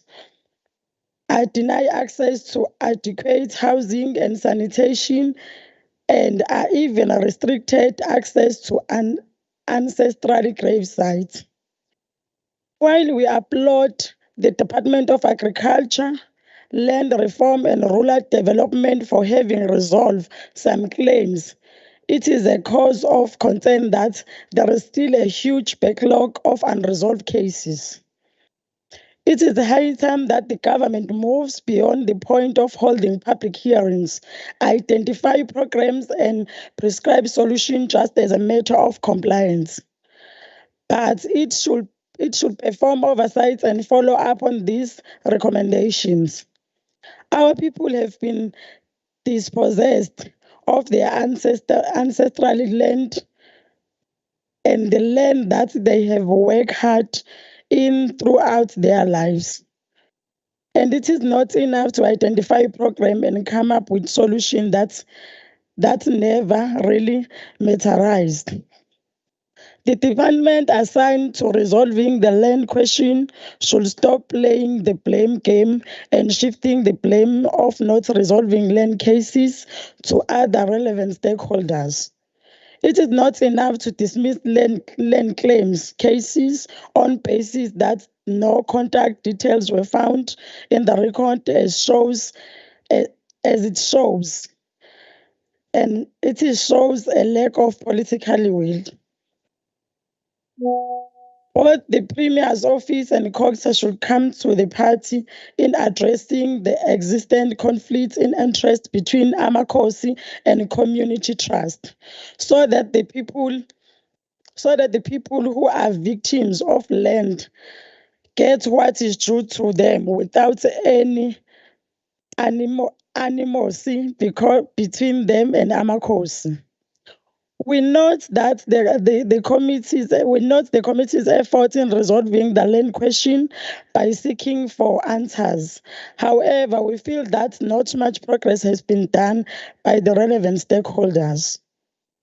We therefore call upon this committee to fast-track the process of performing oversight by following up on whether the recommendations have been implemented. This should be a clear report on the program of action regarding second claims and status of the title deed. There must be enough post-settlement support and proper feedback to community so that they understand each phase of the process. Municipalities must also work together with the department so that they make provision for temporary shelter in the event of eviction.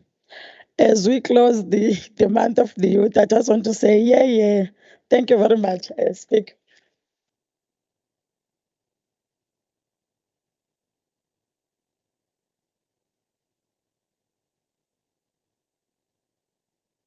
The next speaker for 9 minutes is the Honorable RZP Zulu.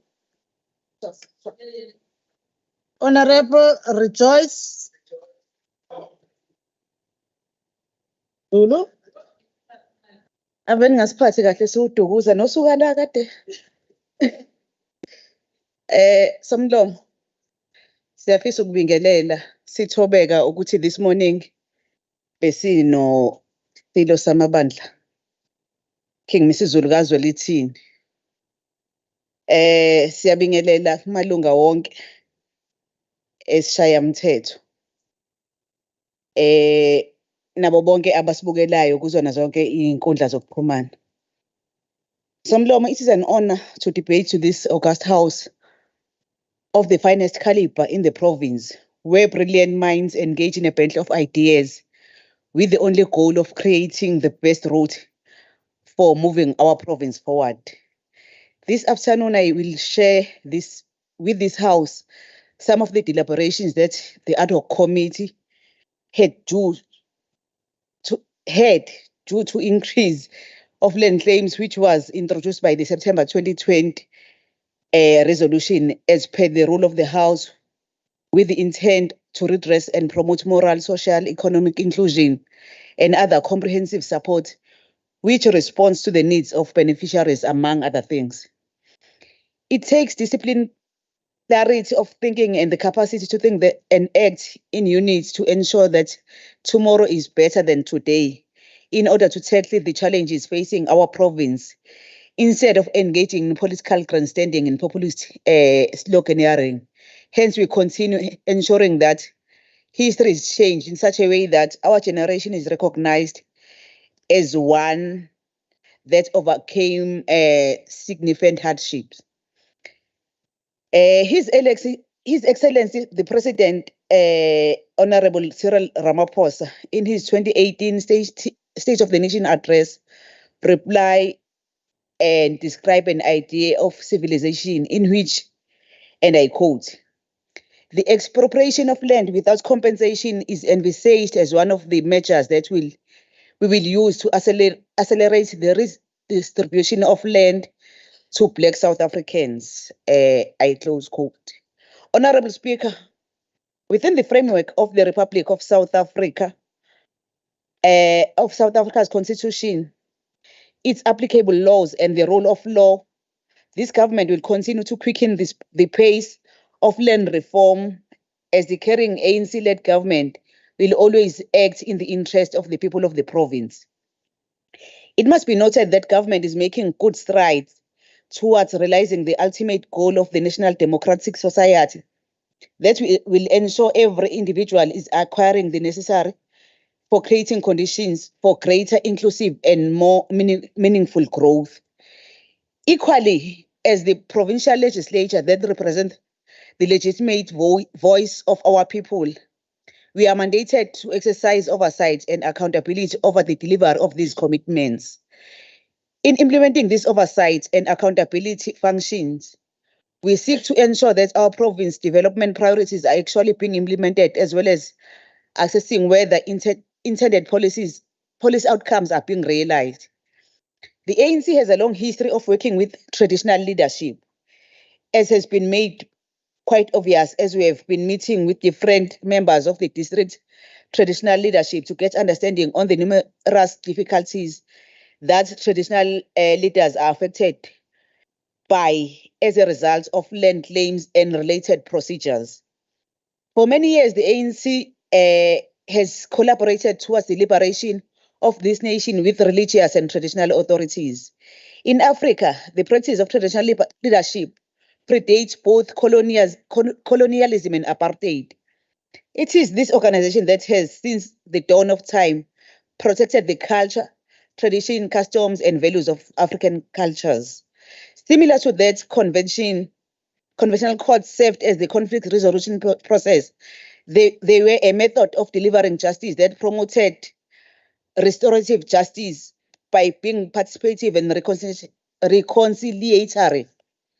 Traditional courts also exist, thus this measure does not create any new ones. Somlomo, the establishment of community trust and the provision of permanent affordable housing in our communities where the land is owned by the trust and the homes are owned by the resident are two things that have happened simultaneously. Honorable Speaker, Community Land Trust has indeed offered financial education and support to help homeowners build equity and financial stability. Part of dealing with land matters, it is the formation of CPAs, and they derived its mandate from Communal Property Act 28 of 1996. One of the challenges is faced with these important structures is that they are somehow dysfunctional. And we are therefore proposing that the department must work closely in dealing with this, but also the issue of infighting and inadequate management skills and legal non-compliance.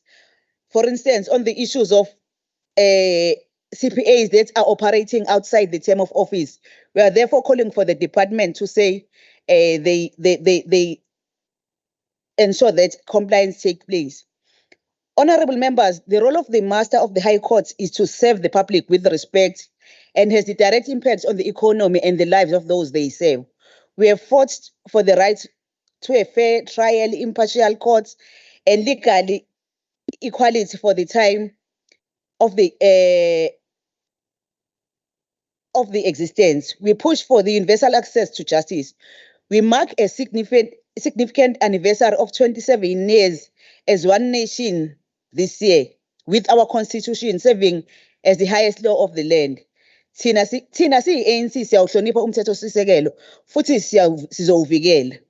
Kungenxa yalesi sizathu that we condemn the allegations of questionable spending and corruption by some land affairs and masters offices, as it was claimed that the department representative were gaining from claims and beneficiaries at the expense of those who will get the land. Somlomo, uma sengiyanga sekuphetheleni, siyafisa nje uku-appreciate umsebenzi osuwenziwe so far, kodwa futhi sistress ukuthi the department that must deliver on all the assurance to which had committed itself. We further recommend that all the stakeholders responsible for the land issues improve in working in synergy as opposed to in working in silos. Having said that, the vision and aspiration of our liberation movement will be remembered in the history as the beginning of a lot of wonderful things for our province. We shall be known for having overcome immense adversity as people. Honorable Speaker, siyafisa nje uma siqhubeka nalo msebenzi sisho ukuthi umsebenzi wekomiti ubukeka kufanele uqhubeke ngoba zisekhona izinselelo, kodwa futhi sifisa bonke okumele babambe iqhaza basilekelele kakhulu ekudluliseni isikhathi esidlule kusona njengezwe lapho abantu babephuciwe izwe labo. Kodwa ke Somlomo, sengigcina ngiyafisa ukusho esidlangalaleni ukuthi siyafisa ukubonga abantu base-Ward 14 ngaphansi kwenkosi Ilanga Libalele local municipality. We also noted with concern the non-adherence of the Electoral Heads Act in Matamo and Itemba VDs, whereby members of certain political party closed the VDs despite the PLC ruling. But nevertheless, people of that ward said, sikhulule khongolose kuzo zonke lezi zingxaki sasingene ngephutha in 2021. Siyabonga.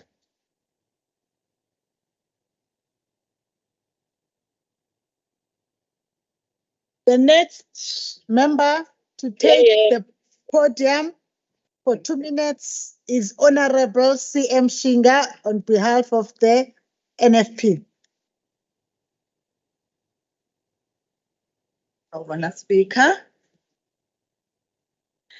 Honorable Speaker, honorable members, distinguished guests, the NFP appreciates and acknowledges the ad hoc committee's findings on land restitution concerns and other relevant issues. The committee plays a vital role in supporting complainants, in processing complaints and ensuring that custodial departments offer response and clarification about land reform challenges given the growth in land claims complaints. As the NFP, we are pleased to note the success of the public hearing meetings held in all districts of KwaZulu-Natal province, giving the complainants an opportunity to provide complete details on the cases or instances. The committee received majority of complaints from the Amajuba district, indicating a lack of communication, failure to follow up on existing instances. As a result, the committee created an opportunity for complainants to raise their frustration. However, it is extremely concerning to note the inhumane and horrifying nature of some cases involving complaints from labor tenants. For an example, a labor tenant in Ngakho-ke district municipality reported issues of abuse by farmers. and not being allowed to build or improve homesteads, the unlawful impounding of livestock, the killing of a farm dweller and a farmer who takes his dog for a swim in water sources that people use for drinking. The ill treatment of farm dwellers has continued unrelieved, even though assistance has been sought from land affairs, as these issues reveal a deep division that exists between the farmers and complainants, shows how essential it is that this committee should exist to help resolve or provide guidance on cases with its capacity.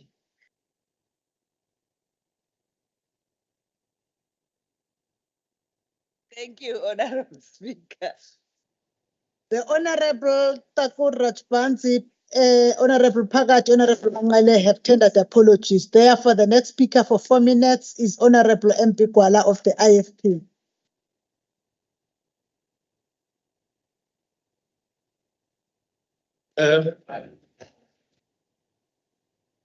For Honorable Speaker, for many times the concerns group and land affairs have attempted to seize power, notwithstanding the fact that the Land Claims Court had declared their role in the CPA as being unconstitutional and invalid. To push their agenda, they have instituted legal proceedings against the Matulini community, and they have always lost each and every case. These include all 16 cases that have been won by the Matulini community. We find it unfair that the Matulini community has lost about 11 million rand on legal fees due to dubious court cases, given that the Matulini community has been forced to spend its own money, which resulted into a situation whereby the beneficiaries did not get their dividends. Who's going to compensate these poor people, and how much state resources have been used by the government to steal the land that belongs to Matulini? I'm reminded of the Department of Cocta in KwaZulu-Natal, which has spent 7.4 million in a legal battle with Amakosi, supporting rebels over leadership dispute during the past 7 years instead of assisting them. This was the response from the former MEC for Cocta, Sipho Muga, to a parliamentary question I submitted last year. The IFP considers the continued applications by Land Affairs and Concerned Group led by General Hadebe a wasteful expenditure of state resources. We wonder why the KwaZulu-Natal provincial government has decided to keep quiet on this matter instead of punishing those involved in these shenanigans. In 2012, the Matulini land was worth 280 million, but after the subsequent delays that amounted to about 10 years, the state is going to spend on phase 2 and 3 alone the amount of about 472 million rand. This means that in this period, the land value had doubled. Should the state conclude this in time, instead of making dubious claims, it would have spent only 280 million. And when I calculate phase 1, 2, and 3 now, the total cost would be over 500 million rand. That means 220 million rand of state money has been wasted by Land Affairs, and the concerned group excluded all their legal fees. One cannot be so naive not to see that there are personal and political reasons why the government has not done anything about this. I would not be surprised if the Oripi Gorge private game reserve matter, which involved dispute between Nkosi Qiliza and Nkosi Ndwalane, a mine and the community is given preferential treatment. In addition, the allegation of abuse, forced eviction directed at farms dwellers by certain farmers must also be investigated by the authorities. This is tantamount to human rights violation. Sibonga abantu bazothukela bakithi ngoba i-IFP babhaqibhaqabula iqembu elibusayo ngo-3-1 izolo okhethweni lokuchibiyela phezu kokuba kwakuthengwe amakhansela ukuguqisa i-IFP. Ngiyathokoza kakhulu somlomo ngoba ivuliwe ituba yokuthi sikhulume ngokhetho ilele ngophondo.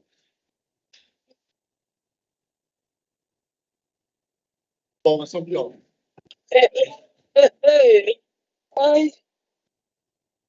The next speaker for 10 minutes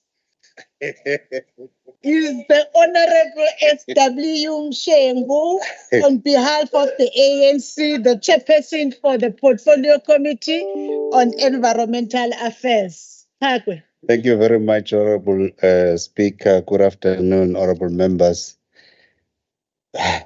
I didn't know that we were going to reduce this debate into a new petition to complain about the Matulini matter. But be as it may, we understand, Honorable Kwala.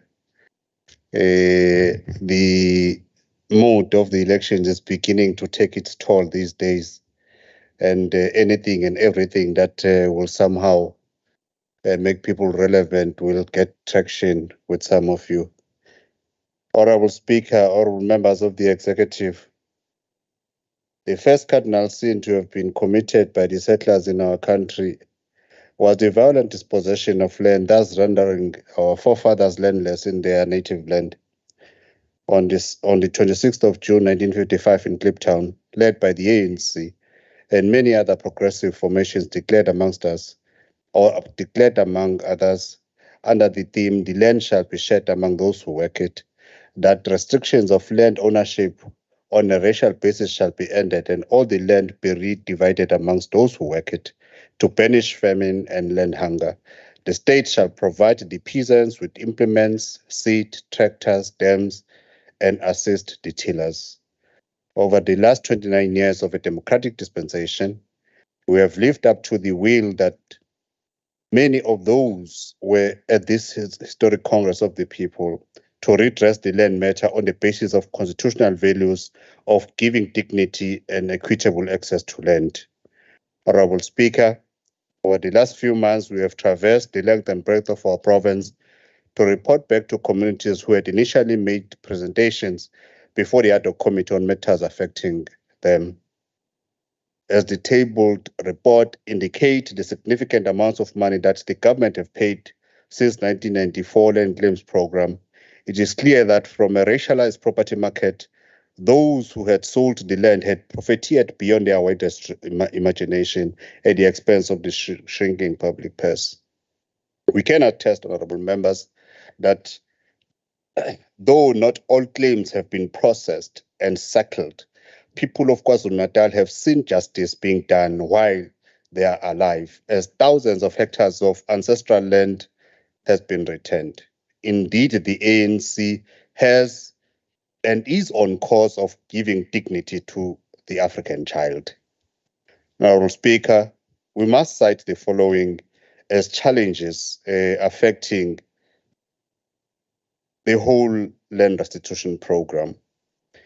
The beneficiaries of the land had no professional experience of working and managing complex farming business.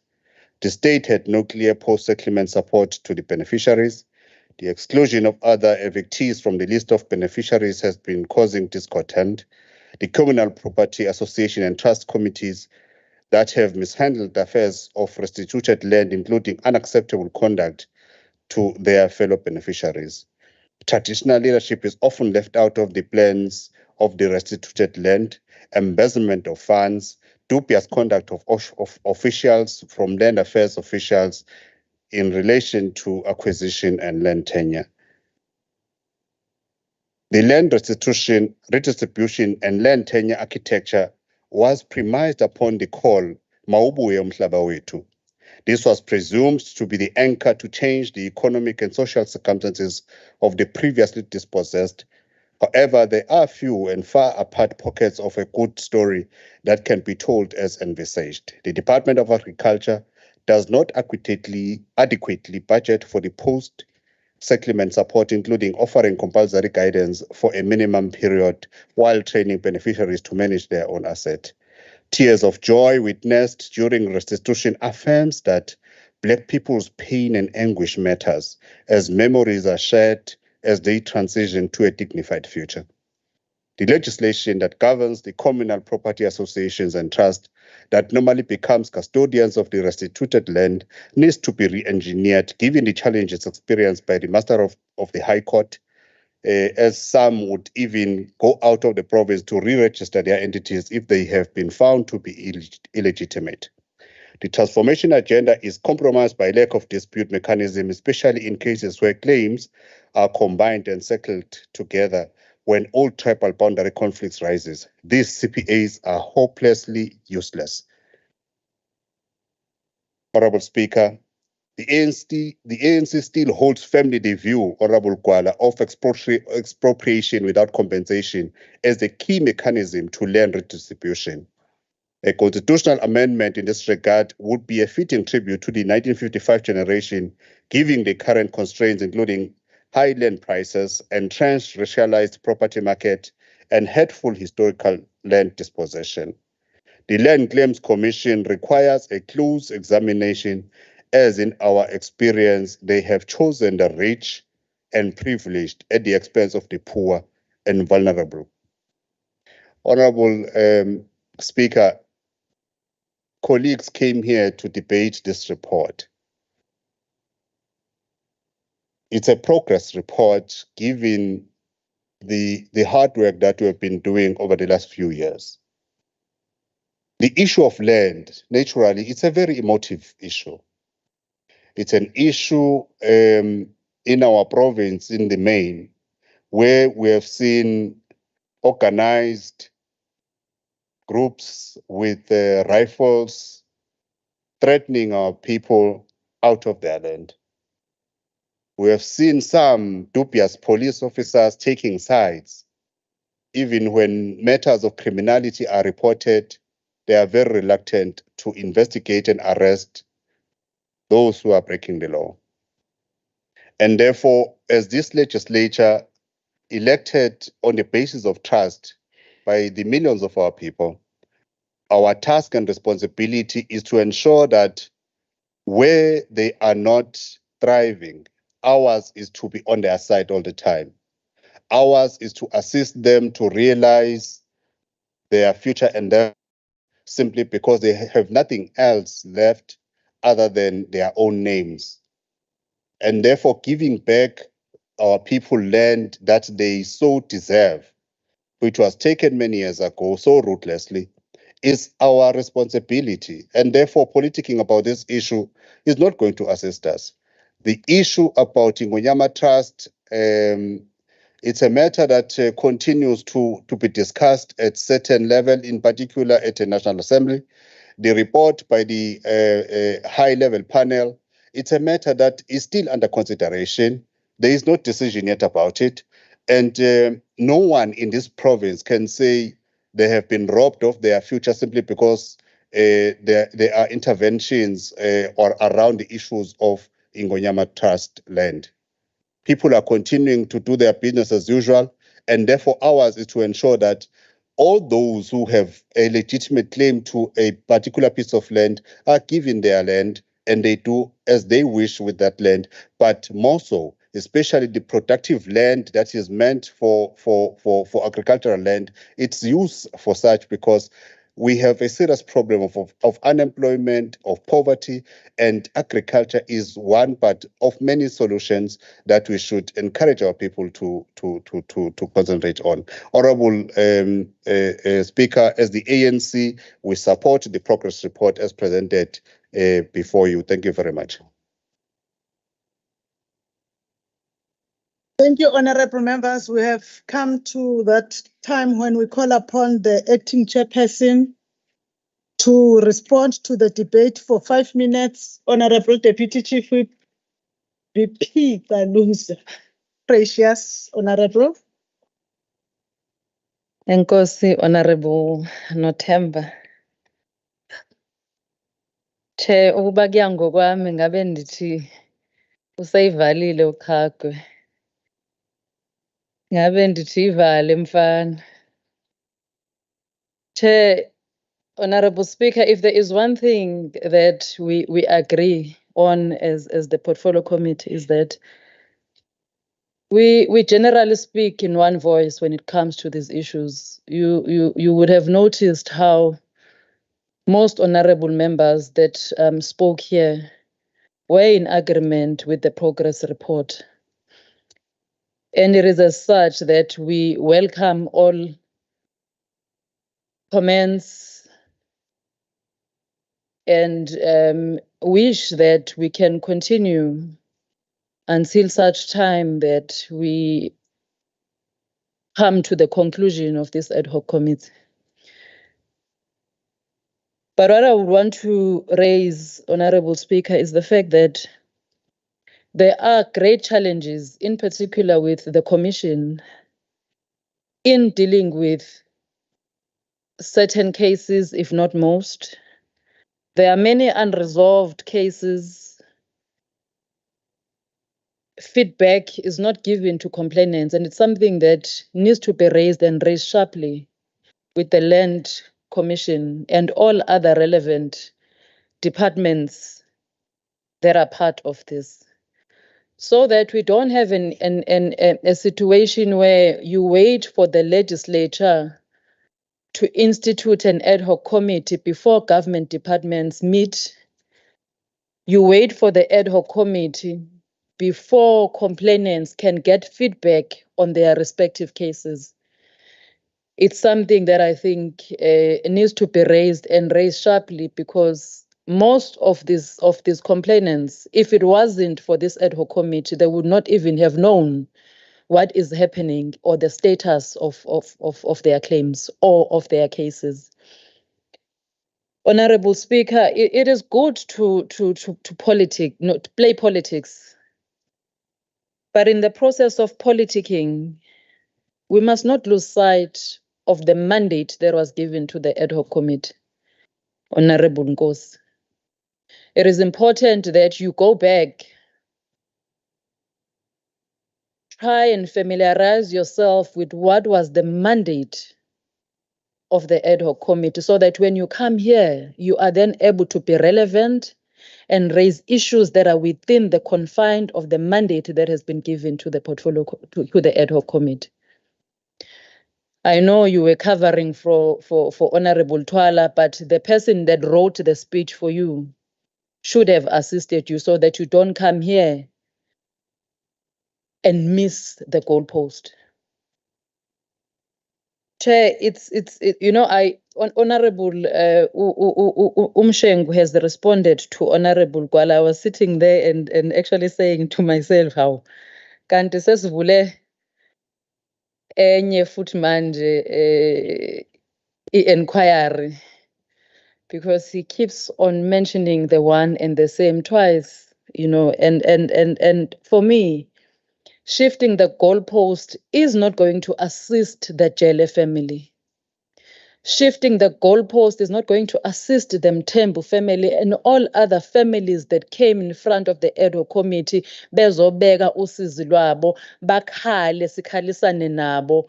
And we were all speaking in one voice to say we have to ensure that abantu bakithi bayasizakala. Now we come here given an opportunity and we are only raising one issue, and I think for the side of the IFP, they could have done better. Not saying the issue of Amathulini is not important, but we could have done better. It is true that CPAs are a great challenge, Honorable Speaker. A challenge that has resulted in many areas. Zibe ilento eziyona ngoba abanye bakhona sebephelelwe isikhathi, abanye ababambisene, and as a result ingxabano zikapakela ekhlaleni ngenxa yokuthi abasabambisene. But sicela ukuthi siwabonge kakhulu ama-members ngokuthi enze umsebenzi, but in particular Somlomo, sibonga abasebenzi besishaya mthetho who continue to work with the ad hoc committee in ensuring that we do our work and we do it. Siyabonga kakhulu. Thank you, honorable members. Thank you to the members of the ad hoc committee for the debate and the participation. Honorable members, an ad hoc committee is a committee that is supposed to work for a short period of time. And it's usually a committee that is linked to your areas. But we decided to have this ad hoc committee, knowing very well that most of the work of the ad hoc committee is in the sphere that is above us, because we knew that we are public representatives of the people of KwaZulu-Natal, and we have to intervene. I must say, honorable members, in the absence of Honorable Sipila, that we are glad that we finally see that you are working, because this ad hoc committee is very expensive. Mina ngibuye ngibuke nangehlo lemali iyabiza ngoba isebenza mostly on weekends, because these people that you are going to are available only on weekends, mostly on weekends. You may think that we do not see you, members of the ad hoc committee. The staff that are working in the ad hoc committee, we see you, we feel you. We stand tall on the work that you are doing. And I am sure that the parties, when they go to do their work, will be better equipped, including speaking to their representatives in the national level and the NCOP on how better to represent this province on matters of land. Thank you, members of the ad hoc committee. You will continue with your work, and we will continue to support the ad hoc committee to do its work for as long as there is still work to be done. With that said, honorable members, I want to dispense with few matters. I want to bring your attention to Rule 55(1), members' attire. Members' attire say to preserve the decorum of the House, members must dress formally in contemporary business or traditional attire, provided that a member may not wear or display any political party symbols or insignia set out in Schedule 5. Honorable members, you will see in Schedule 5, but now that it's time for you to campaign, you are going to be putting those slogans that you are campaigning with and come with them in the House. I will pardon the honorable member that is affected with that. We now know that that one is part of the insignia. It's just that it never happened before, and now we've seen. When we went to the youth parliament, we had to stop a certain member or a leader of the EFF that continuously came with a number that he was preaching. Every time he was coming with a particular number. Honorable Nkosi, you are displaying that number, which was part of the number that your party member was preaching there. You are displaying it on your chest, in your T-shirt. Others may also be wearing it, but we cannot see it. Therefore, the 08 something number that you have, I will not read it. It was a campaigning number. We got it when we were in the youth parliament. We want to bring it to your attention, honorable member, that in the legislature, you will not display that number going forward. I want to appeal to all of you, honorable members, that you may be persuaded by the contemporary business. We will be able to see the contemporary business and be able to discern. For now, we are still wearing properly on contemporary business attire, all of you. Thank you, honorable members. Now, as we conclude, honorable members, tomorrow is the final day of the month that is known in the Republic of South Africa as the Youth Month, but internationally that is known as the Pride Month. We want to remind you that whilst the Pride Month ends tomorrow, you must continue to preach non-discrimination in your constituencies and in your parties by ensuring that you create safe space for all to live, love, and thrive. It may not have been as violent as it used to be in the province of KwaZulu-Natal, but to note that there's someone who was attacked and was left with one eye blind in this province, it is still too much to stomach. We may still get to know. So we appeal to you, honorable members, to continue to preach the gospel of love. Tomorrow, honorable members, again, The 30th of June is a day that is known as Parliamentarism Day, the day that we celebrate the founding of the Inter-Parliamentary Union back in the 1800s, the start of parliamentarism. The theme for this year is Parliaments for the Planet. We just want to implore honorable members that wherever you are, do try your bit to continue to save the environment. Be a public representative that know that what is currently happening in KwaZulu-Natal is what we have been doing to the planet. And we have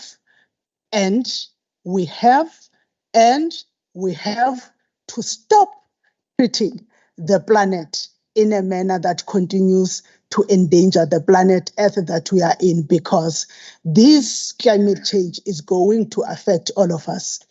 Do have yourselves a great Parliamentarism Day tomorrow.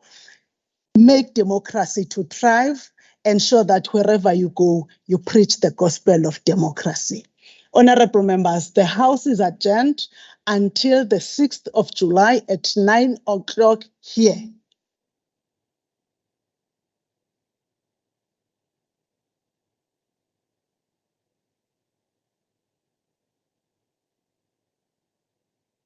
Siyabonga somlomo.